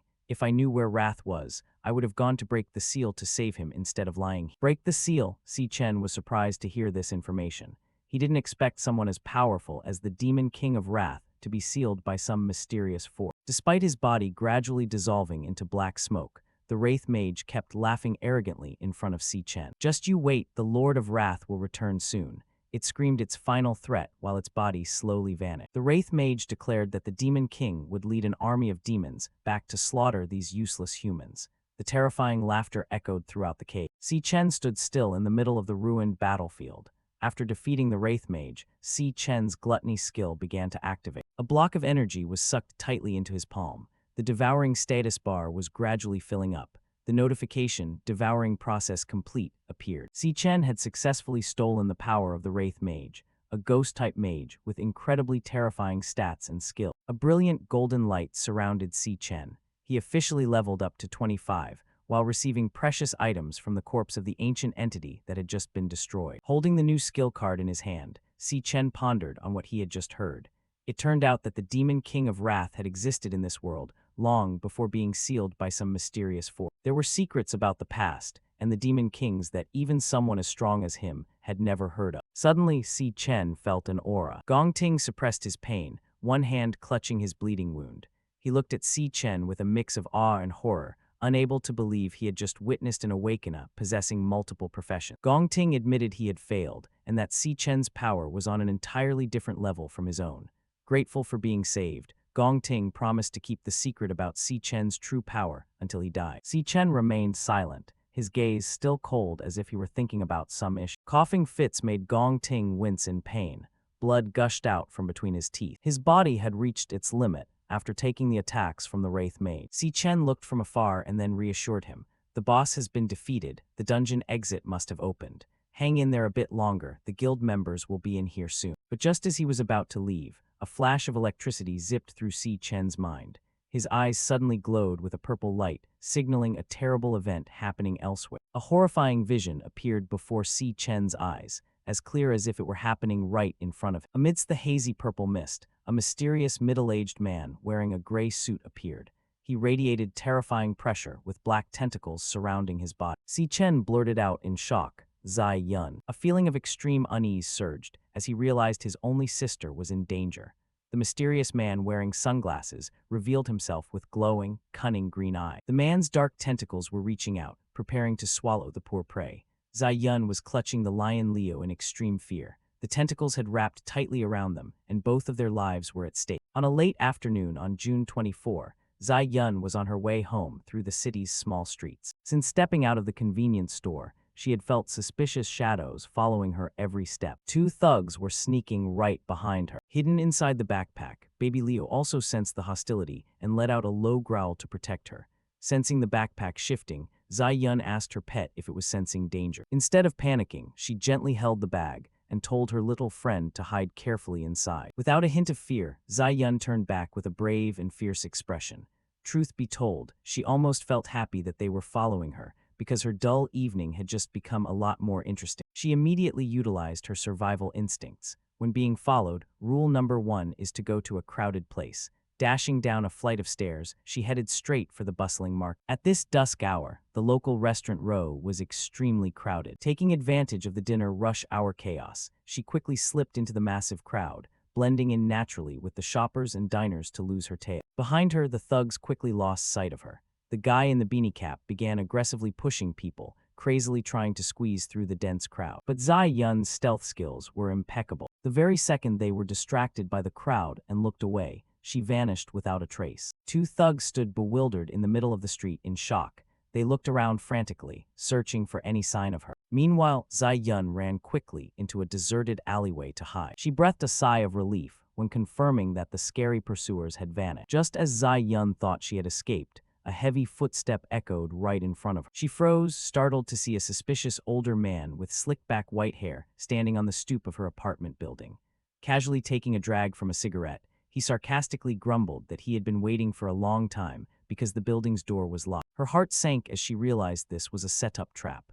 Terrified, Zai Yun backed away, demanding to know who they were and how they knew exactly where she lived. Before she could get an answer, the two thugs from earlier had caught up and blocked her escape route, mocking her about how fast she could run. Realizing she was completely cornered, Zai Yun tried to find a way to escape, dashing down the hallway while the hunters laughed insanely at her futile resistance. But these guys were no ordinary street thugs. They were awakeners. Suddenly, a blast of ice magic shot out, freezing her feet stiff to the ground. Her sudden momentum caused her to fall face first onto the pavement, sending her backpack flying far away. Her legs were completely frozen when a hand covered in deep blue frost approached. The thug in the beanie stood towering over her head, drooling like a lunatic. He mockingly asked if she was tired yet, telling her to take a rest and continue serving him. Just as the pursuer was about to touch her, Zai Yun screamed in panic. But before that jerk could touch her, a massive, powerful foot slammed straight into his face, sending him flying backward and crashing hard onto the pavement, to the surprise of the white-haired leader. A loud noise shook the ground. Stepping out right in front of a trembling Zai Yun was a majestic, giant white lion. Zai Yun was stunned, staring at this legendary glowing beast. Her eyes widened in disbelief when she realized this legendary predator was none other than her baby Leo. The thug clutched his bleeding face, screaming in extreme terror. He was crying and yelling at his friend about how the client who hired them had never mentioned the giant, ferocious lion. Leo let out a thunderous roar that shook the entire alley. Completely terrified, the pursuer panicked, crazily concentrating yellow lightning into his fist in a last-ditch effort to defend himself. But maintaining that giant, legendary form was too much for a baby beast. Immediately after its heroic entrance, Leo's energy was depleted, and it instantly dispelled the transformation, shrinking back into its adorable small form before falling backward, completely stunned. Seeing her tiny guardian unconscious from exhaustion, Zai Yun panicked, immediately hugging the little champion to her chest and checking if it was okay after having used up all its energy. Seeing the legendary lion instantly shrink back into a helpless cub, the white-haired leader looked on with extreme disappointment. He smirked, muttering that he had thought that beast had to be something special. With a cold snap of his fingers, he decided to end this game and show off his own terrifying awakener power. Thorny tree roots pierced through the concrete floor, engulfing the narrow alley as he smirked that the cub couldn't even maintain the form for 10 seconds. Giant vines curled and wrapped tightly around Zai Yun, trapping her in a cage full of sharp thorns. Clutching the stunned Leo to her chest, she desperately warned him to stay away. But her warnings meant nothing to a seasoned murderer. Moving the thorny branches closer to her face, the leader coldly told her not to waste his time. He issued a terrifying ultimatum. She could hand over the beast herself, or he would tear her apart to get it. Just as the leader was about to tighten the trap, Leo's eyes lit up, and the legendary bond skill was activated, Stellar Warp. Consuming spiritual control, a massive teleportation gate opened, and in a pink flash of light, Si Chen warped right to Leo's position and unleashed a devastating kick straight into the leader's face. The massive impact force from the warped kick sent the thug flying backward like a ragdoll, shattering the metal trash cans in the alley. Si Chen calmly turned to his sister and apologized for being late, casually explaining that the work in the dungeon took more time than expected before asking if she and Leo were okay. The beanie-wearing thug was completely bewildered, wondering where this monster possessing such terrifying power had suddenly appeared. Still in shock, his sister tried to explain the situation, warning her brother that she didn't know how they had tracked her and that they were all high-level awakeners. But Si Chen just turned back with a reassuring smile, telling her to take a deep breath because her brother was here now. Meanwhile, the leader climbed out of the rubble. Seeing his plan interrupted instantly, he went mad for having let his guard down even for a second. With thorny roots wrapped around his body, he screamed that Si Chen had just made the biggest mistake of his life, vowing to bring both their heads back to the client and demand triple the bounty. But our guy didn't even flinch, clenching his fists as yellow lightning began to crackle violently around his knuckles. Si Chen calmly told his sister to stand behind him and stay there, promising that this wouldn't take much time. Si Chen recalled his childhood. One day, he was getting beaten to a pulp in a dusty alleyway. The leader of the assault was his own cousin, who was yelling at him to know his place. The thugs pinned young Si Chen down to the filthy floor, intending to crush his spirit. But the bullies hadn't counted on his sister. A young Zai Yun suddenly charged into the alley, holding a large metal pipe, ordering the thugs to take their hands off her brother. The arrogant orange-haired cousin didn't show any fear. He laughed at the attempt of the tiny little girl trying to play hero. Seeing the whole group turn their attention toward his sister, Si Chen screamed loudly in panic, desperately telling his cousin not to take even one step toward. He desperately reminded the bully of the solemn promise to never lay a finger on Zai Yun. The smug cousin just laughed it off, openly admitting that he had lied. He proudly boasted that today was the day he would finally teach the unpleasant members of his family a lesson about humility. But while the ringleader was busy with his monologue, he made a fatal mistake. Taking advantage of the distraction, young Si Chen spotted a heavy brick on the ground, snatched it up, and smashed it straight into the face of the thug, pinning him down, leaving everyone in shock. Young Si Chen was furious, raising the blood-soaked brick. He charged straight at his cousin. The arrogant orange-haired ringleader's face instantly turned pale when he saw Si Chen rushing toward him with pure murderous intent. Si Chen dealt a brutal brick blow straight to his cousin's face for breaking his word, sending him sprawling onto the concrete pavement. Bleeding and sobbing on the floor, the defeated cousin screamed in terror, calling Si Chen a true psychopath. Catching his breath, young Si Chen dropped his makeshift weapon and gently told the trembling Zai Yun that everything was okay and that she didn't need to be afraid. For now, Si Chen told Zai Yun to stay in a safe place and calmly reassured his sister that he would resolve this in a moment. Not letting their prey escape, the pursuers lunged straight at him, ready to kill. Clutching baby Leo, Zai Yun was panicked. She frantically warned that he was facing 3 extremely dangerous and deranged awakeners, believing that her brother stood no chance against all of them at once. The thug in the beanie charged, swinging a massive fist charged with lightning. He yelled at Si Chen, mocking him for just standing there without even attempting to defend himself. But before he could realize what was happening, Si Chen countered with a single, powerful punch that sent him flying headfirst into the concrete wall. Seeing her brother easily take down a high-level awakener with one hand, Zai Yun was completely speechless. Just then, the bleeding thug in the beanie jumped, crazily lunging with a glowing magical dagger. Without breaking a sweat, Si Chen gently caught the thug's wrist in midair before delivering a brutal knife strike straight to his face. The massive impact force sent the thug flying backward, causing him to roll into the trash pile in the alley. Immediately, a thorny wooden root erupted from the concrete toward, but with lightning-fast reflexes, Si Chen easily tilted his head to dodge the surprise attack. The heavy vine missed its target completely, slamming into the brick wall behind him. Seeing his subordinates easily taken down,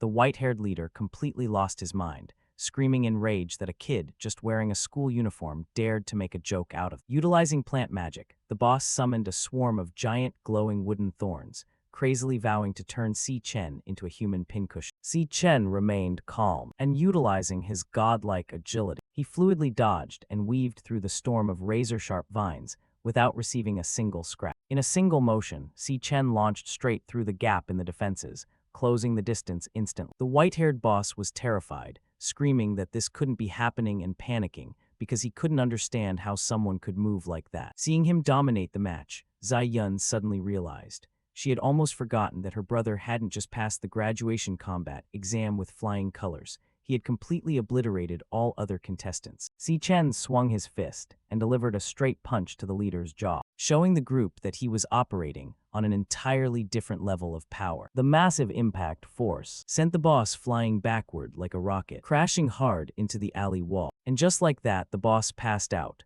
bleeding and completely defeated on the ground. Over by the trash pile, the thug in the beanie remained unresponsive. Beside him, the hooded boss slumped against the wall, completely unconscious. The entire threat had been eliminated in less than a minute. Casually dusting off his clothes, Si Chen turned to his sister and told her to take baby Leo home to a safe place immediately. He reassured her with a smile, promising that he would quickly dump these clowns at the local police station and meet her at the apartment before she knew it. Still a bit stunned by the scene, but feeling completely safe, Zai Yun hugged her fluffy pet tight and happily agreed to head home first. A few hours later, under the dim light of the crescent moon, the battered white-haired leader slowly began to wake up. Groaning in pain, the boss tried to open his blood-caked eyes, but his confusion quickly turned into terror. He realized that he and his 2 henchmen had been disarmed and tied tightly back-to-back around a concrete pillar, with Si Chen looking straight down at them. The leader panicked immediately, crazily demanding to know where they were and why they had been dragged to this remote location, while the thug in the beanie groaned that his shattered skull felt like it was cracking in two. Still completely unfazed by the groaning, Si Chen coldly asked if they belonged to the Black Mountain Guild. Knowing they would never lift a finger without being paid up front, he directly demanded to know who was behind the kidnapping of his sister. The bruised boss just smirked through his blood, refusing to talk. He arrogantly explained that betrayal was a death sentence in their line of work, so he had no intention of opening his mouth. Si Chen didn't even blink. Realizing they wanted to play hardball, he sighed calmly, deciding that they could choose the hard way. Suddenly, a wave of black energy surrounded him as the system initiated a class change. The system confirmed the change was complete, revealing Si Chen's terrifying level 25 Phantom Sorcerer class. Equipped with dark psychological manipulation spells like Soul Rest Enigma and Ripple Hell, he was about to show these mercenaries a level of mental torture they would never forget. Interrogating the captives, Si Chen wasted no time and activated the phantom sorcerer magic he had just attained to forcibly penetrate the white-haired leader's mind. Under the weight of the hypnosis, the mental defenses of the mercenaries began to crack. Before anyone could steady themselves, a thorny root erupted from the concrete right next to them. Terrified, the thug in the beanie screamed in panic, demanding to know what was happening to his boss. Unswayed by the screaming, Si Chen unleashed Soul Rest Enigma and aimed for the legs first. In the blink of an eye, a sharp vine pierced sweetly through the leader's thigh, staining the floor red. Then Si Chen calmly marked the hands as the next target. Another thorny branch erupted upward, piercing through the mercenary's palm to ensure he could never threaten anyone ever again, clearly showing that this agony was exactly what they deserved for daring to touch his sister. Witnessing his gang being dismantled so easily, the thug in the beanie lost his last shred of courage, screaming in terror at the power standing in front of him. With a cold gaze, Si Chen declared that it was finally the survivor's turn, and the surrounding roots curled closer, ready to repeat the torture session. The threat broke the mercenaries' will instantly. Sobbing and begging for mercy, he confessed everything, babbling that the mastermind behind the kidnapping was the son of the #1 hospital director. Desperate to save his life, the thug screamed the client's name, Jin Duoxin. At 5:00 p.m. that day, at a luxurious rooftop pool party at the top of the Purple Peak Tower, Jin Duoxin was relaxing, completely unaware that the mercenaries he hired had sold him out. His wealthy friends began to tease him, laughing about how a legendary school god had been rejected twice by an underclassman. Jin Duoxin fumed in silence, vowing that she had made him look like a fool in front of everyone, and promised himself that she would regret every single second of that tonight. Frustrated by the relentless mockery, he snapped at a girl trying to follow him and rushed toward the restroom to clear his head. While he was at the urinal, the restroom lights began to flicker and hum, immediately grabbing his attention. Growling in frustration, he cursed his bad luck, complaining that even the building's electrical system was conspiring against him tonight. Suddenly, a shadow appeared. Jin Duoxin turned around and saw Si Chen standing behind him. Our guy calmly demanded confirmation of whether he was indeed Jin Duoxin. Down in the surveillance room, security staff were chatting about how the wealthy kids had booked the top floor and turned off all security cameras for a private party. One of the guards lined in close, whispering a dark rumor that many girls up there didn't come voluntarily, but had been lured into a trap. Shocked by this revelation, the other guard could hardly believe his ear. The informant confirmed it, explaining that not long ago, a student took her own life after being abused at one of these parties, but the wealthy parents had buried the scandal under a mountain of hush money. He warned his colleague never to be fooled by their expensive clothes and beautiful faces, because behind closed doors, these spoiled heirs were no better than beasts. Meanwhile, back in the restroom, Jin Duoxin panicked and demanded to know who this intruder was, threatening to call the police and have him kicked out immediately. Instead of answering, Si Chen calmly took out his phone and made a call. Jin Duoxin froze in terror as his own phone began to ring. With an incoming call from the mercenary contact, Black. Holding the mercenary's phone, Si Chen stared at him, confirming that Jin Duoxin was indeed the one who had ordered the attack on his sister. Terrified, Jin Duoxin demanded to know what had happened to Black, but the answer came in the form of Si Chen, easily crushing the phone into pieces with crackling lightning. Overcome by terror, the spoiled heir backed away, screaming for the monster in front of him to stay back and desperately begging to know who he was facing. In an instant, Si Chen launched Jin Duoxin straight through the restroom window glass. Shards fell like rain as the spoiled heir plunged onto the pool deck below. Bleeding and bruised on the hard floor,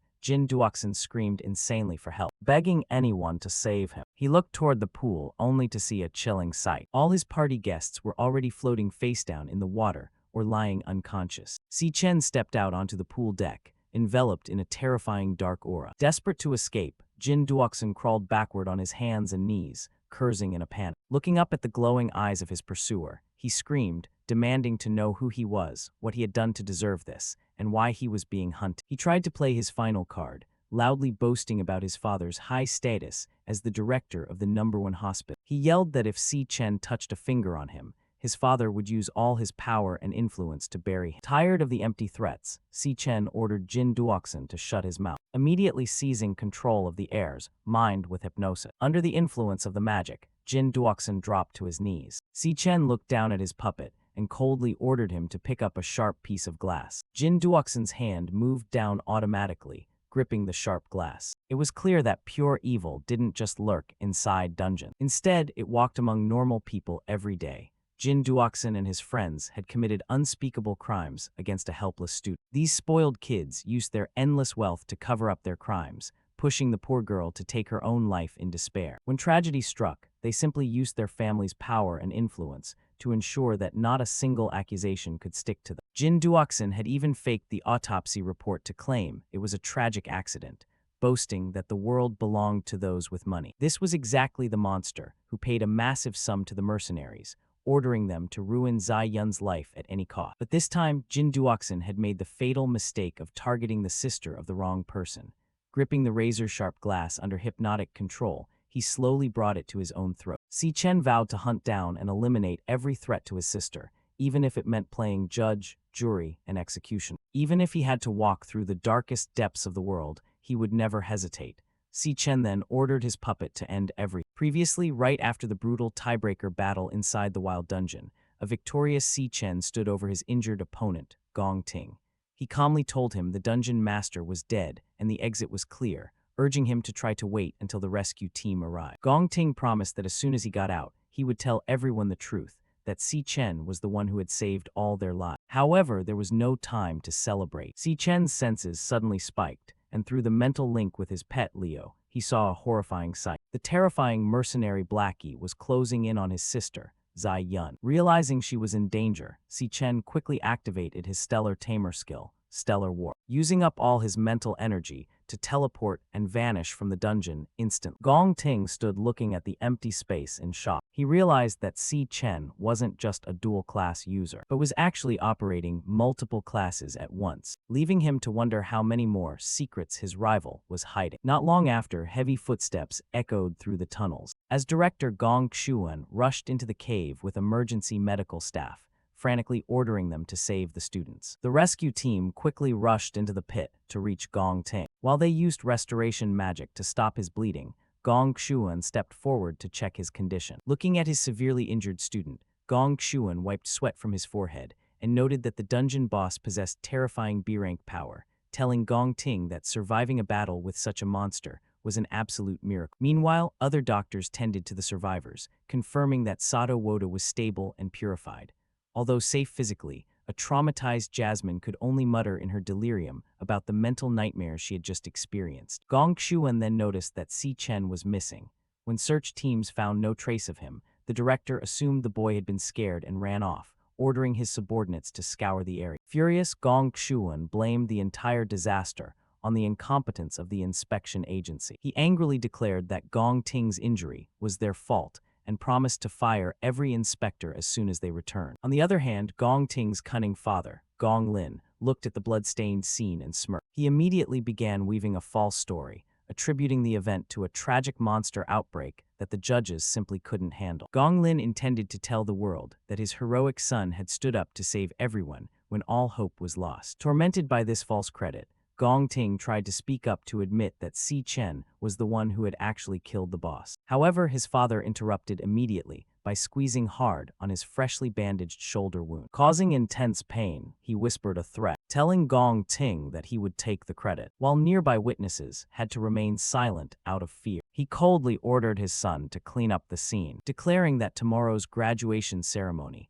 would be where Gong Ting would step into the spotlight as the Academy's greatest hero. That evening at their rented apartment, the atmosphere was much more cheerful. Over a hot meal, Ju Tong excitedly congratulated Zai Yun for passing the exam and getting accepted into the prestigious Central International Academy of Art. Ju Tong was thrilled for her best friend, cheering that Zai Yun was finally pursuing her dream and was on her way to becoming a world-class artist. Meanwhile, Si Chen casually sipped a soda with a calm, expressionless face. Noticing her brother's lack of excitement, a pouting Zai Yun asked why he looked bored, as if he had already known she would pass. Si Chen quickly smiled and assured her that he was genuinely happy for her, despite the fact that he remembered that in his past life, she had received the acceptance letter on this exact day. Ju Tong admitted she was very jealous, as studying in the elite city of Sanhaven was a rare opportunity that ordinary people could only dream of. However, Zai Yun was worried about Sanhaven being so far away and the expensive cost of living. Seeing her hesitate, Si Chen stepped in and told her to completely forget about money or any other worry. Setting his soda bottle on the table, he calmly announced that as soon as he graduated, he would be working in Sandhaven right beside her. This news left both girls completely shocked. They jumped up, demanding to know how he had been hired by a guild in Sandhaven, as those elite groups only hired the best of the best. Thrilled by the news, Zai-yun cheered that they could move to Sandhaven together, while Ju Tong complained about her jealousy, joking that she would have to study hard to join them later. Watching his sister celebrate, Si Chen smiled warmly and secretly promised himself that in this life, she would never have to sacrifice her dreams for anyone ever again. That night, Si Chen took a quiet bath to wash away the day's fatigue. He reflected on his victories. The stalkers targeting his sister were gone, and the stressful graduation exam had finally come to an end. Best of all, his secret deal with Gong Ting was playing out perfectly. By letting his rival take the credit, Si Chen would receive the $1 million prize money tomorrow, exactly what he needed to clear his family's debt. Relaxing in his room, he knew he couldn't get comfortable just yet. He thought about the Demon King of Wrath, realizing that if the Overlord was sealed as soon as it entered the human world, the timeline had changed completely. The original 3-year countdown until his apocalypse was now very precarious. If he knew where the seal was, he would break it himself to end the threat early, making finding Wrath a top priority so he could get to Sandhaven soon. But before fighting a Demon King, Si Chen knew he needed a powerful ally he could trust. Luckily, tomorrow's graduation ceremony was the perfect place to recruit the right person he needed. Meanwhile, in a quiet tea room, Student Council Vice President Ling Yu met Carl Cavendish, the Vice President of the World Guild Alliance. She reported that a dangerous rogue awakener called the Glutton had been detected in Everfield District, which immediately piqued Carl's interest. Ling Yu explained that she had rushed to the scene, but found the security cameras had been wiped clean. The only clues left behind were fresh blood and scratch marks on the ground, matching the killer's usual habit of destroying and devouring its victim. She warned Carl that this killer specifically targeted elite awakeners with rare, powerful abilities, and the victims' ranks were increasing after every attack. This meant the killer was stealing their power and evolving rapidly by devouring increasingly powerful targets. Ling Yu warned that the Glutton never stopped once it targeted an area, and she felt another attack was imminent. Carl just smirked, finding the timing of this monster's appearance quite interesting. Pushing a new file across the table, Ling Yu added that the most recent attack by the Glutton took place in an alleyway in a low-income residential neighborhood. Notably, the exact location of the murder was less than 100 meters from Si Chen's apartment. Although there were no photos of the Glut, Ling Yu knew that Si Chen's power had increased at an unbelievable rate. But before she could finish speaking, Carl smirked, suggesting that the Glutton devouring that power was actually Si Chen himself. At the academy, Principal Yuan Long's assistant asked why he was missing the graduation ceremony of the very students he had helped raise. Yuan Long smiled and explained that he just wanted to give his students a safe place to grow while they were weak, but now they had truly matured. With that, he released the birds out the window, saying it was time for them to find their own paths in life. However, he noticed one stubborn bird remained in the cage, leaving him to wonder where it really wanted to go. At the massive graduation hall, Ma Long and Shang Xiu stared at the massive venue in awe, realizing the academy had invested everything to welcome the major guild leader. Ma Long wondered how Si Chen and Gong Ting had done in the secret trial,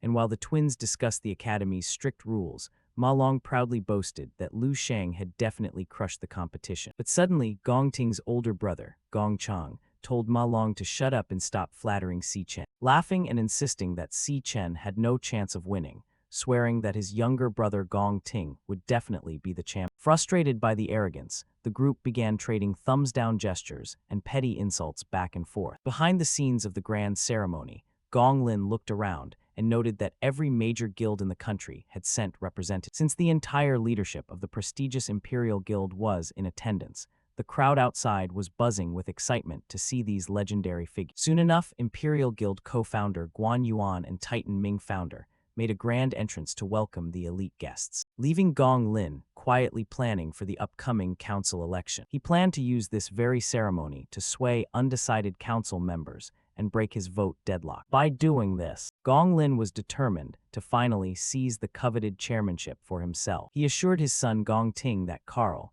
the vice president of the World Guild Alliance, would personally present him with the championship trophy, marking the beginning of their climb to the top. However, he gave Gong Ting a stern warning not to mess this up, ordering him to get out there, give a perfect speech, and show the world who he was. Feeling suffocated by his father's intense pressure, Gong Ting remained silent while clenching his fists so hard his suit ringed. Just then, the host stepped onto the main stage to begin the highly anticipated 2157th National Awakening University graduation ceremony. When she announced that the final assessment had officially concluded, Ma Long and the twins in the crowd lit up with excitement. Now, with all the powerful council members and school officials seated, the historic ceremony officially began. The entire auditorium erupted in thunderous applause. But while Gong Ting sat silently and tensely, Si Chen watched the proceedings calmly. Next, the announcer stepped onto the stage to officially announce the results of this year's grueling assessment. She pointed dramatically toward the glittering golden trophy